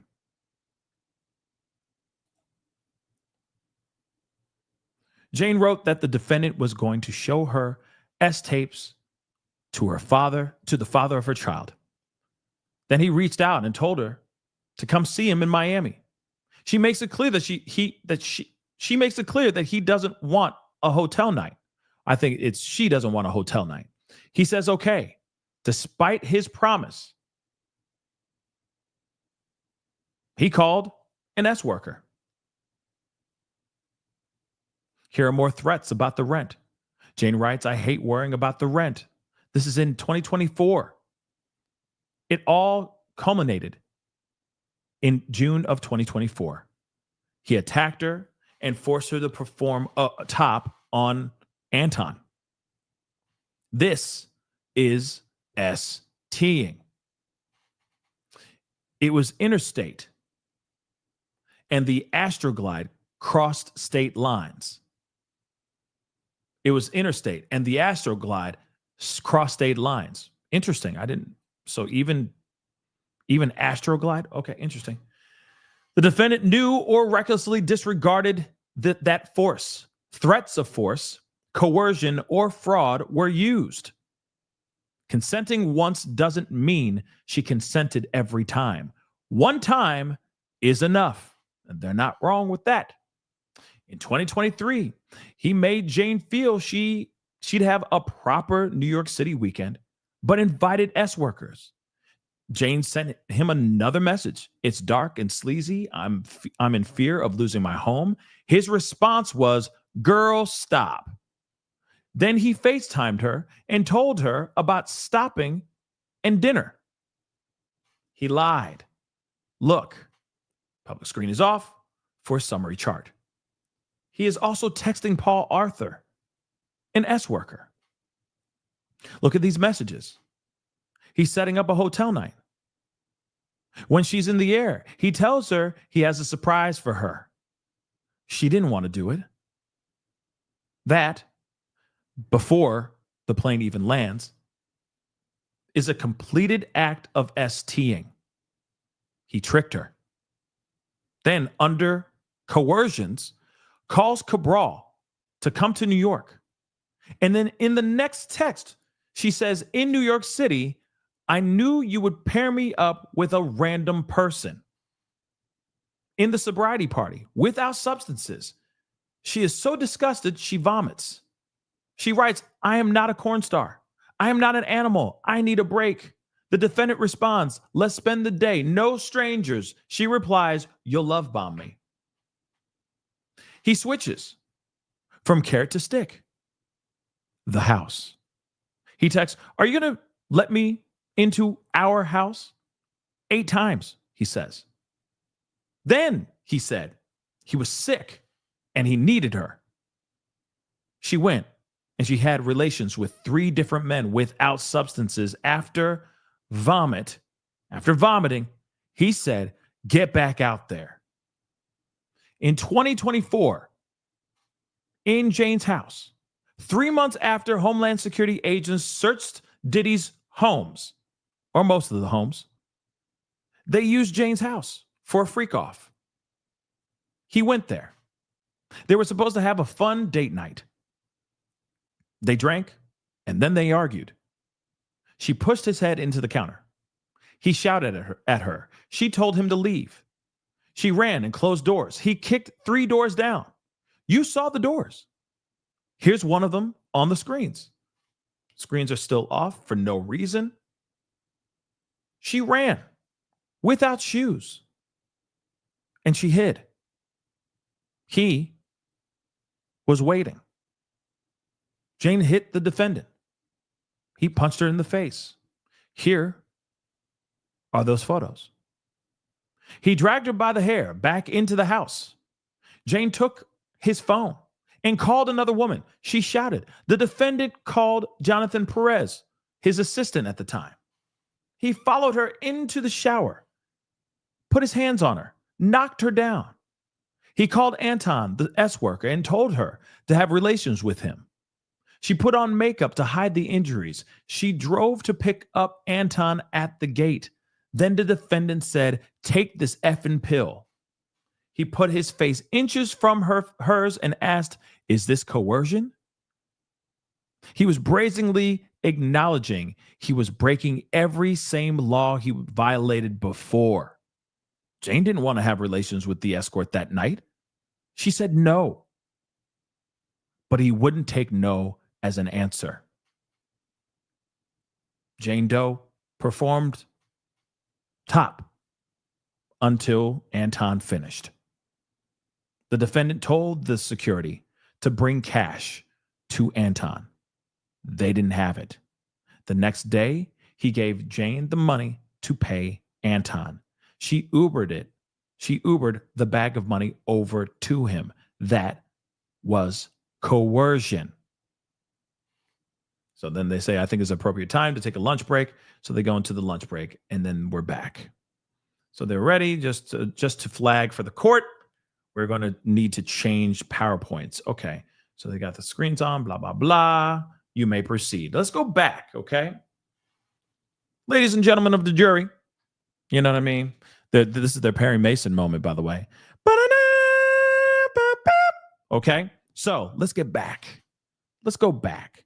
The 3 nights were part of a buildup from fraud to coercion to finally force. So I apologize. Do you need to change batteries? Okay, do you need to change batteries? AA. So Diddy's sitting in the chair, still pushed back, now legs crossed, hands crossed. Yeah, he's just in like this B, this mother loving B. What's she gonna say now? Hell, she say. Okay, she better shut her mouth before I find out where she lives, which I'm sure he already knows. But anyway, the house was just an example of the defendant's financial coercion of Jane. Also substances. They came as a necessary part of the SEX. Jane told you about Miami in 2024. He gave her liquid mall. They showed you a video.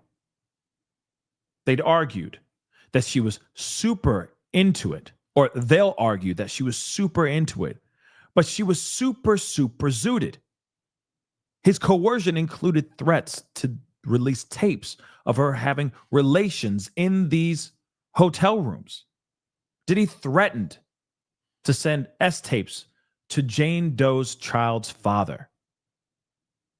This was to coerce her into having more commercial S-acts. The defense had suggested that Jane agreed to these hotel nights. Let's talk about what agreeing means. There's an incomplete picture. Let's turn to volume 2. We're going to talk about Cassie with several examples. You know from sitting through this trial that force was limited to these days, or was not limited to these days. Though the decade they were together, he forced her to have relations with S-workers. Cassie was 19. He was in his late 30s. He signed her to a 10-record deal. He took her on a yacht and gave her X. They had relations. They were in a relationship. She had just turned 21, and the defendant was her boss, who called all the shots. He molded her. He told Capricorn, let me show you. Then ordered Cassie around. She did it. He told her to walk and turn around. She was in total compliance. He didn't take no for an answer. He was abusive. Physical, emotional, psychological, sexual. They want you to call just all of this just DV. That's what they want to do. But he was forcing her to have freak-offs. He controlled everything. He demanded her nails to be done a certain way on red carpets. The Vanity Fair party in 2014, Deontay Nash told you, he shouted. Diddy shouted, I thought I told y'all she had to have her hair up. He wouldn't let her make money from her music. She was offered the chance to do a common music video. Puff said no. He paid for her car, clothing, phones, and vacation. He made her dependent. He did it to her family too. After he found out she was with Kid Cudi, he demanded $20,000 from her parents to pay him back, or he'd release the S-tapes. That month, in just this account, he had $3.2 million coming in and out. This was about control. Remember what Dr. Hughes said. When a victim is on unsure footing, the attacker has control. He attacked her, put his hands on her, feet on her. He dragged her. When it was bad, he hid her in hotels to heal and not be seen. You saw photos and video. D-Rock, Rube, Paulie, they knew. He attacked her. He attacked her for he attacked her. He attacked her for attending a Prince party until Prince's security guards intervened. Mia and Myra Morales described the attacks to you. Cassie told you. When she got to the house, he threatened to release the S-tapes. He attacked her in Jamaica. He beat her up in Las Vegas while she was curled up under a toilet. She said D-Rock cried. There was his attack in the Intercontinental Hotel, caught on tape. For Cassie, it was her normal. She was there when he attacked Mia, Deontay Nash, and Bonna. Bonna might have forgotten the date, okay, or may have gotten the data all wrong, but she has injuries. One time he has Cassie hold weapons for him. The diner and Suge Knight incident. Cassie was in the house. She saw. Why didn't she leave? Miss Hughes explains that hitting leads to fear. Even when Cassie was in South Africa, she could not get away. KK just kept on calling. D-Rock was loyal only to the defendant. He played both sides. He talked to Cassie, then reported it back to the defendant, Diddy. She about to ice up. I told her to chill out. They met for dinner in Malibu. Then he attacked her on her living room floor. She said no. She cried. But he didn't take no for an answer. He R'd her. He wrote to her. I could tell I didn't turn you on yesterday. That is, he R'd her. Because of the trauma bond, after the R, she met him at a friend's party, then had relations. This time, consensual relations. But this was a trauma bond. He had an MO. An hours-long performance. He pleasured himself and sometimes filmed. Just like with Jane. Sometimes the defendant told the S worker to do number one on her. Sometimes he did it himself. Why? To turn himself on. She began to have a serious substance addiction. Here she wrote, I love our F-offs when we both want it.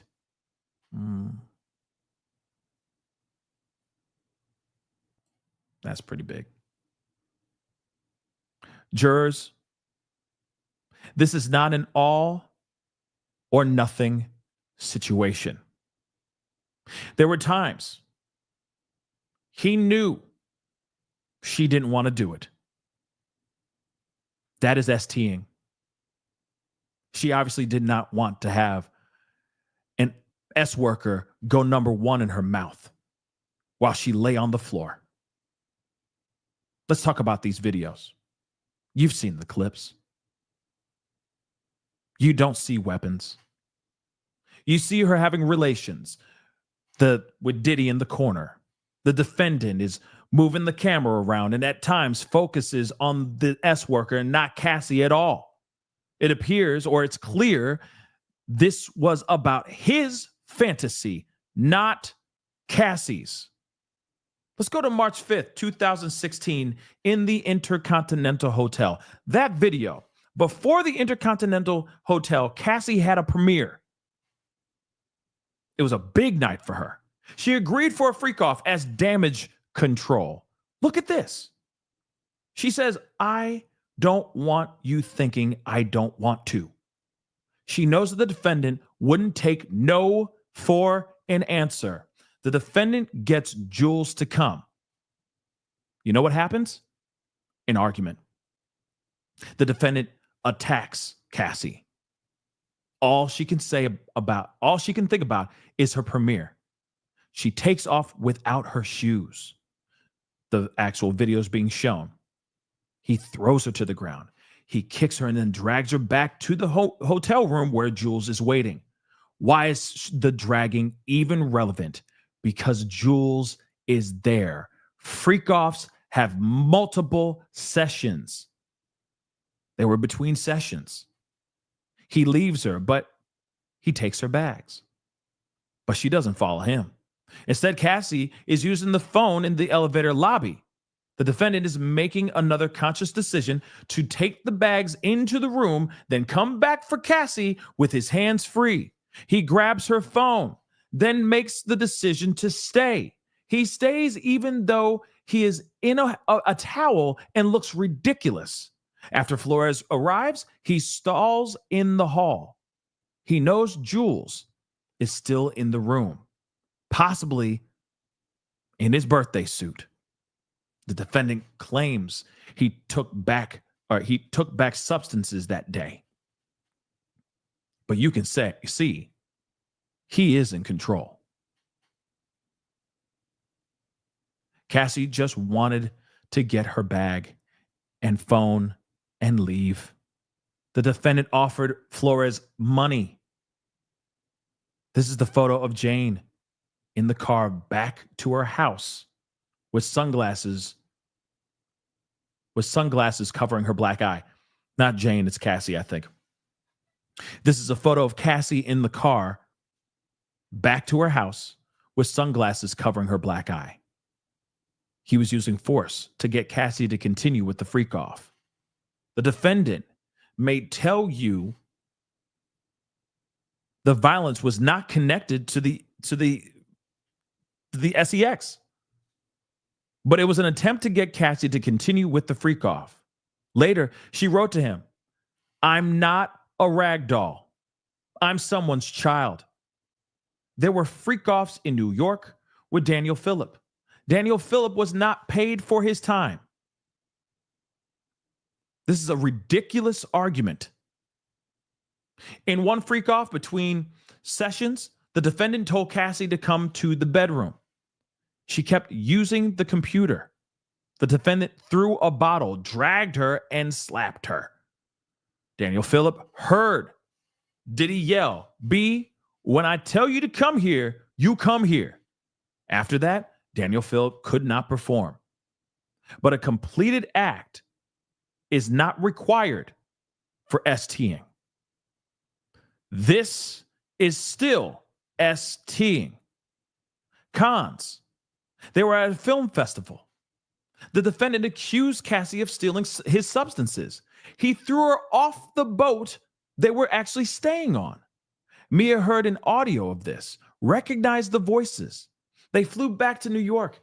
She traded seats to get away from him, but he followed her and showed her the freak-off videos. He threatened to release the S-tapes. When they got to New York, they had another freak-off. This is another example of clear-cut coercion. He threw her off a boat without her passport. He wanted Cassie to be afraid to say no to him. Cassie said, I didn't know what no would mean, what no would turn into. He could be violent. The defense said Cassie made a choice every day to stay with him. Step back. Imagine yourself as Cassie. This was the force. This was the leverage. There were substances, dissociative, and numbing. She needed that buffer. Yes, some of the messages are explicit. That doesn't mean she wanted to have relations with an S worker and an F off. In 2009, he wrote, "You're supposed to be seducing me all day." Cassie told the defendant she didn't want to do freak-offs. Take her birthday party. Deontay told you about that as well. He demanded she freak off, and she ended up doing it. What choice did Cassie have at that end? She did not have the freedom to make voluntary adult choices. Let's go back to count one for just 1 minute. While it was Diddy in the freak-offs, but he had help from KK, D-Rock, Fahim. They knew what was wrong, or they knew it was wrong. How did they facilitate? KK got strange men access to rooms the defendant and Cassie shared. KK got Clayton Howard, Dave, access to the room. Jonathan Perez found the video of Cassie having relations with an escort. He showed it to KK. She knew. Fahim saw it too. Fahim got substances to the defendant Diddy even during the freak-offs between the actual sessions, guys. On February 18th, 2024, after Jane Doe told KK, KK still sent stuff for Wild King nights. D-Rock iced Cassie's black eyes. It would be absurd to think D-Rock didn't know what they were doing. Of course he knew. I expect the defense will say they didn't know. David James saw a stranger. Deontay Nash saw one too. Jonathan Perez saw a video of Jane having relations with another man while the defendant was watching. Interstate travel for pros? The defendant paid S workers. He caused the travel. He sometimes even booked it. The transportation counts do not require force, fraud, or coercion, even if all consented. We know that's not true. It's still a crime. It's just knowing transportation with the intent the individual engaged in pro. For count 3, freak-offs involving Cassie. The escort's travel was often booked by travel agents. She remembered Dave Clayton Howard. In fact, he would travel from New York to Miami or LA. Another escort actually traveled to Ibiza. Exhibit GX 1402. This was Jules Theodore at the London Hotel in New York City. The defendant asked for Jules to name his name for the ticket. The defendant's American Express card showed that he paid for a car. There's the $2,000 bill from the London hotel. The defendant texts, "I will tip you." For what? Sex? For this incident alone, the defendant is guilty under count 3. But there's more. More jewels at the London hotel starting at 7 a.m. Consider this. Paul going to Turks. The defendant said, "How should I pay?" He paid for Paul's travel to Turks for relations. Here, Reggie flew from Las Vegas to Los Angeles for relations. He is never tired. Jane sent $1,100 via CashApp. Here is the hotel folio. $4,000 of damages. The hotel staff found bodily fluids on the floor. It couldn't be clearer. Because they out there bussing. Just bussing. Okay? Bussing. All right? Moving on. Every time KK helped arrange travel for the Wild King Nights, she was a part of a crime. She may not have liked it, but she did it. KK set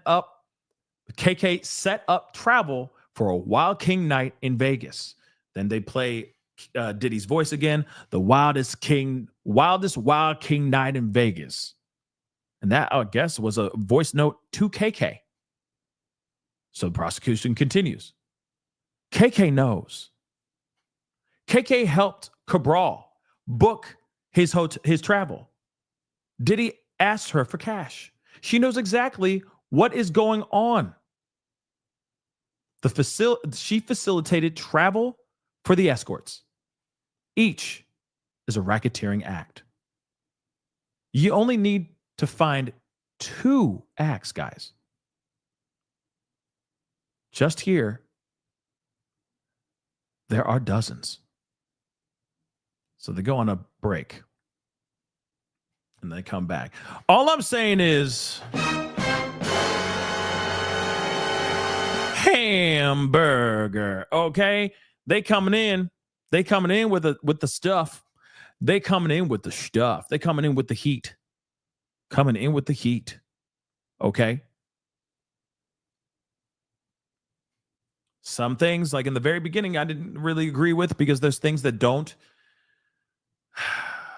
that just don't compute or just don't apply with this situation. Like the stuff, meaning the arson, etc. Those things I'm still going, I don't know about all that. There's just some things I still am going, But when it comes, beating some baby, but the thing is that when we hear about the people getting involved, them being transported across state lines to do X, Y, and Z, yeah, the defense can't change that narrative and say, oh no, they were entertainers. They're just tap dancers that like to be butt naked when they tap dance. No, they're not entertainers. They went in there to do a specific act. And like I said, they've shown that countless times. Let's be real. The smoking gun evidence is the freak off tapes for sure. When you see these guys going in there, bumping uglies, doing the hibbity dibbity, okay, and bussing, that literally is all you need for that stuff.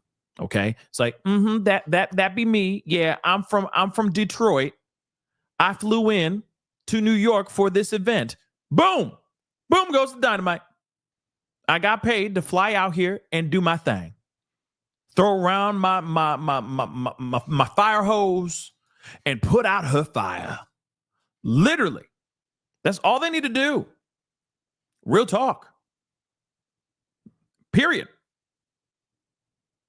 So like I said, those are ground ball hits. Boop. You know what I mean? Scoop it up, throw it to first. But we'll see what happens. I'm very interested to see what defense says and how they say it. Because defense they might wild out. They might be saying something's completely out of pocket. But give it time. Give it time. We got to get into this next piece, okay? But please, guys, don't forget, hit that like button down below, please and thank you, okay? That would be greatly appreciated. Don't forget to hit that subscribe button. If you appreciate me giving you guys the read through of this and everything, you appreciate it, you like what I'm doing, please make sure you hit that like button, and of course, hit that subscribe button, please and thank you, okay? Or if you appreciated the show today, there's a mixed bag of different things today. There's a lot of things going on, y'all, outside of this courtroom and everywhere else. So definitely let me know. Just hit that like button down below. That'd be greatly appreciated. And if, as far as the poll, we're less than 50 votes away from 1,500 votes. If you can go up there and just put in your vote, do you think, is Diddy cooked? Yes or no? Just put your poll, put your vote, go to the poll and put in your vote. Okay? Sorry. Hold on. Let me get some water. Francisca, thank you so much for the love. I appreciate I appreciate it, Francisca. Thank you so much. Okay. Thank you very much. Thank you very much. Let us continue on. They had a little bit of a break, which obviously happened like 17 minutes ago. So they're back. So Judge says, how much more time you got? She says, I need 1 more hour. Okay. We're going to see how this goes.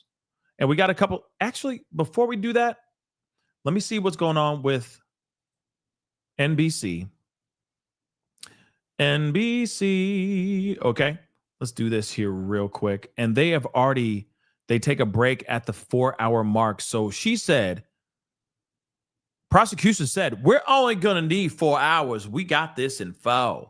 And now they're going, on the contrary, we might need more than just 1 hour. So that is also very interesting. Okay. So hold on.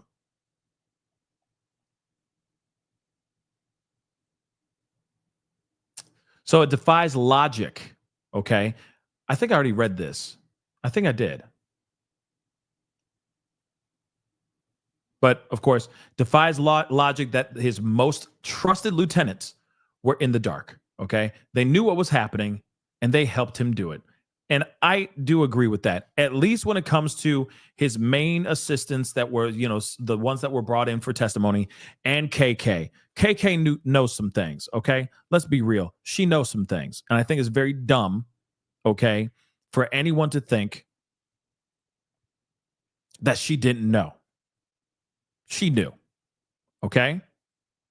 Yeah, I didn't know. Yeah, I never knew closing arguments could take hours. This is like a freak off. Okay, they're like, because hibbity dibbity, maybe an hour. I mean, if you got stamina, or are you just a very very insatiable individual, okay? This is just as long as a freak off, it feels like, right? Sheesh. So, prosecution reviews travel plans for S workers, interstate transportation for pros. 2 of the 5 counts against Diddy is likely the least talked about part of the case and is reflected in prosecution saving it for just the last portion of her closing arguments. So she reviewed travel itineraries for S workers who are flown out across the country for these freak-offs. Again, breaking it all the way down like they are imbeciles. I get it, okay? She doesn't think the jury's dumb, but she's treating it like they don't understand anything. Let me explain everything for you. Here's the full breakdown. You see what I'm saying? So she went over the payments just as well, which were put on his American Express card. Freak-offs were a traveling show. Yeah, you could basically say that they were a traveling show. It's raining, man. Hallelujah. You know what I'm saying? It definitely was. Okay. So Cassie and these male S workers traveled through Los Angeles, Miami, New York, Atlanta, the Turks and Caicos Islands, and Ibiza, according to travel and credit card records cited by the prosecutors. So he had his go-to male S workers, which we already know about, Paul, Cabral, and Reggie. Okay, and they were from the Cowboys for Angels, right? And they were among the go-to hires that Diddy would use. They frequently traveled to meet Diddy and his girlfriend, often making a mess where they stayed. The jury was reminded of the text Jane sent Diddy telling him of bodily fluid stains left in the London West Hollywood hotel. So they go on a break. They come back from the break. Cassie and Jane had no choice but to perform actually for Diddy, even though they became sick and their bodies were worn down. Days-long freak-offs were fueled by X, Mal, Yayo, according to the prosecutor. Both girlfriends regularly suffered from UTIs, but were still forced to have relations at Diddy's direction. That's insane. Yeah, that's diabolical. Okay? That is diabolical. Diddy subjected Mia to forced labor. So prosecution veered into the concept of forced labor by revisiting the testimony of Mia, a former assistant who worked for Diddy and says she was SA'd by him. Diddy used a pattern of force that caused Mia to believe she would be harmed if she didn't comply with his wishes. The former assistant testified that Diddy slammed her into a wall in addition to violence she saw him subject Cassie to. When Mia was in South Africa with Cassie, her job was threatened if she didn't answer the phone. Mia knew that she couldn't tell Diddy no. Ongoing theme. Am I right? So they're back. I expect the judge will instruct you on forced labor. So shows chart. You heard of forced labor of 4 women, Cassie and Jane and Mia and Capricorn. Cassie and Jane, it was grueling sexual services. Cassie called them grueling. Up to 4 days, maybe even more. Jane said the same thing. Cassie and Jane were on call to perform freak-offs for the defendant whenever he wanted, wherever he wanted. He used force or threats of force. He would say, let's finish on a high note. Let's push through. You're not tired, are you? It took weeks to recover from these freak-offs. That's forced labor. KK kept setting up hotel nights and flights. Now let's just turn over to Mia. She worked for Diddy. Finally, she went to Revolt. She went 5 days without sleep. And then Diddy SA'd her. He put his hands up her dress. He came into her bedroom and penetrated her. He came into the closet and forced her to perform top on him. There was a time in the bathroom of a private jet she can't fully remember. Repeated traumatic events. She was clear as a bell, even under cross-examination. She performed labor and services, including actual services. He threw her against a wall and slammed a door on her arm. She saw violence at Prince's party and on Turks and Caicos. When they were in South Africa, KK told Mia, if you don't call him in 10 minutes, you don't have a job. He has all the power and control. She knew she couldn't say no, even to the little things. Mia knew that her job was to protect Diddy. HR was Combs. She couldn't go to the police due to Diddy's power. The threats left her with no options. I expect you're going to hear that she could have left, that she told Diddy that she loved him. Mia pulled no punches. There were high highs and low lows. Capricorn Clark had an issue with overtime. She took the issue to the head of HR, Vashta Wilson. But HR was the defendant's puppet. Diddy and Uncle Paulie threatened her in Central Park and the lie detector test, and then taking her to Kid Cudi. Capricorn had a son to provide for. Diddy threatened to blacklist her. Now, witness tampering and obstruction, after Cassie filed her lawsuit. This weaves the whole story together, ladies and germs. Jane wrote, "You gaslit me." She posed a problem for the defendant.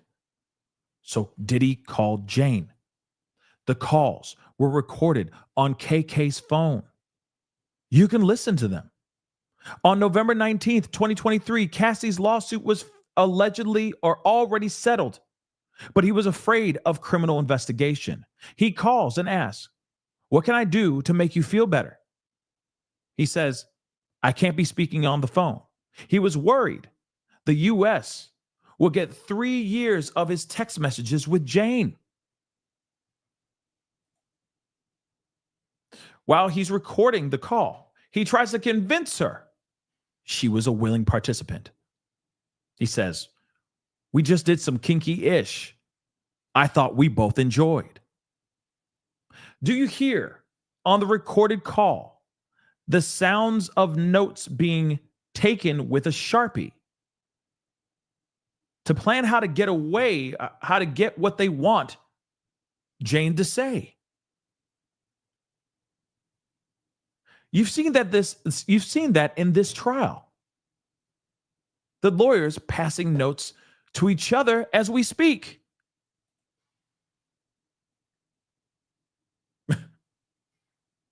No doubt. Yeesh. Oh, my damn. Oh, my damn indeed. Oh, my damn. And the hits just keep on coming. So again, this is very interesting, don't you think? Diabolical. Diabolical.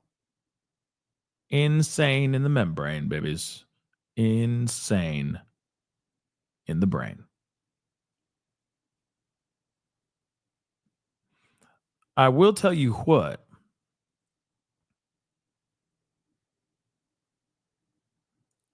I mean, this is not done yet. I thought that they would be done.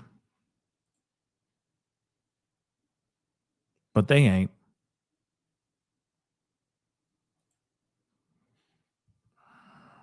Crazy, y'all. Oh my gosh. Oh, excuse me. You know, we're at we're past the 5 hour mark.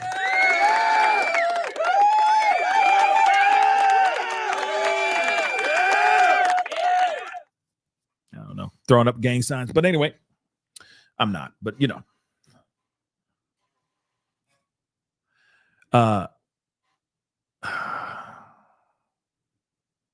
Let's see. Let's refresh.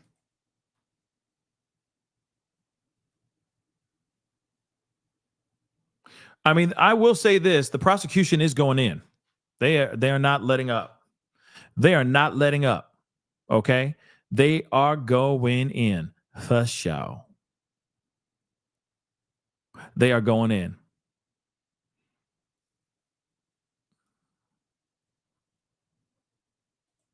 So, Evie, thank you. I appreciate it. Thank you so much. Okay, that really means the world to me. Hey, man, hey, guys, there's no other place I'd rather be except in the kitchen eating a sandwich right now. But other than that, I love being here. You know that. Okay? I love being here. I love my family. Y'all are incredible. Y'all make me very happy. Okay? But yes, I would kill for a sandwich right now. You have no idea. You have no idea. Okay? I'd be eating a sandwich right now. Now, here's the thing. I know I've been asking this since for like the past 7 weeks, but does anyone know how they can get the actual transcription? Well, hold on. Without having to pay $300 for it. Because I'd love to read the transcript, the full-on transcript of the closing and of the closing arguments for defense and for prosecution. I'd really, really love to read it, right? Because again, I can eat some soups. Yeah, soups and sandwiches, you know. I'm not kidding. I did have I don't want to pay the $300. That's a lot of money, baby. Allie, that's a lot of money, man. You know? That is a dedication. Yeah, I don't know. I know I'm just asking, but you know. Oh wow, Nicole B, you finally just showed up. You didn't just go and just check until just now. You know, I've been live for 5 hours.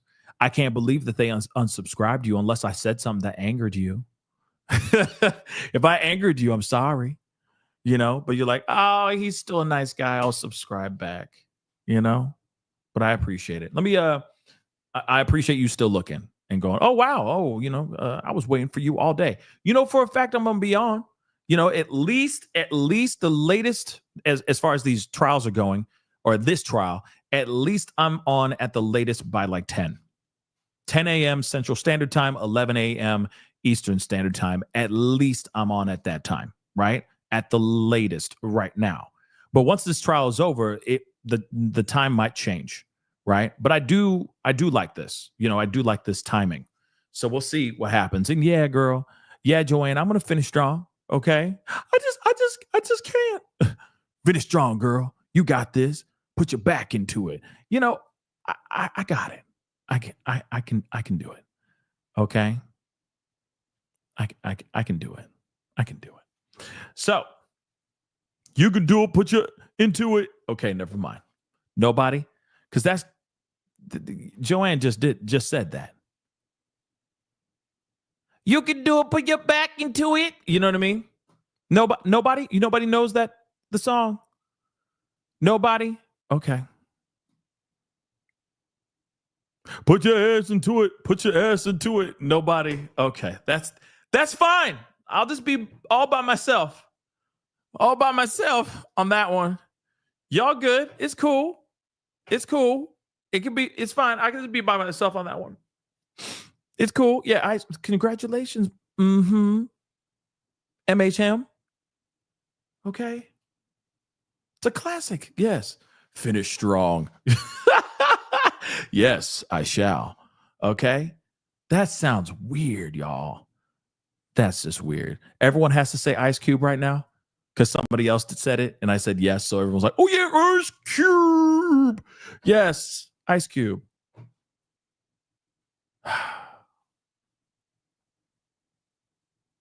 By the way, this is a random question because now I got it in my head.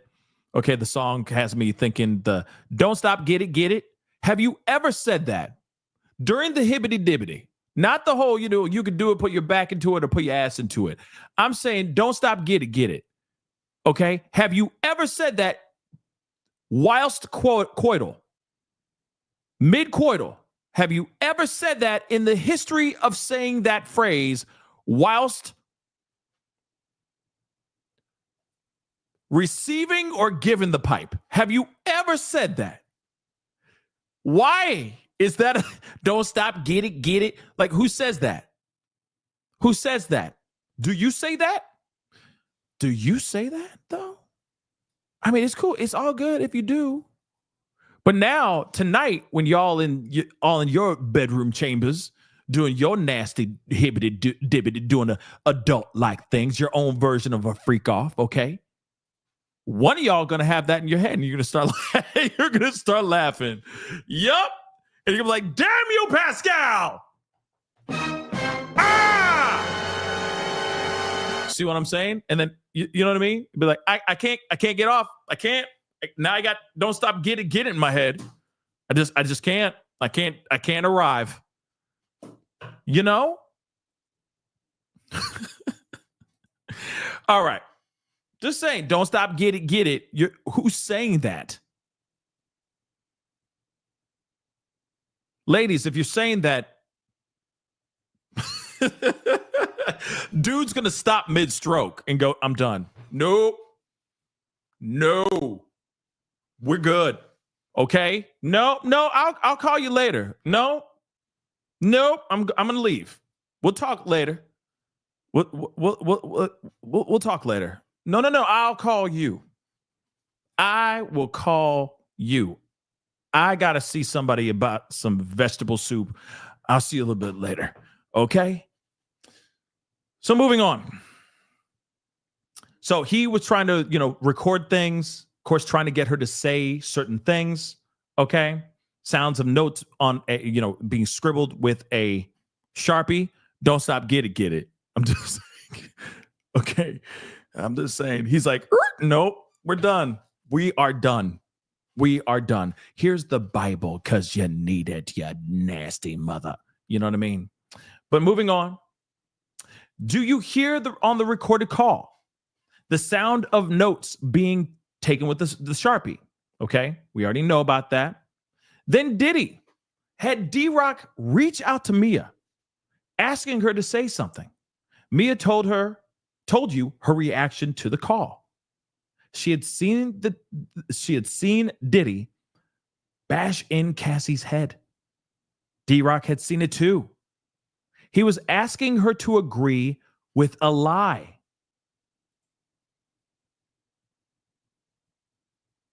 As the federal investigation grew, they kept reaching out to Mia. D-Rock calls her 5 times in a row. The chart Miss Sanker presented to you brings all of this together. For those of y'all who are wondering, here's how Diddy's family looks in the courtroom. So they're all sitting together, arms folded, stuff like that. And I mean, real talk. I feel bad for the fam. Okay? If they don't have anything to do with this, if they know nothing about this stuff, real talk, I feel bad for them. This is a bad situation to be in. And be associated to. You know what I mean? But anyway, the defendant's conduct toward Mia is also obstruction and witness tampering. What's also obstruction? The video of the intercontinental attack. It's bribery, but also obstruction. They got him on that too. They do. I already know some people are like, nuh-uh. But no, they do. Finally, venue. We only have a show. We only have to show and act in this district. And it doesn't even have to be criminal. SDNY includes Manhattan and the Bronx. Count 2, freak-offs in Manhattan. Count 3, freak-offs, jewels to the London Hotel in Manhattan. Count 4, Jane in Manhattan.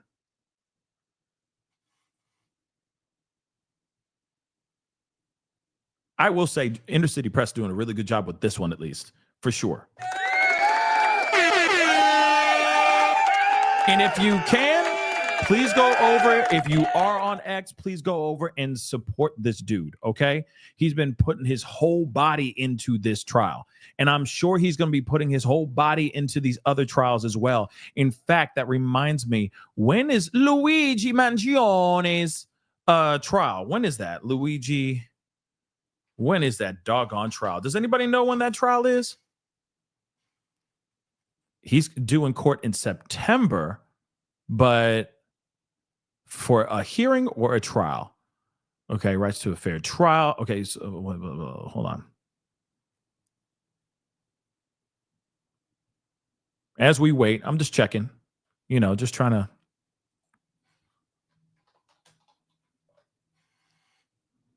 Oh, damn. Okay, never mind. It won't be trial likely won't start until 2026. Damn, that's diabolical. Eesh. Okay. Okay. So that sucks. That's tragic. I was hoping that was gonna be like kind of soon, I know some of y'all like free Luigi. We're going to have that conversation in the near future. We will have that conversation in the near future. I guarantee you. Okay. So Diddy knew he was in trouble after Cassie's lawsuit, which they basically said in what we just read, which of course makes sense, right? So he knew that a civil action could lead to prosecution, according to the prosecution. So he had to circle the wagons to keep his most trusted advisors, such as KK and his head of staff like D-Rock, quiet and unseen. Paying people off with a brown paper bag was not an option. He needed to stay under the radar. And again, it's been more than 4.5 hours so far for prosecution. So they're literally dragging these people by the hand, rehashing everything from the very beginning of the trial to the very end. So they're not done. So the government had earlier estimated that their closing would take about 4 hours. They're about to hit 5 here very shortly. It's cool. We here. We are her. You feel me? We are her. But still, hopefully they wrap by 5 o'clock. We'll see what happens. And then there's more breaking news. President Trump is making an address. I guess there's the big, beautiful bill event that's going on right now. So he's got that going on right now. Like there's some things going on in the world. Like I said, we keeping an eye on all that ish. Keeping it informative and entertaining all at the same time. But please, guys, don't forget to hit that like button down below, please and thank you. Okay. Oh, we got past 1,500 votes. I'm just going to keep it up. I'm going to keep the poll up. Okay. You love the variety show, Nicole? Okay, cool. Now you're going to have a lifetime of it. We're going to have a whole lot more coming. Okay. Whole lot more. Because, the trial's going to be over most likely sometime next week, right? It'll be over sometime next week. And then, yeah, I mean, I don't know what the next, I know, pause. Pause. I'm going to keep the poll up. Look, honey, I'm going to keep the poll up. Okay, honey. Okay, you keep it up. All right, I'm right there. But yeah, you ain't wrong. Pause. But I'm wondering what's the next conversation, right? Yeah, I know. Not everybody does. You know, like I said, I want to give you guys a variety of different things, keep you guys entertained, but give you the information that you need. Love, that is the goal. Keep it entertaining as F. All right. So let's continue, shall we? So again, court 4. I think they're saying count 4. Yeah, that's what I said before. Count 4. Jane in Manhattan. So we got a couple more. Oh, come on, don't be a. You spent 7 weeks listening. A lot of evidence was hard to hear or see. You heard from Kid Cudi, whose house was broken into and whose car was burned. You heard from Regina Ventura, Deontay Nash, how he ran the enterprise with total control. It's time to hold him accountable. It's time to find him guilty. So it says we'll continue tomorrow.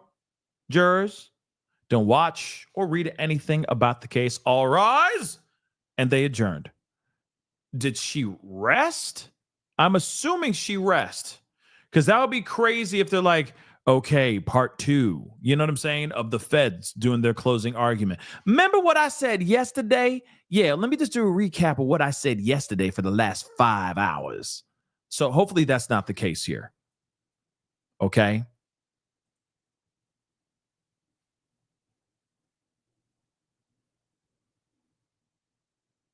Yeesh. Sorry, moist coitus. I'm just done. That's crazy, Stubbs. I'm done.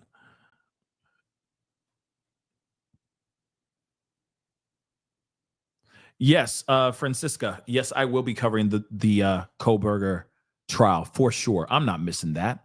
Oh, hell no. No, that's a huge trial. We're definitely covering that for sure. Okay. We've been covering that since day one. It's just that there's been so many other stuff, so many other things. Like there's been a lot of little things that have been trickling out with the Brian Koberger thing.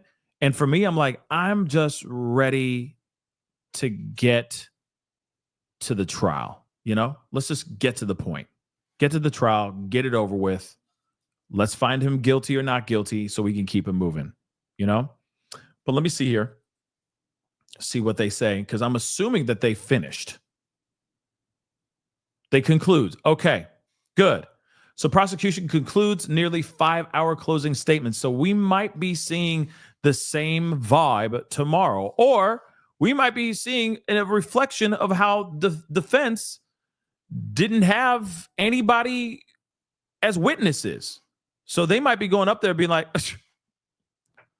ladies and gentlemen of the jury, you can't believe all of this, right? I mean, he's a superstar. Diddy's a superstar. You don't see that? Dude's incredible. You don't see him sitting there all in white, looking innocent, holding the Bible? The defense rests. Like, I feel like that's all they're going to do. They have no witnesses. They have nothing. All they're doing right now is coming up and probably just going, oh, yeah, no. They were all entertainers. It was all love. And you guys are smoking crack if you think that he's guilty of any of these crimes. So prosecution sat down after a nearly 5-hour address to the jury, making the government's case against Diddy on all 5 counts. I get it. They had to break it down. And I appreciate that they did break it down because, again, this is the biggest issue I had with the whole thing because it was a mess. It was an absolute mess. She thanked the jury for the dedication, noting that much of the evidence was hard to hear and see throughout the 6 weeks of trial.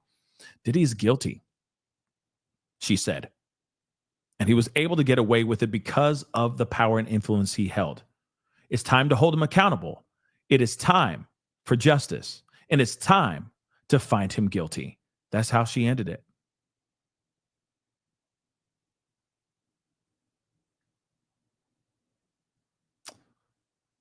Interesting stuff, y'all. Oh.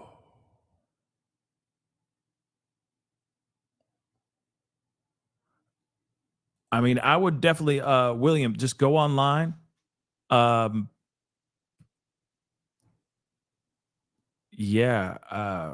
yeah. There's some deals on the website on pascalmerch.com. Check it out. I don't know if you can get 5 of those for 175. I would just see what's going on over there. Okay. But yeah, here's the other question though.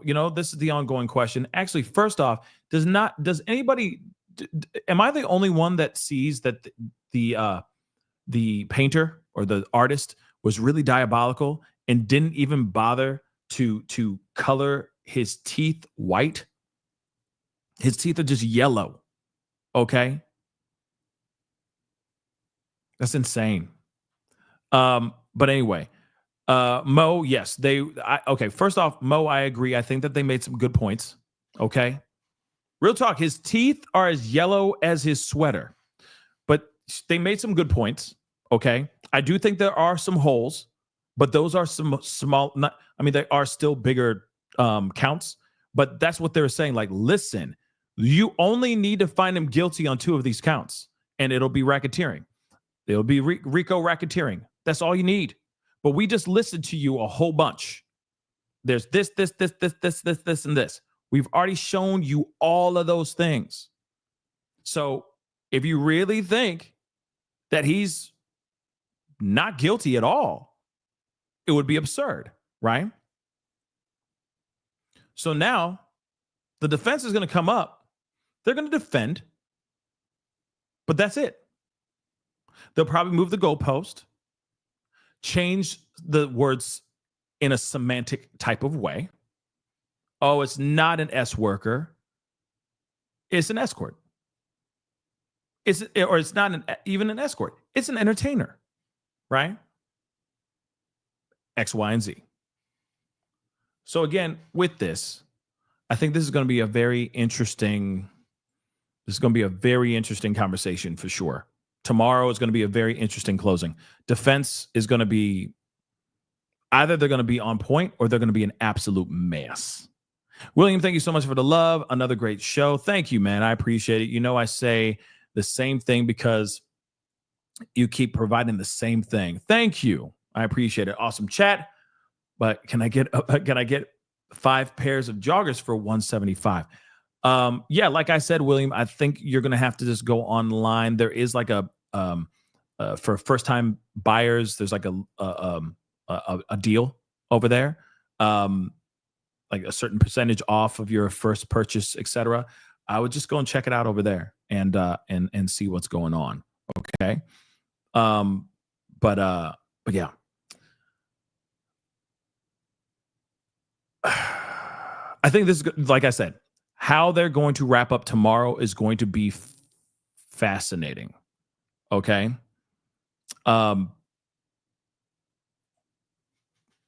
It's going to be fascinating.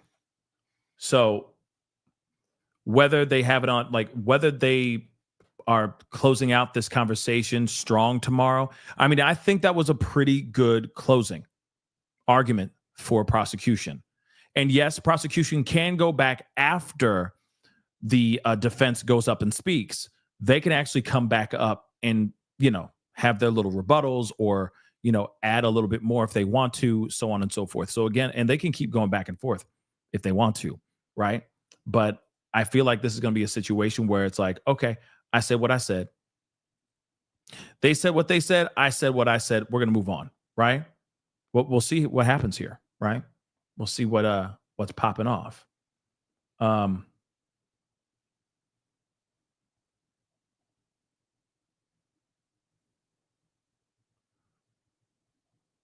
Sorry, guys. I'm just seeing if there's anything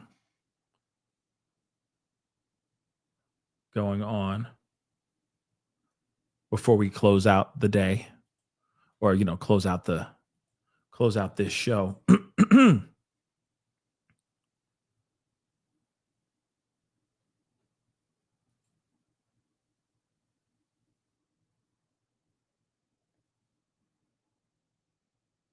Oh, apparently, that's interesting.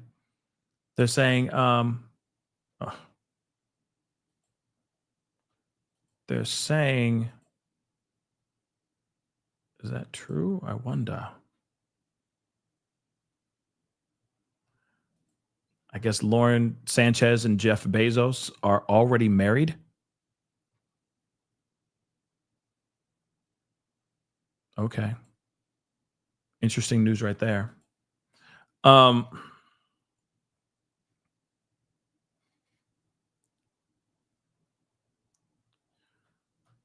Yeah, just checking around just to make sure.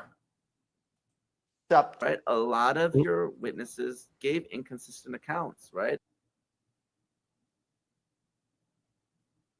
Yeah, this is all done, I guess.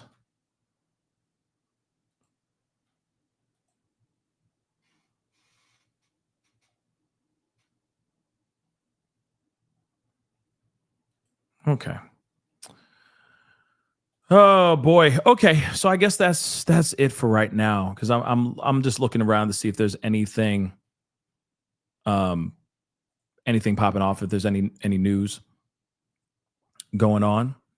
I know that Trump is addressing the whole big beautiful bill, and so that's what's going on right now. But I'm just checking one more thing.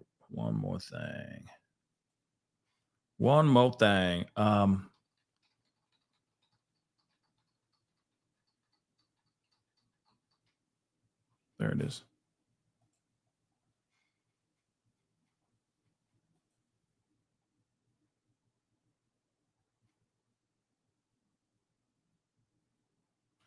And let me close this poll here too.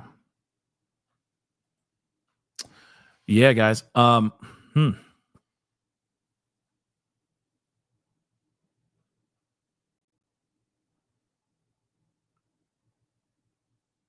Crazy stuff, y'all.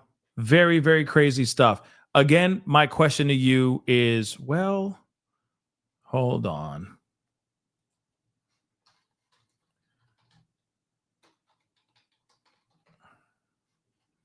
I know that the likes of the Liver King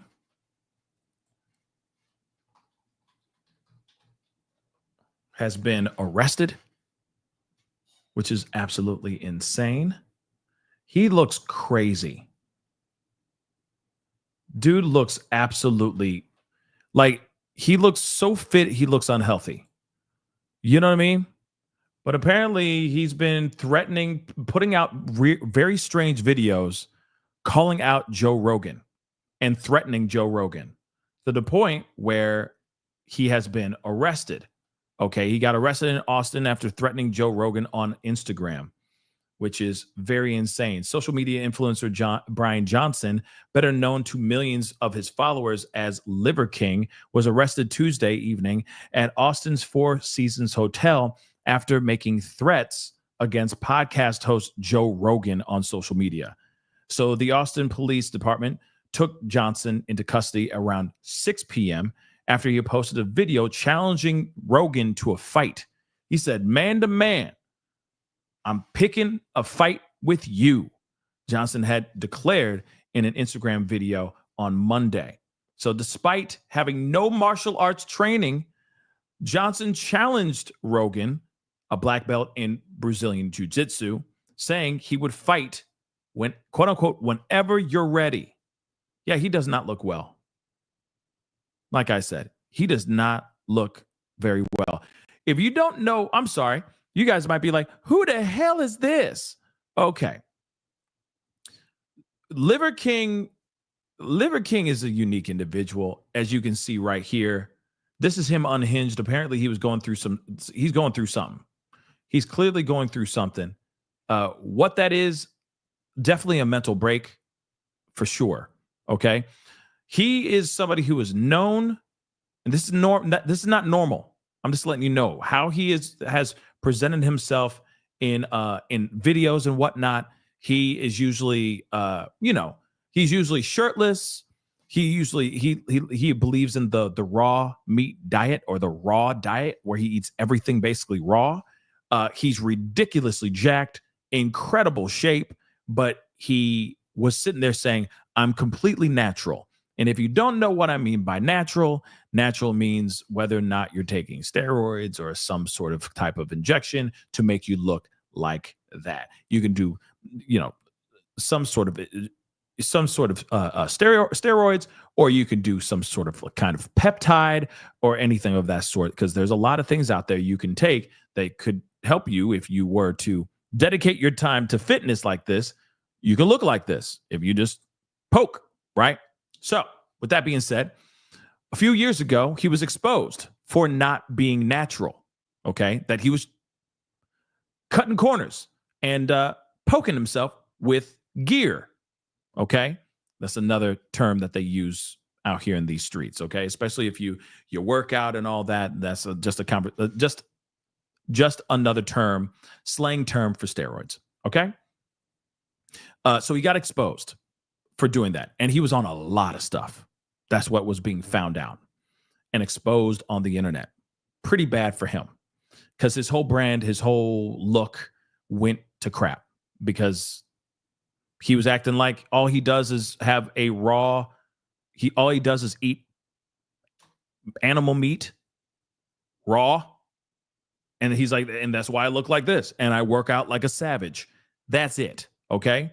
But just recently, he's come back into the chat, okay, into the conversation, because he's been having very unhinged moments online. And a lot of them have been addressed or focused on the likes of Joe Rogan. Why Joe Rogan? I do not know. But this guy is definitely on something. I've never seen this video, okay? But he definitely has lost his marbles for sure. Joe Rogan, I'm calling you out. My name's...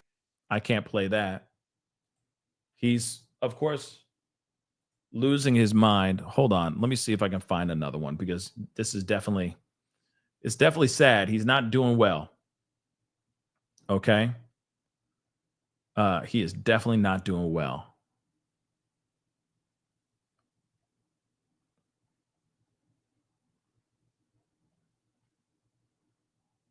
Wow. This is what, oh my gosh, that's crazy. This is what he looks like without a beard. So that's him before all the crap. And this is him now. Oh my dear Lord. That's crazy. Yeah, I mean, he's like sitting there live, like he'll go on his Instagram, because he became very popular on Instagram because of the stuff that he was like, he would eat. He would eat like bull's testicles raw. Just sit there and just eat them like it's nothing, And he just went on this like raw kind of diet, which is insane. But hopefully there's no sound on this one. I'm gonna make a quick video to weigh myself right now. In case you didn't know, I take shits on the ground. This is where I lay in the shower. I lay here on the ground. That's my enema bucket. This is my enema bucket right there. And that's what I'm about to do, is I'm gonna try and get a shit worked out. But I'm gonna weigh myself so that it's official. It's official. Here's what I weigh. Here we go. What's that weight say? Can y'all see it? Wow, I weigh more than what I thought. It looks like about 192. Official weigh-in, Liver King, 192. Yeah, I've been saving. These are my clothes. These are my suits. I have a black suit. I got a barbarian blood color suit. And what's the other? Oh, emerald green. Yeah. And I'm like, why would I ever wear white? That's ridiculous. I'm gonna wear it after I beat your ass, Joe Rogan. That one. And when I say after I beat your ass, nobody wins nor loses. There's an outcome. Okay, so clearly he's not okay. I mean, just hearing him talk and saying what he's saying right there, he's clearly not okay. He's clearly off. Okay. Yeah, he's on a lot of stuff, guys. All right. And now that he's been exposed, like, I'm sure he feels really bad. You know what I mean? Because, he was lying to the public. He was gaining millions and millions of followers, guys. It was absolutely insane. All right. He became part of pop culture there for like a hot minute until another YouTuber exposed him and basically said, this guy's lying. He's saying that he's not on anything, that he's not on gear, okay, that he's not taking anything, any type of performance enhancing substances or anything like that at all, when in actuality, he really was. And he was on a lot of stuff. And I'm sure he's still on that stuff, because even so, he got caught and he said, you know what? I'm not doing that anymore. I'm not taking any of those substances anymore. I'm not doing that. Okay, I'm going to stick with the raw meat diet. That's what I'm going to do. And he still looks like that. And now you see him looking like he's losing his doggone marbles. So clearly something's up, and he's still taking that stuff, y'all. Okay, he's clearly still taking that stuff. All right. So a video posted to Johnson, Liver King's Instagram account, shows the moments before his arrest. He was seen pacing around the room, discussing the impending prison time and fight with Rogan. An officer is seen patting him down while he is handcuffed. And then, of course, Johnson was then taken to a police car. Now, of course, like I said, he gained a lot of fame for his muscular physique and his controversial raw diet, and was charged with making terroristic threats and Class B misdemeanor.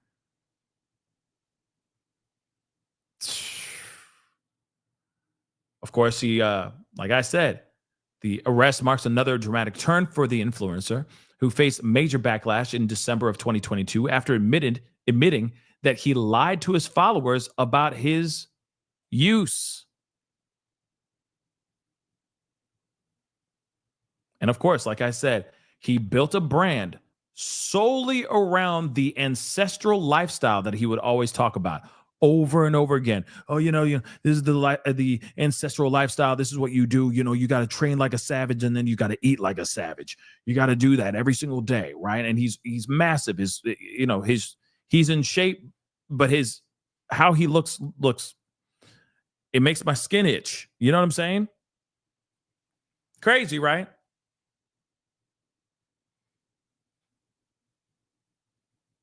Yeah, then the muscle came. Then he basically said that all of his muscles and the way he looks comes specifically only from the 9 special tenets and eating raw meat. That's it. Oh, these are PEDs for show. This mother lover is all on these PEDs. Look at that dude. You saw what he looked like before.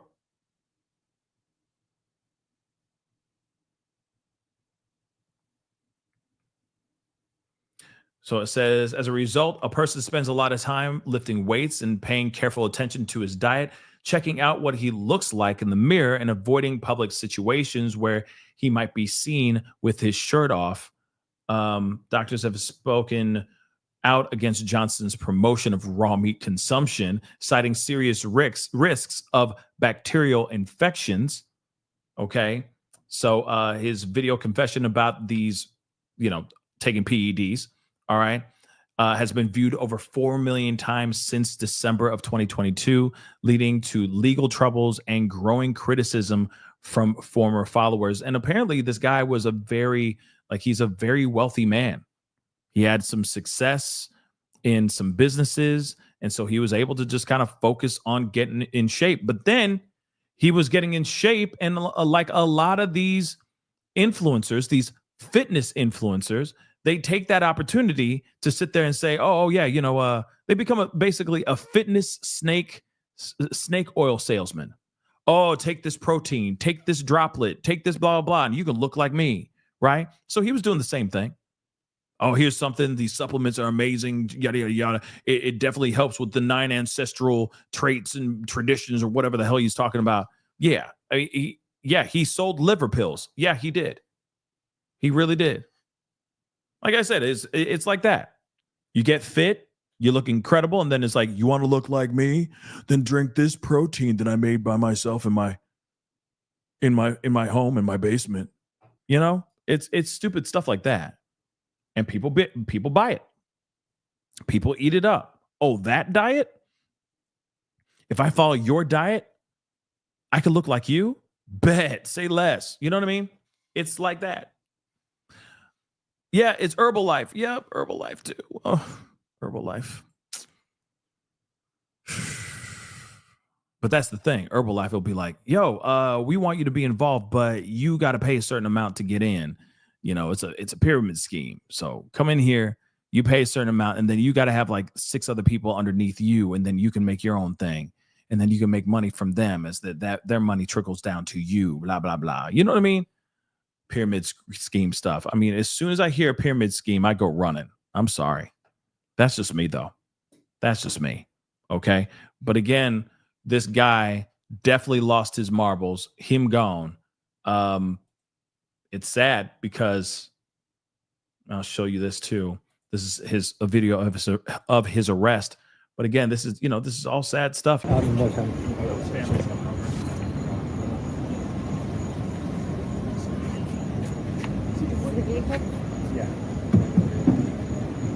And these items are for you? I wouldn't take that award, anything and everything.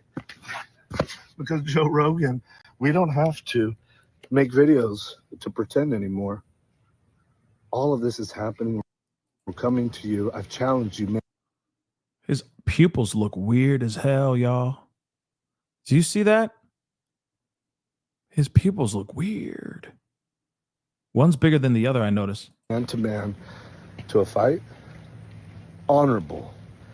And we don't have to pretend or make any videos. The world is watching. They'll make the videos for us. And you don't have to hold a camera.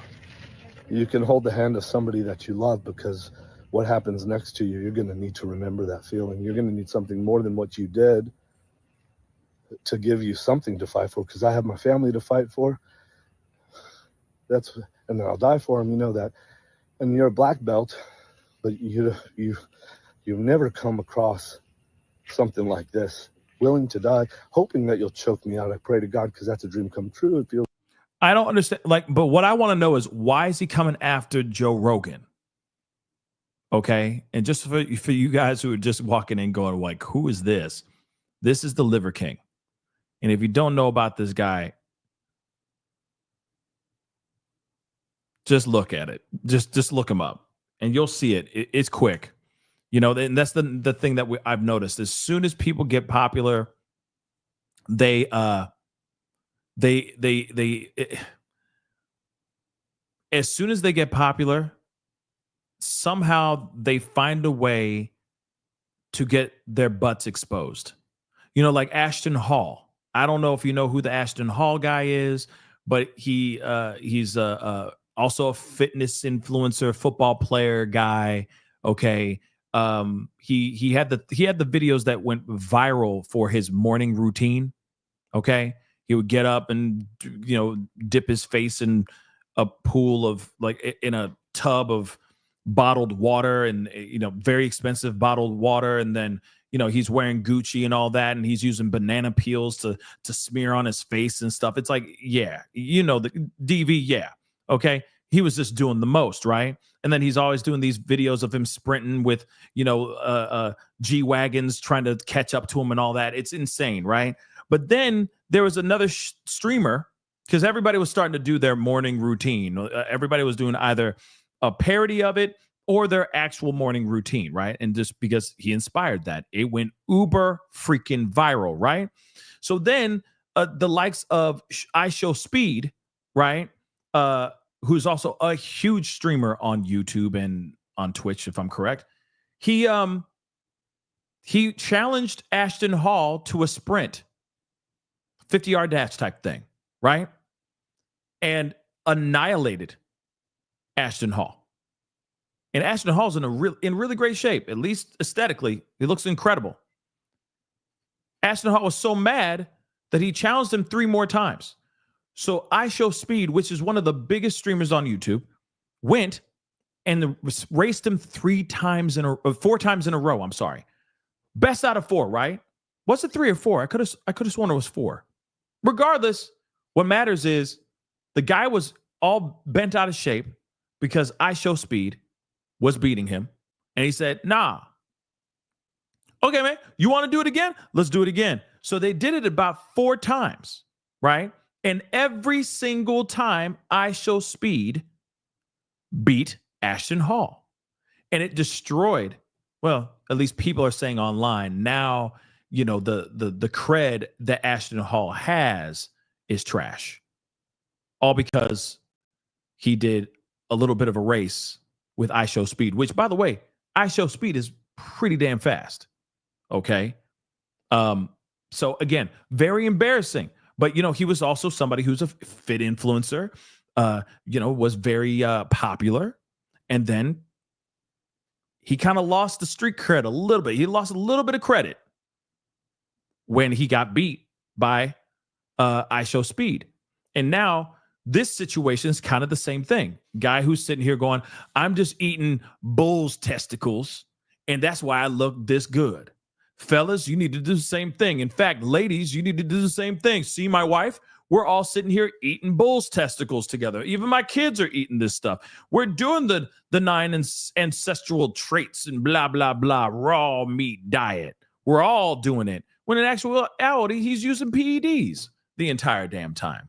So all of a sudden, out of nowhere, his life crumbles because the entire empire he was building starts falling apart because he's trying to, you know, summon his Conan the Barbarian Arnold Schwarzenegger thing. You know what I mean? Wearing lion's fur on his head and crap. I mean, you know, like I said, it's sad. And I still want to know why the hell he's going after Joe Rogan of all people. It just doesn't make any sense. Out of nowhere, he's like, you and me, one-on-one, mano a mano. I don't know why he's doing that and what the focus is, right? What's the desire? Well, he's locked up now. Don't do PEDs, guys. And you know he's doing a cornucopia of different kinds of he's doing a concoction of different things. So again, see what happens? See what happens, everybody? It's like a after school special, right? Just say no, kids. Just say no. But that is the show, guys. I appreciate all y'all for being here. It really means a lot. Of course. Appreciate you being here. Thank you. Before you head out, hit that like button down below, please, and thank you. Crush it. Do what it do. Okay? Hit that reaction button if you're watching on other platforms. If you are watching on those other platforms, like Facebook, X/Twitter, Instagram, TikTok, Rumble, Twitch, Kick. Follow, subscribe, like those pages, follow those pages, subscribe to those pages, subscribe here to my YouTube channel, my main place, please and thank you. Go to my second channel, The Pascal Show Clips, subscribe over there. We do have another clip that's over there, okay? So go check it out, all right? And of course, for those of y'all who know, the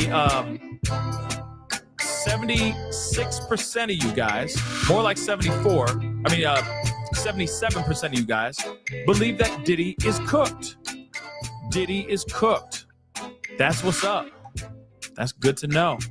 But hit that join button down below, become a member, check out my Patreon, check out my locals, and of course, check out PascalMerch.com. All right, guys? But anyway, it is time to get going. Much love to you guys. Have a great one, guys. If anything's popping off, I'll be back on to talk to you guys about it. If not, I'll see you guys tomorrow morning for the defense closing arguments. And that's going to be an interesting one for sure. So I'll see you guys soon. Be good to yourselves. Be good to one another. This is The Pascal Show. Bye.